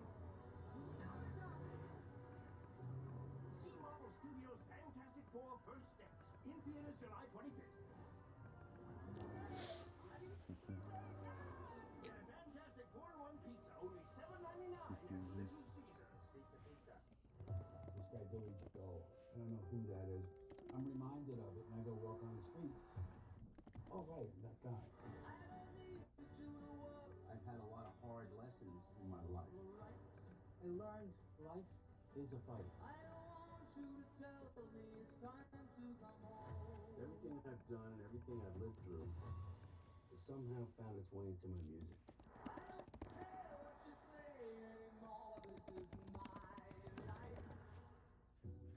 Listen here. With all the things that I've seen, I ain't never seen no demons, no ghosts, no magic. Till now. Your world. Your world.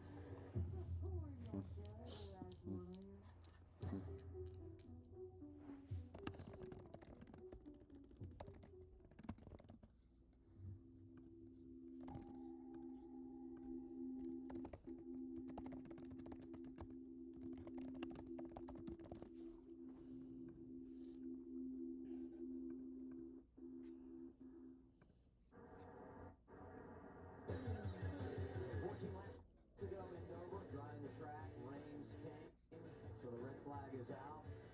Noah Gragson taking a nap, cooling down. Here's your top 5. A lot of Joe Gibbs Racing, a lot of Hendrick Motorsports. Kyle Larson is in the 4th position right now. Yeah, I'm happy to see and hopefully get this race restarted. You had the 4 fresh ones. Chase Elliott only had the 2. Denny Hamlin had the oldest tires. Is that going to matter, though, with just a few laps left if we go back? I'm not sure it's going to matter maybe on this restart here, because we're going to take the green with probably 10 to go, and the track's going to be clean and fast. So, I mean, unless the front row exits 2 together, I don't see a way that we can get to the lead, but still, I mean, it's been a great day for us. It's been a kind of slow and steady way of chipping our way to the front, and my cars felt really good all race long. So hats off to everybody at Hendrick Motorsports. 4 of us in the top 6. So yeah, if we can finish there, it'd be nice. Starting 25th, how have you been able to do this? Not everyone can pass at this track. Yeah, I mean, it's just kind of just I've been able to like get decent restarts and get a car or 2 and then settle in, and then my car's been really good on the long runs, and I can run the bottom better than some of the people in front of me, and was able to kind of just, like I said, methodically move forward. The green flag pit cycle was really worked out in our favor, so we've just executed really to this point. So yeah, I would have liked to just seen it go green to the end there. I felt like Chase and I were getting ready to have a good battle, and now it could get a little crazy, but we'll see. Overall, I'm happy with how the day's gone, and it's been a good one to kind of have so far. Yeah, you mentioned it. Look, by 5 standards, something of a slump, right, in the summer. How do you put that behind you? How you've been able to perform at this level? Yeah, I think just kind of, if you can, block it out. I've been trying to for a month now or more, but yeah, we still have 10 laps left, so I mean, it could still turn. I'm just or 14 laps left, but by the time I go green, whatever. Yeah, so I don't know. Just try to execute this next restart, and if we can get a few cars in front of us, great. If not, just try to get the best finish we can. All right, Kyle Larson, realistic. Good day here. He had a good day on the dirt in Eldora the last few days. Might be a great weekend for him, Shannon. Yes, Alan, you heard him say trying to block everything out the way that the last couple weeks have gone. He's also trying to probably block out the heat right now. I want to block that sun out right now. I want to fly out. I want to go where Noah was, just laid up there with the fan on me. If you would have told me about 40 minutes ago that we would be under sunny skies right now, I would have no way. It was an absolute monsoon here. But of course, Dale Jr. wished it into existence. Yeah, I don't know. If he wasn't my ride home, I think I'd be wanting to fight right now. I'm like, no, I think we're good. We got most of it in. Everyone's pretty content. He was fighting for it. We're going to do it for the fans. And when we do get restarted with 14 to go, it's going to be 2 Joe Gibbs Racing teammates that are going to be 1-2. And then all 4 Hendrick Motorsports cars right behind him. You've heard all these guys talk under the rain delay that it's going to be wild. What do you think? Well, I just think if you're talking about, everyone's been asking the question of pitting or not pitting. I mean, I think you're crazy if you pit out the top 5, top 8, maybe even the top 10, to be honest. And if I look at just what Austin Dillon did in the 3-car old tires, we were surprised, Jamie, how well he held the outside and actually gained some position at that point in the race when he did that. I think, to me, you're going to have a fresh track. Basically, all the rubber is gone. It's the highest grip level you've probably had all day, at least in lap 1. And there's no way new tires are going to drive through the field in that few laps. Yeah, we're going to get to have like 1 of 2 things here. We're going to have this really nice restart, smooth. Somebody checks out. We're going to run 10 laps. Or we're going to be here for about 2 days while they wreck and just wreck and wreck. And I mean, I think the complexity of the whole race could change a lot. In the position to win, but he very possibly could be, or he could be in the position to get wrecked and go home 30th, because I mean, you're going to sit and stew on this right now for 30 or 45 minutes, and it's so weird. Like in the Cup Series, you don't restart on old tires. Like you come in, you put new tires on almost every pit stop, and it's such a weird dynamic with the amount of laps we're going to have left, and whether you pit or whether you don't pit. I mean, obviously the guys in the back, you're going to. You want to be the first guy with tires and be lined up, in that position. And 10 laps isn't very long until you're leading. 10 minutes forever. No, that's not 10 at all. And I love Denny Hamlin's change suits. Absolutely. Get Absolutely. beat out possibly after we, when we get back green after all the caution laps to run through. But I always wanted to soak in the moment a little bit, like stay in the sweat, stay in that moment, trying to stay. He didn't. No. I like it. I wish I was different. Is that what's going on here? Well, that's what I'm doing exactly right now. I'm like Noah down there. I wanted to soak in the moment. I can say that. Well, I wanted to stay in it. I can still soak in a bad turn. Terrible. Oh, my goodness. All right. Well, listen. At least Denny Hamlin will have a fresh fire suit on when we sit here. Yeah, a dry suit. That'd be nice. Because I do believe you, Jamie. I think Well, he gonna doesn't be, sweat, too. It's crazy. I bet he was sweating today. there's definitely going to be more cautions, I think, as well as Jamie McMurray. What about you, Alan? What do you say? Well, look, two guys here with really, really good flow, just getting a nice breeze. I didn't know what these red fans, they're really cool right now. There's a lot of good action here. Yeah, it's the best seat in the house right here. Taking a little nap and drying my hair out. I had to come do a health check. We weren't sure you're okay, but you were face down. What's it like in the car out there? I don't know how hot it is. What's it like in the car today? I feel good. Long day though. We started in the back and have worked really hard to get up to the front. I don't know where we're at right now. 14. So, yeah, hopefully when we get this thing restarted, the Miller Tech lithium batteries Ford Mustang will be pretty good. It's a fun track. It just got to stay out of trouble. We've had a lot of challenges this year once we got up to the front and got in a wreck, so fingers crossed. No wrecks, I just want to finish. Last year, one of your best finishes of your career was right here. You were able to drive up, get a great finish. You're doing it again today. This can be such a tough track for some people. Why has this come to you? I don't know. I've worked really hard throughout the years, throughout my Xfinity days with John. I only gave her one here at Dover, though, in the Xfinity car. Talking to Jimmy Johnson. Good one. Yeah, he's not bad here. So just picking those guys' brains and learning different techniques, and definitely have to move around, but I like running right around the bottom. So once the tires start getting worn out, you can make a lot of speed through the center. So yeah, big shout out to Josh Wise and Jimmy for all the help around here. We need a little bit of track position, but we'll get up there hopefully in the next couple laps. Yeah, hopefully we'll have about a 10-lap shootout, Shannon. You get a few more spots and salvage a really good day. Alan, is it a lot cooler down there? I see you're under the shade and you've got that fan. I'm telling you, these are undersold how powerfully and good they are. Very cool, underrated. You know, Alan, it's not just the drivers, right? It's the crew guys who have been sitting down there on pit road all day long in this heat. Are you getting, like, what are you seeing from some of those guys? I mean, obviously these guys are having a good time, but I see a lot of ice bags. Yeah. I see, they're probably jealous that Noah stole the fan over here. They're talking about your crew guys, how much the athletes and what they have to go through. Yeah, Martin used to have a fan one between his legs. Mine's a little bigger though, Martin. We are always He's talking about the fan, I think. The fan, yeah. About the fan. Yeah. He's always good for That's a hard follow-up right there. I don't know where to go that one. I was going to let Shannon transition us to another subject. We'll let you go. Yeah. Thank you for the comedy relief there, Noah Grexon. We're going to get you to a race recap because we've been under this red flag for just about 40 minutes. We've got 14 laps to go. Chase Elliott did start on the front row. He had the pole because of the NASCAR rulebook with practice and qualifying raining down. He led a ton of laps but had issues early. It started with Shane Van Gisbergen. Yeah, it seemed like he had a tire going down Shannon. They had to come in and pit him green. Lost multiple laps. You see right here that Chase Elliott showing Trace Briscoe just how good the 9 car was going to be early on in this race. Yeah, he was pretty quick. The 19 could hold him off there for sure. And I feel like at the end of the stage, he just looked really decent. Then they had the pit stop issue on their green here. The jack falls basically off the car. This slows them up by about, 4 seconds or so, and they lost the lead because of that. Yeah, had about a 4-second lead, and right here, big power move after the cycle of green flag pit stops. He came out in the lead, but Bell was able to go on to like a 3-second win in that stage 2. You see these two guys, they're battling for that $1 million in the in-season challenge. Austin Dillon, Ty Dillon has just been such a breath of fresh air for this entire thing. He's been so fun to watch, and you saw him move Alex Bowman out of the way 1 week ago in Sonoma, so you know that he's going to do, oh goodness, them fighting. That was a moment. Them fighting, sure. it's right there. A moment. Now you're saying that, yeah. But those guys are running super close to each other. They are. It's been we talked about how good of a matchup it has been, and you see right here, a little friendly contact. It's actually, I think this has turned out better than I expected, the in-season challenge. I didn't know what to expect, and it's been really fun to watch the drivers have fun with it, and then just the challenges.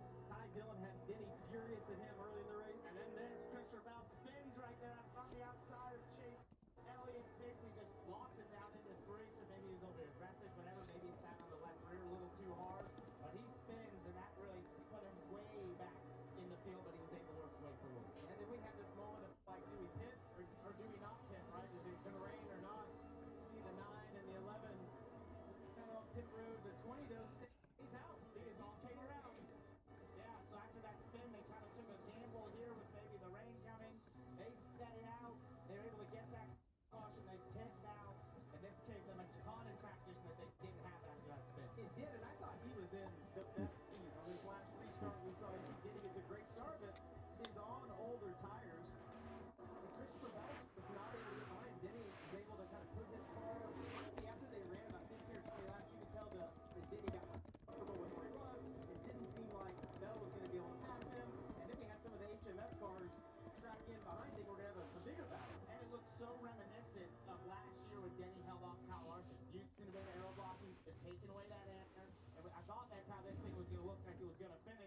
so he had the rain show up, and now on the red flag, which Denny maybe got a different suit. He did, and when you guys were talking and going over those highlights, there was a collective cheer from the crowd, and the drivers have been called to their cars. You can Good, see them right there. All right, drivers called to their cars. 14 laps left. Golf cart after golf cart go by as crews and drivers are headed back to their race cars. 14 to go, officially on the board, but you heard most of the guys. Oh, look at that. Are we enjoying our time in Delaware? Why is he wearing this suit?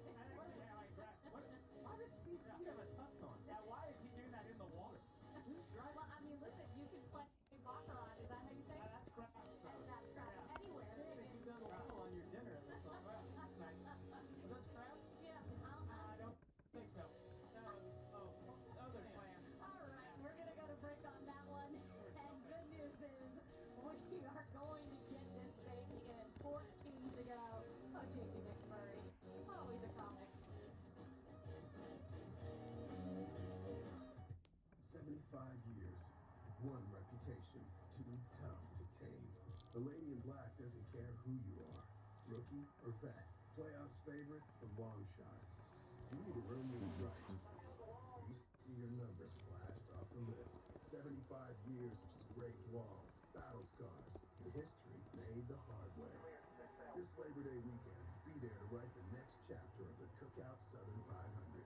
Get your tickets now at darlingtonraceway.com. We're earning unlimited 3% cash back on dining and entertainment with the Capital One Saver card. Let's just get one of everything. Everything. Fire everything. The Capital One Saver card is at table 27, and they're earning unlimited 3% cash back. Get a shot! This is so nice. 3% cash back on chicken. Get a shot. 3% cash back on risotto. Yes, chef. Where's my stand? Here, chef. I have a feeling you want to earn 3% cash back on dessert. Sorry, chef. What's in your wallet? Have you seen this? I can't control what they write. I hope these people know what they're in for. We're a ruthless pair, you and I. Everything's falling into place. We at Little Caesars know the Fantastic Four deserve a fantastic pizza. It's one pizza with 4 different topping combinations.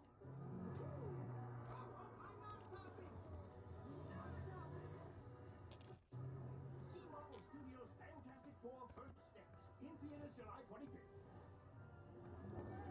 Ready to be safe? Get a Fantastic Four-in-1 pizza, only $7.99 at Little Caesars. Pizza. Safe like repair, safe like replace. Nobody likes the cracked windshield. But at least you can go to safelight.com and schedule a fix in minutes. Can confirm. Very easy. SafeLight can come to you for free, and our highly trained techs can replace your windshield right at your home. Safe like repair, safe like replace. Get it fixed now and pay later only at safelight.com. Something's off. We're in the middle of nowhere. We have no way of reaching anybody. Is this not alarming to you?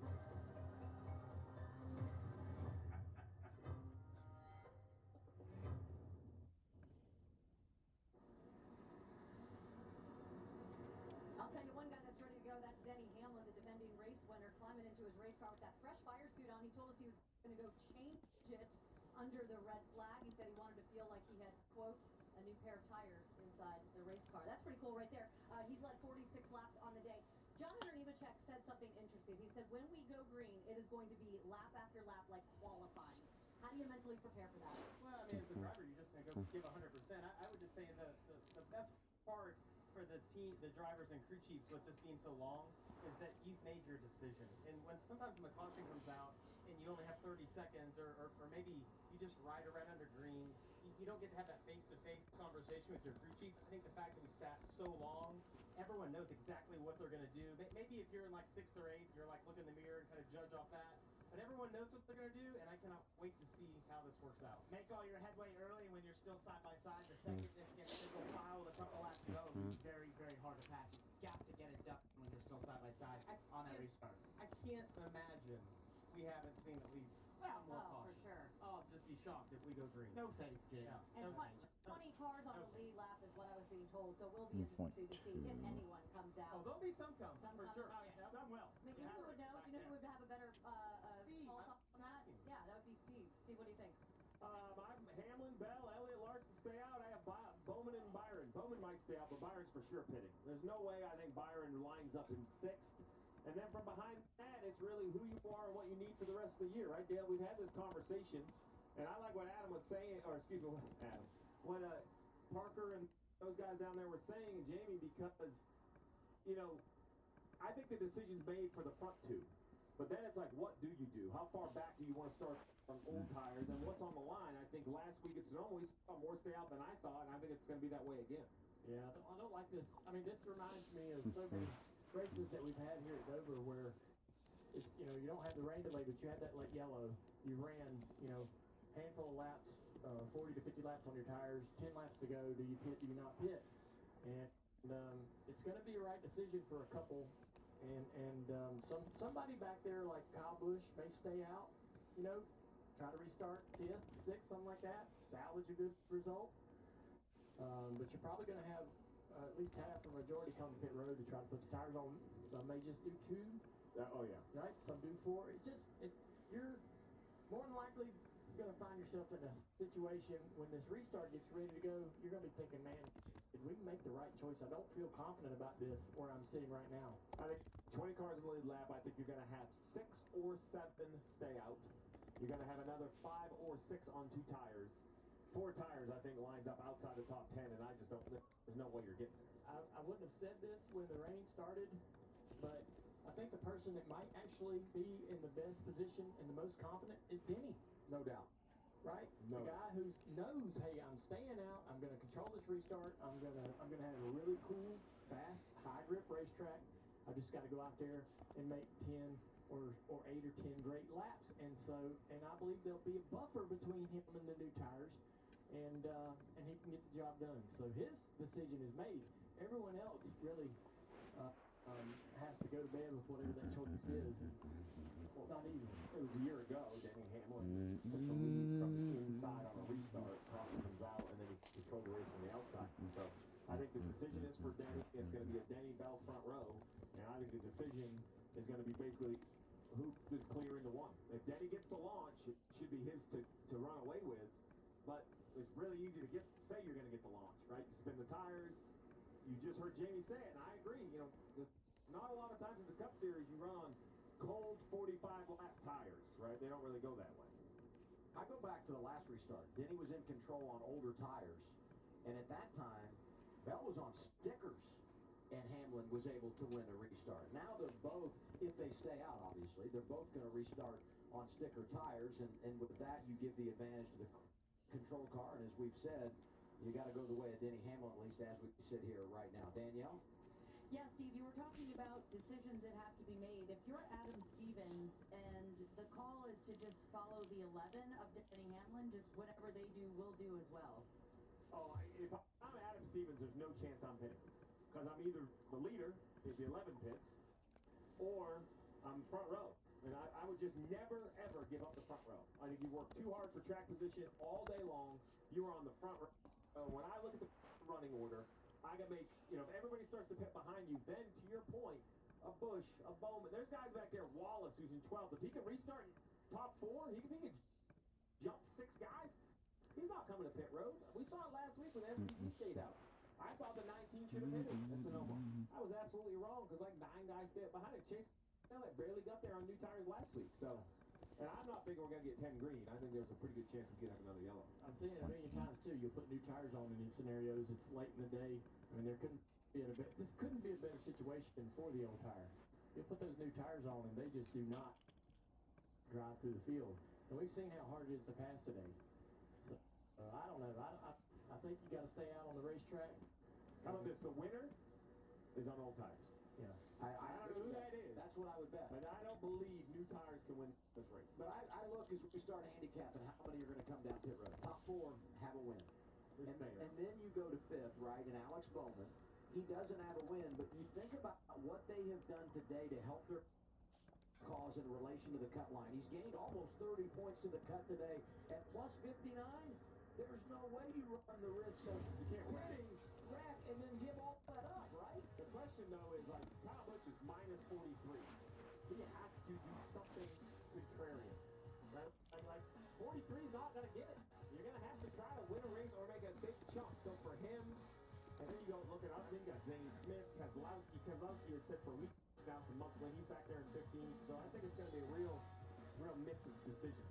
I think Kyle Busch is in a tough spot because 43, most would say, history would say, must win if he's going to make it into the playoffs. But a lot can change when you look at the races that we've got coming, and so you can't afford to fall any further below the cut line if you're going to get in on points. But as you said, at some point you got to make a tough decision, a little bit of a Hail Mary, see if you can make something happen. And it's about time to figure out what everybody is going to do. The pontification is about to end because the cars are rolling. We're back under caution. You know, the best part about being up here is I can throw a whole bunch of ideas and opinions, but I'm not controlling any of these. So we're going to see what the professionals down on pit road have decided. And how quickly can they get the field back to green flag. That crosses the finish line with the field, so that makes it 13 laps to go. The next time about 12 to go. We've got trucks over turn 3, right under the overpass, doing a little finish up on some drying there. We had a little bit of work done on the front straightaway that's done, but we pit road may need one quick pass through where the cars rested. The road's better than I thought, though. I think we get open first time by. Well, they've got a lot of trucks back here, Steve, that are going to pass through pit road right over the top of where the cars were back here in 3 and 4. A lot of trucks sitting over there to make that pass, and then I think we're good to go. One that won't crank. That's going to hurt us a little bit. Who did? Won't crank, it looks like. Red flag was 56 minutes, so everybody here at Dover doing an outstanding job of getting this track back where it needs Still to got be 2 hours. after that heavy rain shower that passed. This car's going to drag its feet. Absolutely. Coming off this pit lane around turns 1 and 2 right there. I think we have one car we have to push off on pit road right here in front of us. Denny's probably sitting there going, this is well below pace speed, in my opinion. I believe we should be going faster than this. Oh, yeah. I think we're coming back to an open pit road.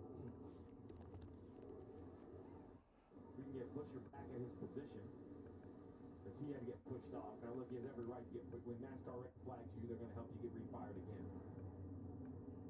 Yeah, they basically got field stop now off of turn 2. Pace car. It's hard to hit the sweet spot if you're NASCAR, and when to lift the red, when to send them off, but how to manage that, because there's always a few little items to button up on the track, and you don't know exactly how long that's going to take. I mean, if you're Denny Hamlin, you're sitting here saying, why are we stopped? You know, we pulled off the racetrack, we lifted the red flag, but we're under yellow flag, right? You know, if he doesn't win this race, he might come back to this one and go, man, there's 2 more laps we could have burned off. Yeah, why did we stop on the track? That's something that may be unprecedented. But you know, we're getting closer and closer to having this done as we do this pass down pit road. Marty. And Junior, so Denny knew they were going to, quote, pause. NASCAR told all the teams, we're going to pull you off pit road, and we're going to pause in turn 2 because you see where the cars are lined up. Junior, you made this point, that outside lane on pit road, they wanted to make sure they got that cleaned up. So that's why all those trucks right now are trying to clean up that outside lane. So Hamlin knew, Chris Lambert told him as spotter, hey, we're going to pause in turn 2 until they get that cleaned up, trying to maximize the laps here, and then we'll roll once pit road is ready. Well, the last thing you want to do is leave something undone and have, you know, a wet spot on pit road that impacts the outcome of the race after you went to all the trouble to dry it and finish this thing out. All right, we're at 13. Yeah, I feel like that. Thank Since we're stopped over here, I would have the red flag displayed in the flag stand as opposed to the yellow flag. And once we got everything clear, we then. So I'm of the opinion they either need the red flag or roll. You can't stop under yellow. I mean, it's one or the other. Yeah, this is kind of how I would do it too. But, and again, if I'm Denny, I may know that information, but I don't know that I love the fact that, you know, we're not going to click off a couple laps here. Well, there's no doubt, as you sat under the red flag and you started thinking about your decision, you budgeted at least a couple of more laps under caution before we return to the green flag, right? Right. I love the games on pit road too. There's every team has tires on the wall. Of course they do. Warming up. Oh yeah. Which if you're a crew chief, a pit crew member, you should just assume you're pitting. You just do, the play's getting ready to get called in by the head coach. You're going to have to execute the play. Backup quarterback. You got to be ready to go in on the next play, right? That's it. Drew Bledsoe goes down. Tom Brady can make a career. You just never know when it's going to happen. Just slid that right in there. I did. Man, we got Rainbow to my left. I had to throw to Tom Brady. I mean, we got the scientists giving us weather stuff. Big 12 college football coming to the Turner family networks this fall. You liked that, didn't you? I mean, in case anyone's wondering, Steve is from New England and he is a Patriots fan, just so you know. And Adam, where are you from? I'm from Indianapolis. Next week, what a rivalry it was. Cars are rolling, and there were some weepers over at the end of the back straightaway underneath the exhaust overpass in turn 3 that they were working on. The cars are getting ready to go through that area. So we get a good look at that particular part of the track is good to go. Pit road light is green. There it is. So then he's going to see that right there, probably make a comment to ask NASCAR to take a look at it. A comment or 2 or 3. Yeah, I mean, anything to tick off a lap or 2. It's the way you got to play the game. We're going to close pit road.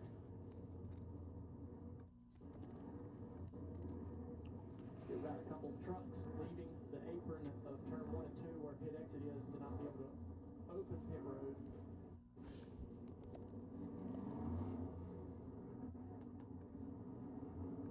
When you think about how this day has played out, a little bit of gambling on that long run earlier, and it's paid off for Austin Dillon, 7th right now as we anticipate the finish. Alan? Yeah, having a great day and trying to maintain that. Look, they're not the Hendrick car. They're not the Gibbs car with all the speed. So there's a lot of talk on the radio. What they should do about this pit strategy. They're running through all their computer programs trying to simulate what may happen if they pit. With 4 new tires, they think the best they can do is get back to about 11. That's what they're thinking right now, and they're running better than 11 now. So the call for them is to stay out, because through all their simulations, they think they're not going to have enough, even if they come and get 4 new tires. Well, to make things more complicated, we show you the flagman vigorously waving the close flag because the pit light is malfunctioning. So thank goodness it was clear to the competitors and nobody came down to close pit road because the light is either off or green. I can't tell from here, but it definitely wasn't flashing red. Yeah, it's off. So the flagman's there as a backup. Whew. That could have been bad. Hey, I go back to Pocono. Brad Keselowski, they had to miscommunication comes down pit road when it's closed. Major negative impact on them. There's William Byron radio. He's 6th right now. I think we will line up 12 versus 13. It'll be first on the tires past the clear to pit. My vote is to stay. We are ready. So if you watch your mirror, make a different decision. We are with you. Marty, what about the race leader? Well, he, to Junior's point, playing the game, said it. The Weepers are really bad in 3 and also really bad in turn 4. And Chris Lambert echoed that, said, yeah, NASCAR needs to work on those. So Junior's at gamesmanship, or does Denny Hamlin have a point? Well, I think he's got a point about the Weepers in turn 3. I would say that that's a fair mention. I don't see anything in turn 4 from the booth. There is some Weepers down on the front straightaway going directly across the racetrack, but Denny was in the Xfinity booth during the time when we had those Weepers as well. He said they'd be fine. I remember that comment.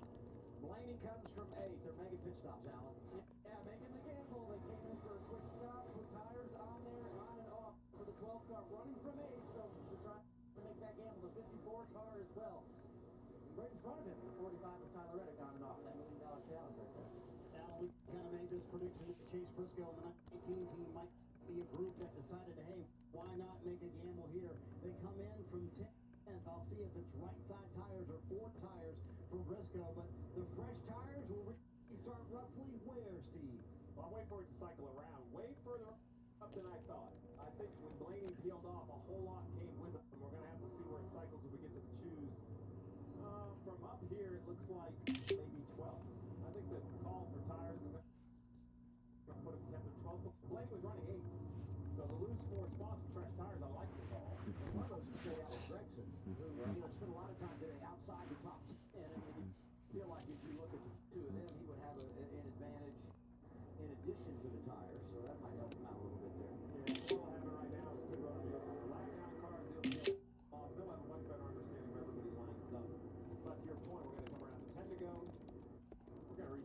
to go. Top 7 for sure stay out. And I talk about the top 7 not as they run now, but as they were running prior. So the tires will come to the choose night. Maybe not restart night, because remember, you might be able to pick up a lane or two on the choose. So top 7 stayed out. Noah Gregson came from outside the top 10. He will be 8th prior to the choose. Let's hear from our pit reporters. We begin things off with Alan Cavana. Well, Kyle Larson started this race in 25th. He spent the entire day just chipping away, taking advantage of these restarts. And he has a better tire situation than 2 of the 3 cars in front of him. Does he have enough time? Colton Lorendale, he's not so sure. We'll see what those fresher tires can do, Danielle. Christopher Bell got lucky earlier after leading 67 laps on the day, had a solo spin, put him in the back of the field. He regained his track position, and now he is restarting second on the outside with his teammate Denny Hamlin. He told me earlier during that rain delay, he thinks whoever gets the jump on this restart is going to cruise to victory. We'll see what happens, Marty. Danielle, the fresh-suited Denny Hamlin is sitting there in the lead. And Chris Gill just told him moments ago, those who get it for right-side tires will restart 9th through 13th, and then beyond that, 4 tires behind them. So we'll see what happens here for Hamlin. Can he lay down qualifying laps for these final 8 laps? Looks like it'll be 8 laps to go when they get the green and get his 4th or 3rd Dover win. So because of the red flag, the data gets a little messed up. So basically, the top 8, 1 through 8, they're on old tires, a mixture of Reddick, Briscoe, Blaney, Skins, Wallace, all of them on 2. 38 is Zane Smith, all the way back at 17, so first on 4. So now it's choose time. Denny obviously going to take the top. Easy decision for him and Chase Elliott. Bowman lucky to take that top as well. Man, this is going to be exciting. You sure? I mean, by all accounts, it looks like whoever can get clear on the restart is gonna cruise to victory. But hey, we got all right. It'll be an 8-lap dash. Car next to his teammate Christopher Bell. Pay attention to where that water is coming back. Yeah, it's all the way across the track. It's going to be fun. Oh boy, here we go. Either at the start-finish line, there's some water going across all the way down to the apron of the racetrack. It's a very narrow strip of water, and then again the weepers in turn 3 and 4 that they're going through here in a moment. And you got to really clean these tires up, because remember, that get cooled with rubber already built up on. There's the water right there. A little heavy, or maybe the outside than the inside. All right, pace car is gonna pull off. The stick barrier sitting on the racetrack traps some water behind it like a dam, and it just kind of slowly leaks out. I don't know why my heart's racing. I don't expect this to be the most exciting restart. Hope it stops stuttering though. Row 2, behind those JGR Toyotas. 8 laps. Here we go. Green, green, green once more at Dover. Time to finish this. Bell on the inside. Hamlin on the outside as they go to the first 2 turns. Hamlin will have some momentum as they come out of 2. They are side by side. Larson clears. Elliott for 3rd. Entering 3 and 4. They are still side by side, but Hamlin still has the upper lane. Go there. Go 3 out back. Oh! Bell spins! Oh! Oh! And Gregson spins. Byron spins. Oh, God. Oh, no. I thought it was going to be chaos with beating and banging, but it ended up being Bell. Just loose underneath, try to stay off the 11. Try to put the power down. Wait, Elliott? Oh, yeah, Elliott got around. Elliott got around Bell faster than Larson did. So Elliott is now 2nd. Yeah, he did great work. To your point, Dale, he's really... Or then again, or I don't know. Maybe it timings. I don't know. Damn. That's our first overtime in God knows how long.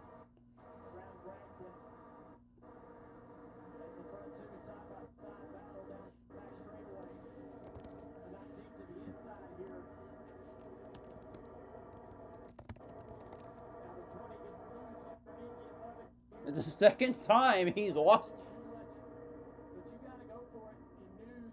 Damn. Thanks, Gregson. Real classy.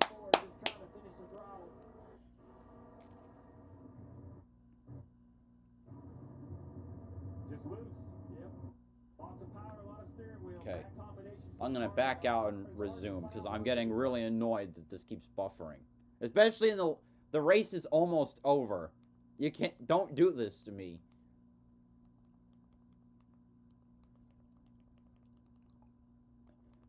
I thought he would for sure he's gonna take Larson with him.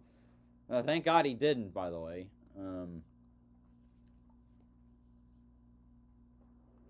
Anyway, I'll be right back again.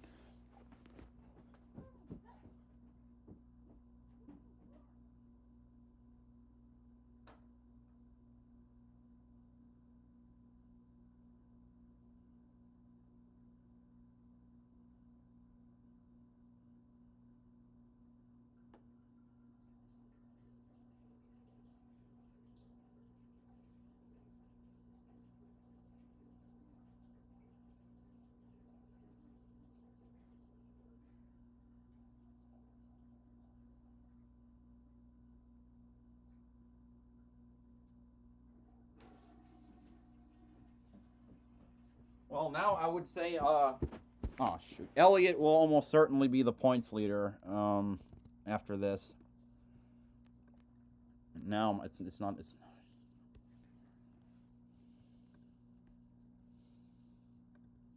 Crap. Work. We'll get DD12 in the meantime. Damn it.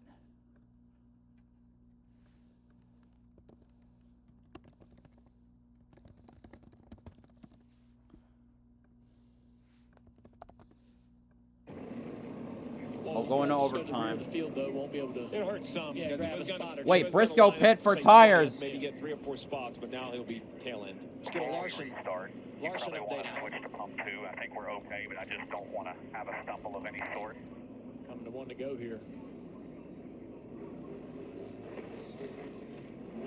How about the 5 hours? Okay, it'll be Hamlin and Larson. Kyle Larson is looking out the windshield, but he is very much paying attention to that 19 car behind him. He got on the radio and wanted to know from crew chief Cliff Daniels exactly where the 19 made every single pass in that little stretch they just had, probably anticipating what's coming from behind. He wants to know how Chase Briscoe did it and maybe how he can defend it.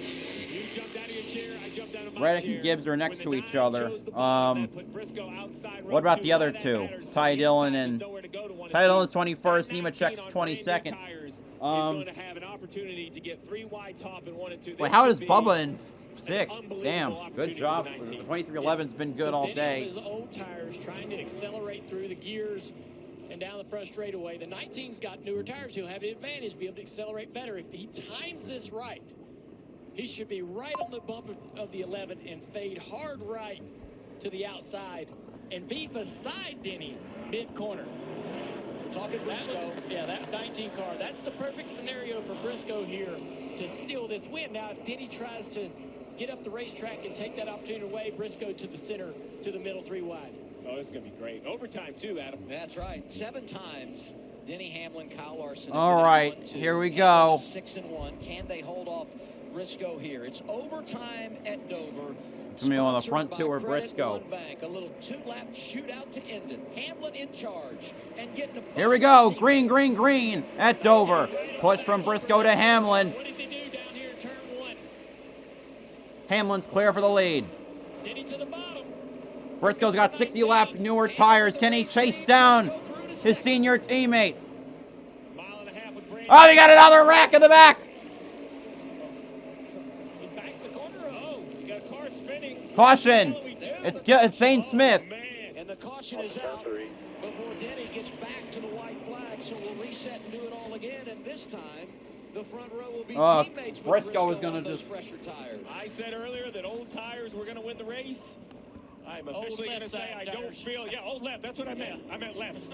Meant old lefts. Listen, I'm not ready to crown No, me either. I was a little bit surprised that he didn't have a little bit more pace in that little bit of 3 and 4 that we got to see before the caution. He backed up the inch of the corner. I thought he'd fly into the top, really try to jump to the outside of the 11, but then he's making those old tires work. Look at a replay, see what happened here at the back of the field. This guy's getting real aggressive, a little contact back there. Yeah. Priest into the wall. That's gonna cost him quite a few points if. Wow. Yeah, that's a tough situation And for him late in the race. Zane Smith was 16th, and this is the product of we're having these cautions. I'm going to come get my tires. I want to make the most of them. You're feeling confident on the stickers, and you try to get after it, and then this. Yeah, Priest says we run -15 to the cut line. Did not need that.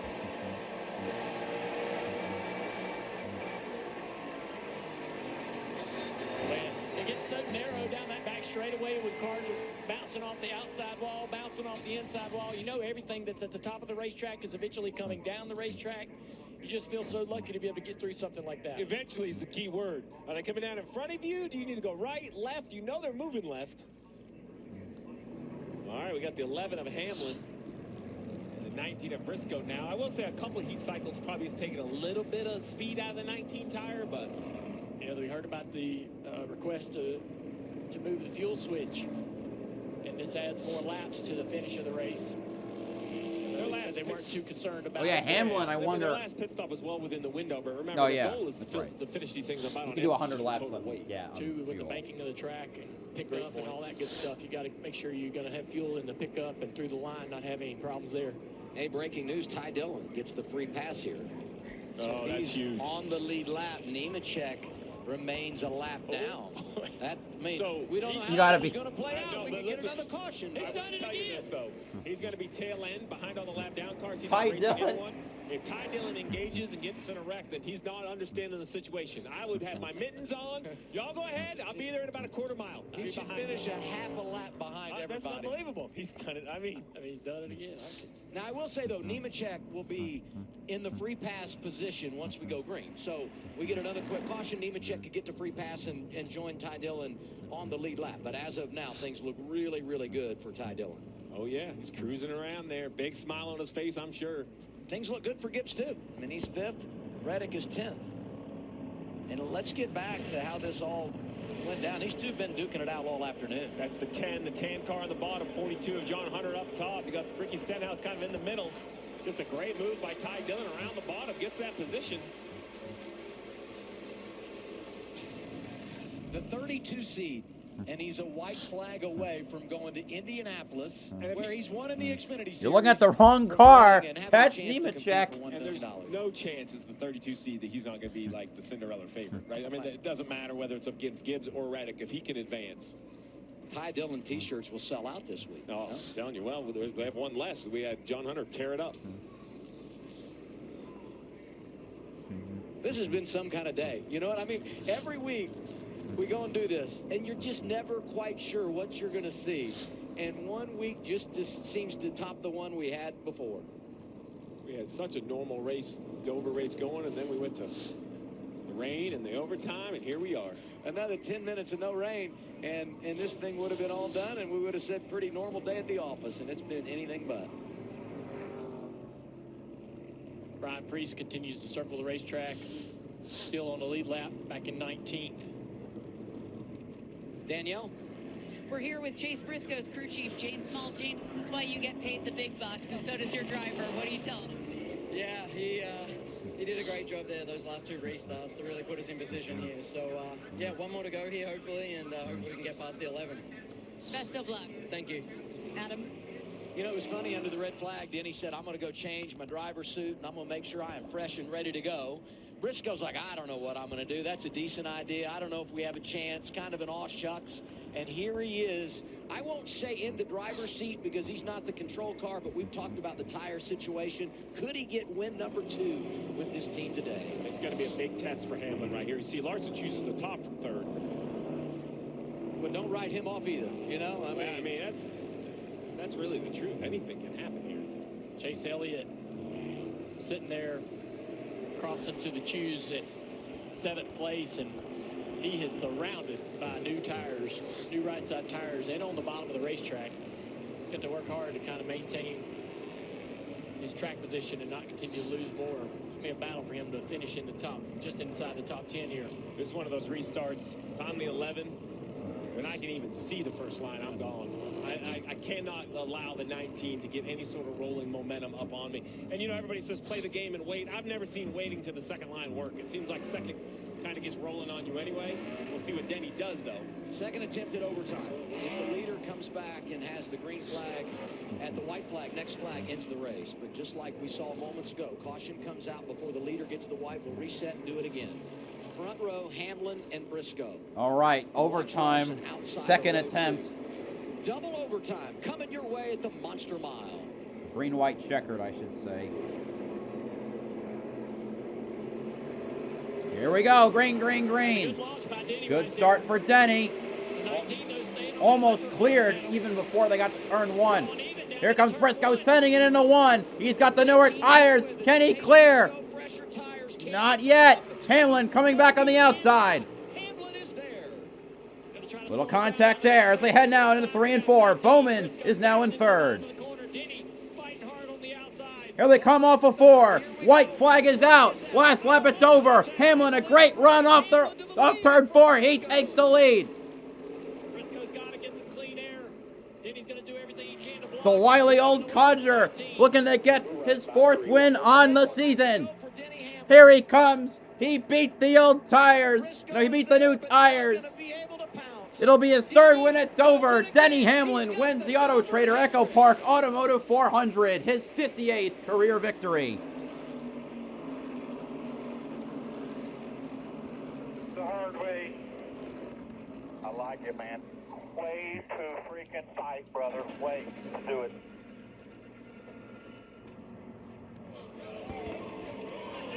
What a job for his 58th win, outmatched on tires, but controls the final running on of the race. 80-plus lap old tires. 44 years old, doesn't run the cool suit on a humid day. Gibbs, Ty Dillon. Just muscles up at the end of this race to hold him off for his 4th win of the year. That's the best in the series. And now we talk in-season challenge. It'll be Ty Gibbs and Ty Dillon going head-to-head next weekend at Indianapolis for $1 million. Back-to-back wins at the Monster Mile for Denny Hamlin.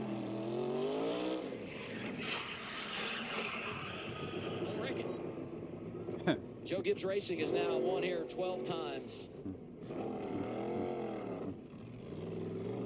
I'm pretty impressed with the job he did on them old tires to hold off his teammate Briscoe. I thought had him cleared off of turn 2, but Denny just did not give up. He was close. Well, that was pretty. Like he's so close to the car doesn't race super well at Dover, but that move was impressive. I'm not gonna lie. Like, how on earth did Hamlin needed to nail that one off of 4, and he nailed it completely. And he heads home next weekend to Indianapolis.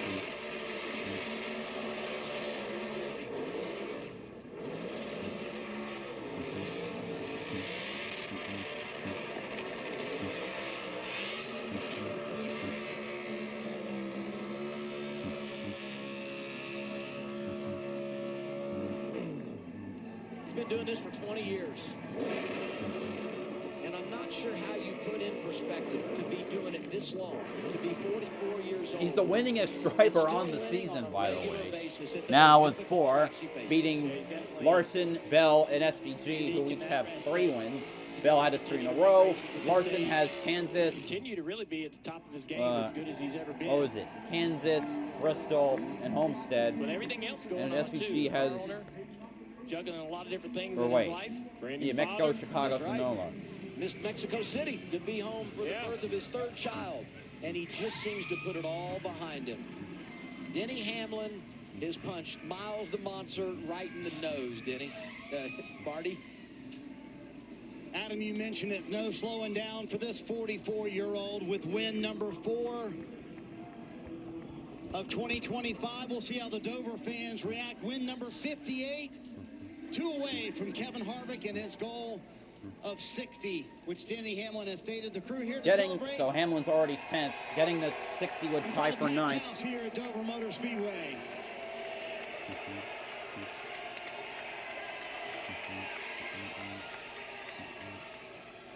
Denny's going to go grab the checkered flag. You can grab the flag. Go ahead and celebrate with the fans, Denny. Second one was booze progressive, today. by That's the pretty way. impressive. You said the hard way. Why was this one hard? Well, yeah, things were going pretty well there before the rain, and then obviously had to endure a few restarts. First driver to win back-to-back at Dover since Jimmy Johnson. Tough. Those guys gave me a run for it, no doubt about it. But this whole Progressive Toyota team just did amazing. The whole, Shady Rays, Jordan Brand, Coca-Cola, this whole team, Sport Clips, just done an amazing job. Winning here in Dover is super special to me. This is a place that I've not been very good at the first half of my career, and then to have back-to-back here over the last few years is amazing. You and I talked about that this morning. This was a place that was your worst racetrack for decades. I'll go out on a limb and say that. Is there any racetrack you worked harder on to get better at than Dover? Well, I just studied some of the greats here. I was very fortunate to have Martin Truex as a teammate. Jimmy Johnson, watching him win 10 times here. You learn from the greats, and you change your game to match it, and you have success like this. You put the number out there that 60 is what you wanted at some point in your career. You might get it this year the way things are going. Is that still the goal, or is there even further to go on that? We got a lot left. All right, Denny Hamlin, win number 58, and win number 3 here at Dover, and the fans cheered. Alan. I'm with Chase Briscoe. It's always hard to be on the other end of that duel. You had the fresher tires, you had the shot. What made the difference at the end?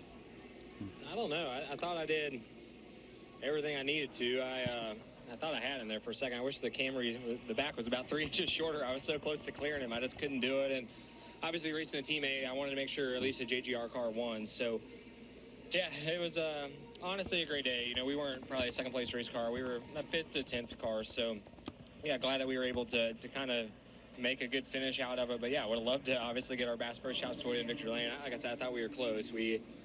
I was 2-3 inches short, I thought, of clearing him. So, yeah, just Denny did a really good job. They were really good all day. And just, once again, I can't thank, Coach, Toyota, Johnny Morris, JP Morris, everybody enough for letting me, drive this race car. It's a dream come true. It's fun going to the racetrack every week on Sunday and having a shot to win. So, yeah, looking forward to going home next week. Your team gave you that opportunity to put you on offense. You cut through all those cars. What was that like, knowing what you had to do out there?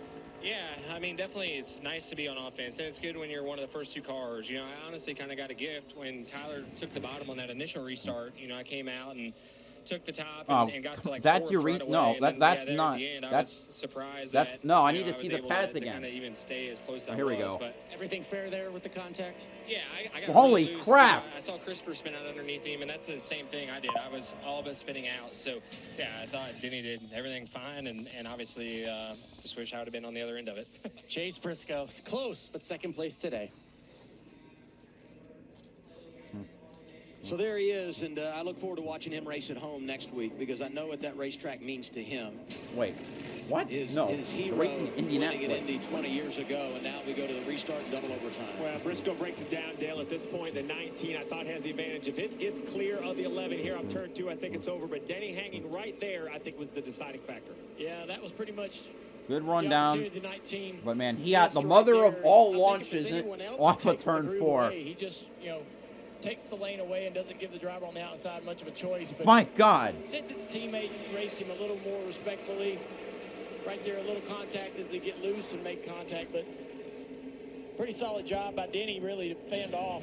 Better tires. 40-lap better tires, 50-lap better tires on that 19s on the right sides. And I really didn't think that Denny was going to be able to make that happen. I thought he was in trouble. When the 19 got all the way to the front row, I just thought the new tires were inevitable. But then Bowman, another great run. Larson, I'm going to have to say that felt a little bit more like the 5 we knew. He had some speed, and Gibbs advanced with the top 5. And let's not forget, too, great job of Larson for sure to drive through the field and have speed. But Chase Elliott dominated the majority of the race.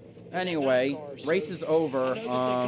So Hamlin wins, Briscoe second, Bowman third, Larson fourth, Gibbs fifth, Elliott sixth, Wallace seventh, Blaney eighth, Busher ninth, Keselowski 10th. And if you look at what Chase has done in the last month, 6 weeks, really strong things ahead, no doubt. And Bubba Wallace as well with a 7th place finish. Priest having his troubles late in the race, finishing 19th. That bubble at the cut line is open up to 60. Alrighty, that does it for today. No streams next weekend. I can do IRP, but that's probably going to be it. I'm busy the entire rest of the weekend. Thanks to everyone who showed up today. Kudos to the people who joined from the track. BowserJrXD signing off. Have a good one.